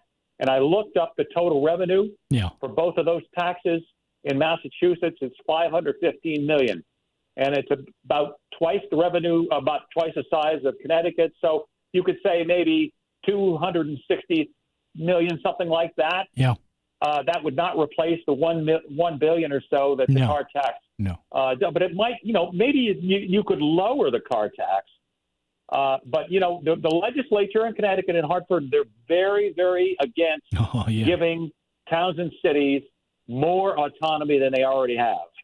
and this would give them some self-sufficiency in terms of the taxes other than the car tax. But I don't see that happening. But I don't know why it couldn't, because there's a lot of other states where they allow this. But for some reason, we can't do it here. Only thing they can do is tax real estate and cars. Yeah, and it's sad, and it's, like I say, Terry, unfortunately, I come on this show every day. I say, well, here we go, repeating another property for the 10th for the 10th or 20th time, and we do nothing about it. Frustrating, I know, very, very frustrating. Very much so. They could, you could also give towns the ability to put in a small local tax on gasoline. Mm-hmm. And some of the towns along the Connecticut Turnpike, like Darien and Branford, that have two stations on both sides of the turnpike, they would really see a windfall. And then other towns that don't have any gas stations would get nothing. So that wouldn't be ideal either. Not very equitable, Mr. Cowgill. The other thing you wanted to hit on today, which I guess has been stopped by a judge, is this mega media merger that our state attorney general, Mr. Tong, was foursquare against as well. Yes. Well, it has been paused by a judge. I don't know that it's dead. It's paused. Yeah, you're right. Yep. Yeah. So, yeah. I'm not Attorney General Tong's biggest fan, and I know that he is widely loathed among conservatives in Connecticut. I'm not quite sure why. He's just he's a politician, just like any other attorney general. But so he is against this, and I have to say that I agree with him. I think it gives too much market share for one company. Yeah. Because Skydance, as you know, already acquired Paramount, and this would give them, if they acquired Warner, would give them 30% control over this industry. Sure. And you and I are both news guys, right? So this would be especially bad for the news business because it would put CNN and CBS under the same umbrella. And you and I know that they're not going to remain separate for long. No. I'm sure, they come into this any meeting with the regulators, the Ellisons do, and they say, oh, no, they're going to remain separate. I don't believe it. Yeah. It's just not efficient. And so eventually either CBS or CNN will go away or it'll become a new news network. Mm-hmm. That's bad for consumers, no question about it. It just erodes competition. And the last thing that business needs is less competition. Terry, hats off to Attorney General Tong. I don't want to sound like an old white guy, even though I am, but Terry, I got to tell you, you and I long for the days of 3 networks and PBS, and that was it, right? Well, I wouldn't quite go that far, but it is so complicated now. Yeah. And now, television. You used to have cable TV, and then maybe you would have an HBO subscription or something like that. Yep. And now you need like all these different subscriptions just to watch 1 or 2 shows. It's insane. Yeah. And Terry, it's not good, man. Terry Cowgill, our buddy, our pal, read his stuff in a couple of places. The Connecticut News Junkie, ctnewsjunkie.com, and or substack.com. My favorite title of any blog on the planet, Red Meat for Mushy Moderates. Terry, thanks, man. Have a great week, and we'll chat next week, sir. Thank you. All right, Paul. Talk to you later. All right, there you go. Traffic and weather together, and then we have got an update coming up for you on the other side of the news that you are going to absolutely love. Trust me. WICC Smart MLS Right Now Traffic. Parkway northbound accident between exits 5 and 8. 95 northbound, well over an hour from Greenwich through Fairfield and out of New Haven. 95 south, jamming through Long Wharf into West Haven. Traffic report powered by the Connecticut Lottery. Now play your favorite draw games at ctilottery.org. Odds vary by game. Must be 18 or older to purchase. Help is available for problem gambling. Call 888-789-7777 or visit ccpg.org. And that's Kraus, WICC traffic. Clouding over this evening and overnight in the mid-60s. Showers and a thunderstorm tomorrow near 80. On Wednesday, more showers and a thunderstorm, warmer in the mid-80s. I'm meteorologist Paul Piorek on WICC. You're invited to come tour Forest Hills Milford, one of the newest luxury rental 55 and over communities in Connecticut. Brand new apartments that include assigned garage parking with direct elevator access, private storage areas, state-of-the-art fitness center, and a welcoming clubhouse. All of this in beautiful Milford, Connecticut, where you'll find historic New England charm in a city with everything you need for modern everyday life. Visit foresthillsmilford.com to schedule your tour. foresthillsmilford.com. Fish On, the Surfside Hotel greatest bluefish tournament on earth, driven by Stevens Ford Lincoln of Milford, August 29th and 30th. Fish Long Island Sound, land the heaviest blue, and win $25,000. Fish to win or fish for fun. To register, go to bluefishtournament.com. Thanks to the Water Doctor and Bridgeport Harbor Marina, the Surfside Hotel in Stratford, Connecticut's favorite beach hotel. The beach is calling, and you must go. TheSurfside.com. Are you having trouble hearing? Hearing loss can devastate the quality of your life. Now, there's an affordable fix for you or your loved one. Rated the best hearing aids of 2026 by Forbes Health, Audion Hearing has the highest quality hearing aids at the lowest prices, starting at just $98 a pair. I actually like them better than my old $5,000 hearing aid. I could not believe how my hearing and life changed. Join over 1 million happy customers by going to audionhearing.com. That's AUDIEN hearing.com. I know that hiring can be challenging. You need someone to match your role perfectly. Well, now you can meet them fast on ZipRecruiter. Build your team, build it sooner. Meet your match on ZipRecruiter. Just head to ZipRecruiter.com/free right now to try it for free. That's ZipRecruiter.com/free. Meet your match on ZipRecruiter. Try it free. When Hartford makes a decision, Paul has an opinion. Connecticut Today with Paul Piselli. WICC 695.9, the voice of Connecticut. Yeah, you'll excuse me if I have a little bit of an opinion here. Dave in Meriden, real quick. Dave, how are you, sir? What's up? Good, Paul. Hey, did you get the pictures of the tickets? Yes, I did. And by the way, would you mind if I put those on our station Facebook page? Can I do that? Oh, no, not at all. Go right ahead. All right, I want to do that. Dave, thank you. About car taxes. Yeah, real quick. Car taxes. What I do is I go down every year to the Meriden City Hall. Yeah. They have a day where you can dispute the tax. Yeah, you told me. You usually get a $30 or $40 check every year. Really?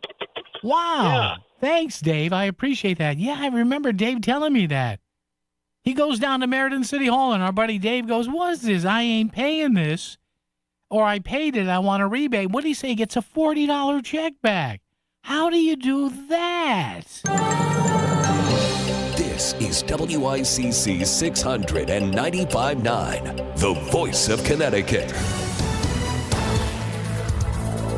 ABC News, I'm Michelle Franzen. In New York City, federal and state investigators are looking into the background of a suspect in custody for igniting an incendiary device, they say, outside Manhattan's federal building today.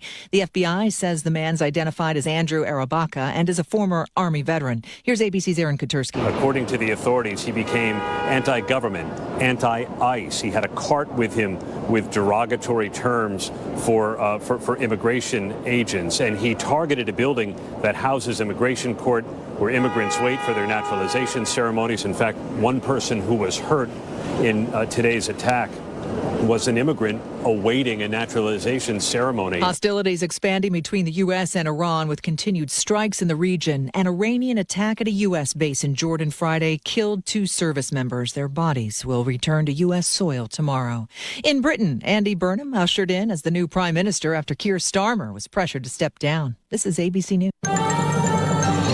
WICC 695.9, Voice of Connecticut Local News Update. A 35-year-old Bridgeport man suffered critical injuries after he crashed his motorcycle on Grand Avenue in New Haven Sunday night. Police said it appears the man lost control of the motorcycle. When they arrived at the crash site, he was in critical condition and was taken to Yale New Haven Hospital. Police are asking anyone who may have witnessed the crash or that has valuable information for investigators to contact their detectives. Records show that since January 2025, 28 kids in contact with the Connecticut Department of Children and Families have died. The data has child advocates concerned about declining quality at the agency since a federal monitoring program ended 4 years ago. DCF Commissioner Susan Hamilton says the agency is committed to improvement and keeping children safe. The agency has been experiencing a workforce recruitment and retention crisis, with nearly half of its workforce leaving the agency within 2 years of being hired. Officials say it's unclear if DCF acted negligently in any of the 28 deaths. A Connecticut state senator is not giving up on his quest to end one of Connecticut's most controversial taxes. Manchester Democratic State Senator M.D. Rahman has vowed to keep pushing legislation to phase out the car tax, calling it unfair and especially burdensome for working families, while other lawmakers agree the system is outdated and inconsistent because identical vehicles can be taxed differently depending on where they're registered. However, getting rid of it won't be easy. The tax brings in more than $1 billion a year and funds roughly 12 to 15% of many local municipal budgets, helping pay for schools, roads, police, and other services. Municipal leaders warn that unless the state can guarantee a permanent replacement for that lost revenue, eliminating the car tax could force higher property taxes or cuts to local services. With Connecticut now ranked third in the country for highest energy costs, lowering those costs is shaping up to be one of the biggest issues in the 2026 race for governor. Incumbent Democratic Governor Ned Lamont is proposing tighter oversight of utilities, limits in utility profits, and targeted relief for ratepayers, while Hamden State Representative Josh Elliott, Lamont's Democratic challenger, wants to expand public power and reduce reliance on investor-owned utilities like Eversource and United Illuminating.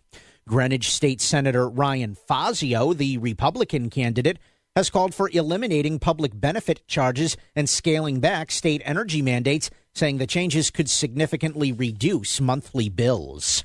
Fairfield's Town Planning and Zoning Commission is holding a series of public hearings tomorrow night that could shape future development across town. The hearing, set for 6:30 p.m. at the Fairfield Regional Fire School, will cover new rules requiring traffic impact studies for proposed developments, along with updates to regulations governing the town's business and industrial districts. Commissioners will look at simplifying zoning standards for the Commerce Drive area and creating new design standards for accessory structures. The meeting will be held in a hybrid format with both in-person and Zoom participation available. A new round of weather alerts is expected to arrive on Tuesday. Today brought plenty of sunshine and slightly cooler temperatures than average. Tuesday afternoon is when strong to severe storms are possible again. The Wednesday forecast is also projecting additional rounds of rain and storms. And commuters on the Waterbury Metro North line are switching from trains to buses as of today, as the Connecticut Department of Transportation kicks off a major overhaul of stations along the branch line. The Waterbury station is now closed and won't reopen until mid-2027, with substitute buses serving Waterbury, Derby Shelton, Ansonia, Beacon Falls, and Seymour stations. Those buses depart earlier than the trains did, so riders are being urged to check their schedules. Officials say shutting down the line was necessary to safely complete track work, and doing it alongside upgrades between Stratford and Bridgeport will save taxpayers $47 million. Metro North President Justin Vanishek spoke about the improvements coming to the branch. So we're going to be looking at extending the platforms. They're going to have 350-foot platforms. It's also going to have covered canopies, enclosed windscreens, and really those are just designed to improve comfort in all weather. And, after this winter, I think we could all understand how important that is. Brand new ticket vending machines, improved lighting, and much more clear wayfinding information for our customers. Train service is expected to resume in June of 2027. I'm Chris Williams with WICC News. WICC Smart MLS Right Now Traffic. Parkway northbound accident between exits 5 and 8. 95 northbound, well over an hour from Greenwich through Fairfield and out of New Haven. 95 south, jamming through Long Wharf into West Haven.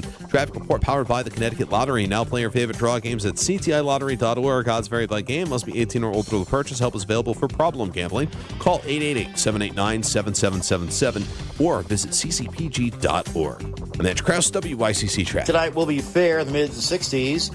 Showers and a thunderstorm tomorrow with a high near 80. On Wednesday, showers and more thunderstorms, even warmer in the mid-80s.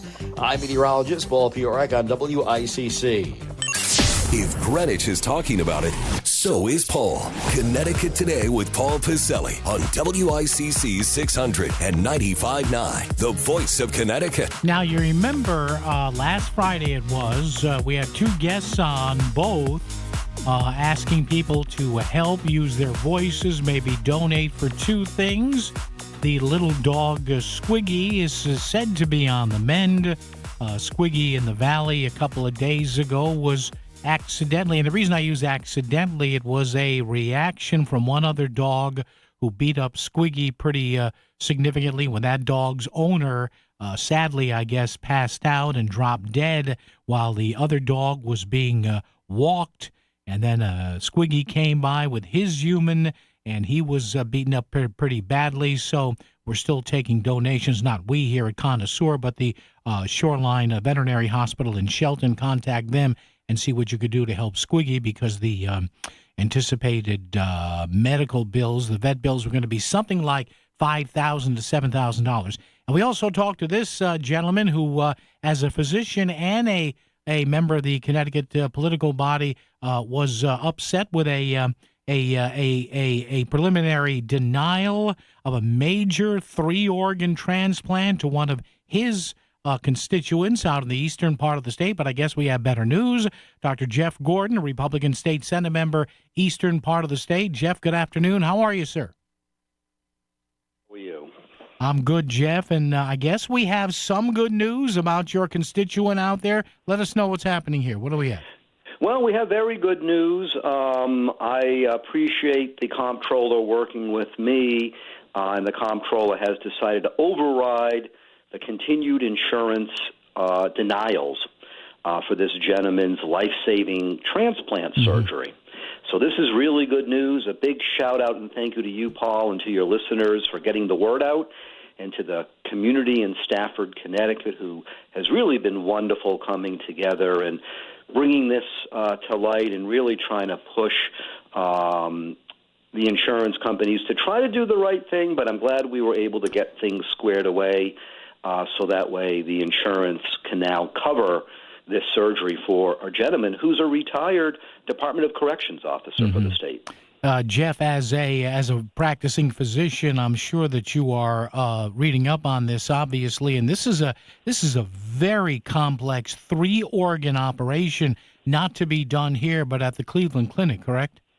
Oh, absolutely. It's a highly specialized organ transplant surgery. Very few places in the country do it. And what got me upset as a doctor is I deal with insurance denials every day in the work I do. But to deny someone life-saving surgery when highly specialized transplant surgeons are saying that this is what they're recommending to try to save this man's life, this just shows why we have to keep fighting for patient care over profits and get the insurance companies to do the right thing. And I'm glad we were able to work with the comptroller and get this decision overturned. And so now it's approved. Yeah, and Jeff, finally, I did not know that. The role of the comptroller here in dealing with these cases, explain that a little bit from a legal point of view. How does that work? Well, the comptroller's office does have some jurisdiction overseeing the state employee health plans, so that there is oversight there. And I appreciate the comptroller having taken time recently to talk with me, not just as a senator, but as a doctor.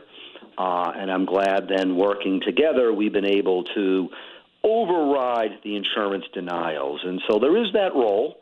And look, in cases like this, where we're trying to get life-saving treatment done for somebody, we have to look at all options about what we can do to help people. And this is just one example of why I keep fighting against insurance companies and denials by various case review companies, because they're looking at profits and I'm looking at patients, and we can all agree we need to help people, and that's really at the end of the day. So this is a big success story, but it's just not a one-and-done thing. There are many people in Connecticut who are experiencing a lot of issues, and I've worked over the years to make things better legally with the laws to rein in insurance companies.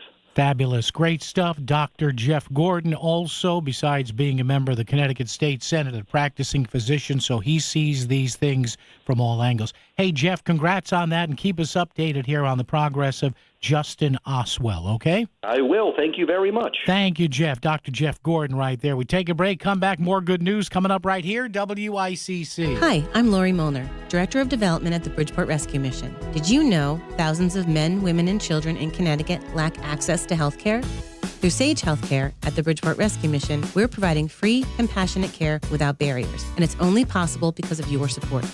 Please join us on July 30th at Penfield Pavilion in Fairfield for our Rescuing Lives 2026 event. Enjoy great food, dancing, and live music by North County Band. Visit bridgeportrescuemission.org. Come have fun for an amazing cause. If you're looking for a great price on Falcon tires, there's only one place to go, Town Fair Tire, where you always get the guaranteed lowest price on Falcon tires. But it doesn't end there, because Town Fair Tire gives you free services for the life of your Falcon tires. More free services than any other tire dealer. That's why we say nobody beats a Town Fair Tire deal, and I mean nobody. Name brands at discount prices. Town Fair Tire. Well, it's official. My friends have all switched to Pure Talk because I told them they could save a bunch of money on a super reliable high-speed network with unlimited data. And because they're my friends, they trust me. As for the rest of you, well, Pure Talk understands that even though you might like me, you're not just going to take my word for it, nor should you. For that reason, and for a very limited time, Pure Talk is offering any of their plans for just $15 a month for the first 3 months, including their top-tier unlimited plan that normally sells for $65 a month. Think of it like a test drive, a super simple way to save $150 while you kick the tires on Pure Talk's blazing fast network, and a fine way to see for yourself why I switched from big wireless, along with a few 100,000 of my closest friends. Dial pound 250, say Mike Rowe, and be connected to Pure Talk's friendly U.S. customer service team. Again, dial pound 250, say Mike Rowe, and let the savings begin. WICC Smart MLS Right Now Traffic.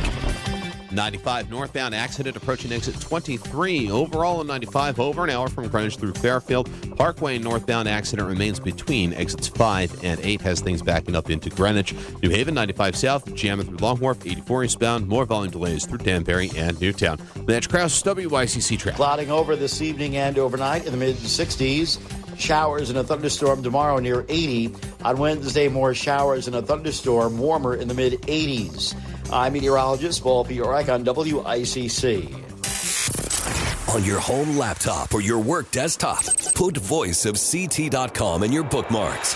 It's Connecticut Today with Paul Pacelli on WICC 695.9, the voice of Connecticut. Friday's been hanging on for about 3 days, so let's let him on here. Bozzy's with us at 5:45. Mr. Bozzy, good afternoon. How are you? What a great program when you have it put through your hearing aids, listening to everything. You had some great guests on. Thanks for keeping me on. I appreciate Thank you, it. sir. What's on your mind? I just want to say thank you for bringing back that national memory. Oh. We were all there. I was 12 years old. Yep. That whole week I was inside watching it. My father woke us up when Neil stepped on the moon and how Kennedy unified the nation. Yep. They don't do things like that anymore. I bet no one even knew that a woman went around the moon further out in space than any other time before. But, you know, it starts in the school. Yeah. They used to roll those yeah. TV sets in. You know, you gotta build national pride. It's Yes. just like people would say sometimes to me, gee, I don't have the Christmas spirit. I said, well, what have you done? Oh, nothing, just watching TV. Well, I said, if you don't put a little cotton out and you don't put a little tree out, you're never going to feel anything if you don't do it. But and young people today would be surprised of the graphics Jules Bergman with the plastic model. Yes. But sometimes- you had to be a storyteller, and that's why Jules Bergman, Walter What was the other guy? Cronkite, and I forgot the guy from NBC. I'll think about it in a second. But yeah, there was an art there. They had a show holding a model in their hands, how this was being done, and the command module was going to turn around and link up. And yeah, they were really good at that. Yeah. And how the LEM was going to, and the LEM was built, as you know, where I'm from in Long Island. Grumman. It was built in Grumman. Yeah. That was a big pride. But the whole thing, I had the Saturn V rocket in my room upstairs. So did I, yes. And then you opened it up, and the LEM was there. My father helped me build it. Yeah. But it's nice that you still remember, it's so many years later, 57 years later. I said to my wife this morning, July 20th, 1969, we landed on the moon. Yeah. I wonder how many people got up and knew that. Yeah. Here's a little quiz I'll give you, Boz, before we say goodbye here. Yeah. Now, of course, Neil Armstrong said that's one small step for a man, one giant leap for mankind, right? What was the phrase that Buzz Aldrin used when he first stepped on the moon? You know what he said? Give me a putter. No. Magnificent desolation. Magnificent desolation. There you go. In other words, it was so destitute, but magnificent in its, its being. Yeah. But to think to get something to land. And I remember them flying Tranquility Base. And the footage was not like we see today. No. You really had, I don't care how good your vision was. No. You had to, no. Hey, to really squint. Yeah, I'll Boz, let you I gotta run, my friend. Thanks, appreciate it there. Steve Bozzi, there you go. Good guy. Yeah, not surprised he called because we were kind of the same age. We're a little off by a few years. I'm a little off anyway. But having said that, yeah, and in fact, all you folks listening on Long Island there, Grumman, I always want to go there. Not there, but I guess there's a Long Island Aerospace Museum. My son's mom was there with some young relatives of hers not too long ago. And they have one of the unflown lunar modules sitting there. And what's funny? Everybody always thought, now I'm going to get very geeky on you, but I love numbers. Everybody always thought that, how's the LEM going to, how does it even stay together? Look at it, it's tinfoil and tubes. No. You know how much that thing weighed? Seriously. You know how much that thing weighed at liftoff? Remember, it was the legs were collapsed, and it was in the inside the fairings or the cowlings of the third stage. That thing, the LEM, that people say, "Oh, come on, that's never. We couldn't have gone to the moon in that thing." The LEM weighed 32,000 pounds. Think about that. When I read that a few years ago, I thought it was 5,000 or 10,000. 32,000 pounds. Your average car weighs about 3,500 pounds. Some, small subcompacts are lighter. Heavier cars, big pickup trucks, tip 5,000 pounds. The LEM weighed 32,000 pounds, fully loaded. And all that stuff had to be in the tanks after it left Grumman, and they got it down to Florida down there. Yeah, and you know what? I can see honestly. Now, I think they need a little therapy. I can see honestly how some younger people, now I'm not talking about the quacks out there. Oh, they shot it on a movie set in Arizona. Shut up. God almighty. Did you fall out of the high chair? Mom didn't put the little belt on the high chair. You just went, oh boy, right there. Honey, did you hit your head? We never went to the moon, Mom. Okay. Have some Cheerios. They're good with milk. But yeah, I mean, there's but it does not, you know why? Because we stopped. Remember, we were sitting there all waving the American flag and screw the Reds and screw the Ruskies in 1969, and by 1972, we got bored with it. And that's why Nixon was under pressure, budgetary. They canceled Apollos 18, 19, and 20. Did you know that? We had three crews set to go, and they canceled it. And I kept saying over the year, and I know we had the space station, and I know we had Skylab, and I know we had Apollo Soyuz. People want to see their astronauts go somewhere. It's just what it is. I mean, orbiting is nice, but we've been doing that since like 1960 or 61. The Ruskies beat us, but, it is what it is. But, it doesn't surprise me because we stopped. 203-333-9422, 333-WICC. But, I will never forget. I remember myself sitting on the floor, on the tile floor, in front of the TV, and remember they finally turned the camera on, and it was all fuzzy, and there was no color. And then after they adjusted the brightness, of course, after you, remember when we used to have to adjust the vertical hold? Remember that? All this stuff, the kids today, they have no idea. They have none. Zero, zip, zilch. Vertical hold, horizontal hold, contrast, and eventually the color, the hue. Remember that? Is it blue or red, Mom? I don't know. Geez, his face looks a little red. Oh. Oh, man. And the first remote controls that were mechanical, they weren't electronic, so all they did was you pressed the button, it was up and down, cha-chung, and you couldn't go down. If you skipped it, you had to go all the way around. You skipped Channel 9. I'm sorry, Dad. 10, 11, 12, 13, UHF, VHF, 2, 3, 4, all the pain. The pain. Oh. That we had to endure. The pain. Oh, awful, awful. Let's put a capper on it right now. We'll come back a little longer segment to wrap it up right here at 203-333-9422, 333-WICC. WICC Smart MLS Right Now Traffic. 95 northbound accident approaching exit 23. Overall in 95 over an hour from Greenwich through Fairfield. Parkway northbound accident remains between exits 5 and 8. Has things backing up into Greenwich. New Haven 95 south, jamming through Long Wharf, 84 eastbound. More volume delays through Danbury and Newtown. Mitch Krause, WICC traffic. Tonight will be fair in the mid-60s. Showers and a thunderstorm tomorrow with a high near 80. On Wednesday, showers and more thunderstorms, even warmer in the mid-80s. I'm meteorologist Paul Piorek on WICC. This is the sound of captivity. This is the sound of rescue. And this is the sound of freedom. Give Armenia's captive bears a second chance by supporting International Animal Rescue. Call 508-826-1083 or search The Great Bear Rescue to learn more. Everyone has a community, a neighborhood, school, kids' teams, where you worship, work out, or any other place or group where you choose to belong.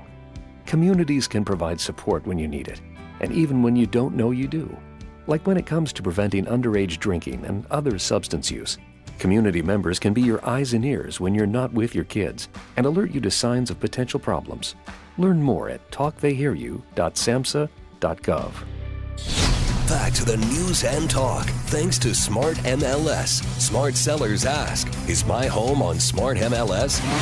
The voice of Connecticut. WICC's 695.9. It's Connecticut Today with Paul Pacelli. Okay, a couple of things to ring you up with before we get all set and say bye-bye here. Apparently, a couple of columnists and journalists up around the Hartford area have seen a video or an unearthed video of something. Now, I got to be real careful how we say this here, but apparently there's a video regarding Josh Elliott, who, of course, has been on this radio station before. He is challenging Governor Ned Lamont for the Democratic gubernatorial nomination. Controversial video in which some people say, hey, look at this from a few years ago. He's talking about abolishing the police. And, our buddy Kevin Rennie wrote this. Our buddy Kevin Rennie. State Rep Josh Elliott means it. Quote, I believe in the mission. He wrote a long 2020 post about his Facebook page. Elliott's 10 urgent paragraphs appeared under the title, Why I'm Advocating for Police Abolition as a White Legislator. Oh, boy. You talk about manna from heaven here. He wrote, quote, it's the fear of not being taken seriously by people, something that folk who push the narrative have had to face day in and day out. All right. And I guess, was this maybe around the George Floyd thing? All right. I get he can say whatever he wants. He can say whatever he wants. I get it. Quote, why I'm advocating for police abolition as a white legislator. Josh, with all due, what is... Maybe we'll pick this up tomorrow because we got about 2 minutes left here.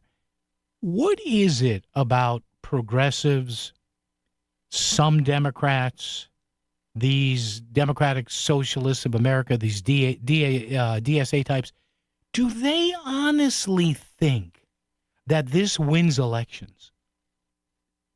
Does he think now he's not going to get pounded with that?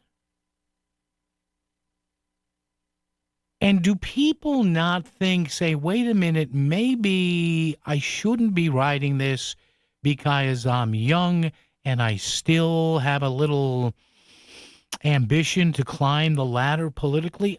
Folks, that's why I tell young people all the time, people here at the station, sometimes I work with college people that, doing hockey, and I think, look, just for God's sake, think twice before you post stuff. Now, put yourself in the position of somebody who's reading this and saying, geez, Elliott wrote that? Who's this guy, Kevin Rennie? Yeah, it's in Kevin Rennie's column. It was a 10-paragraph post. Quote, why I'm advocating for police abolition as a white legislator. Dear God. Please, people, think before you post. Thank you, Paul Piorg. Thank you, Andrew Krause. Thank you, the one and only world-famous Chris Williams. Thank you, good folks. Back tomorrow. WICC AM Bridgeport, WICC FM Southport, WEBE HD2 Westport, WPLR HD2 New Haven. Locally owned by Connoisseur Media. From ABC News, I'm Michelle Franzen. Fresh strikes continue in the Middle East as the U.S. and Iran mark a second week of escalations. The Pentagon says 2 U.S. military members were killed at a U.S. base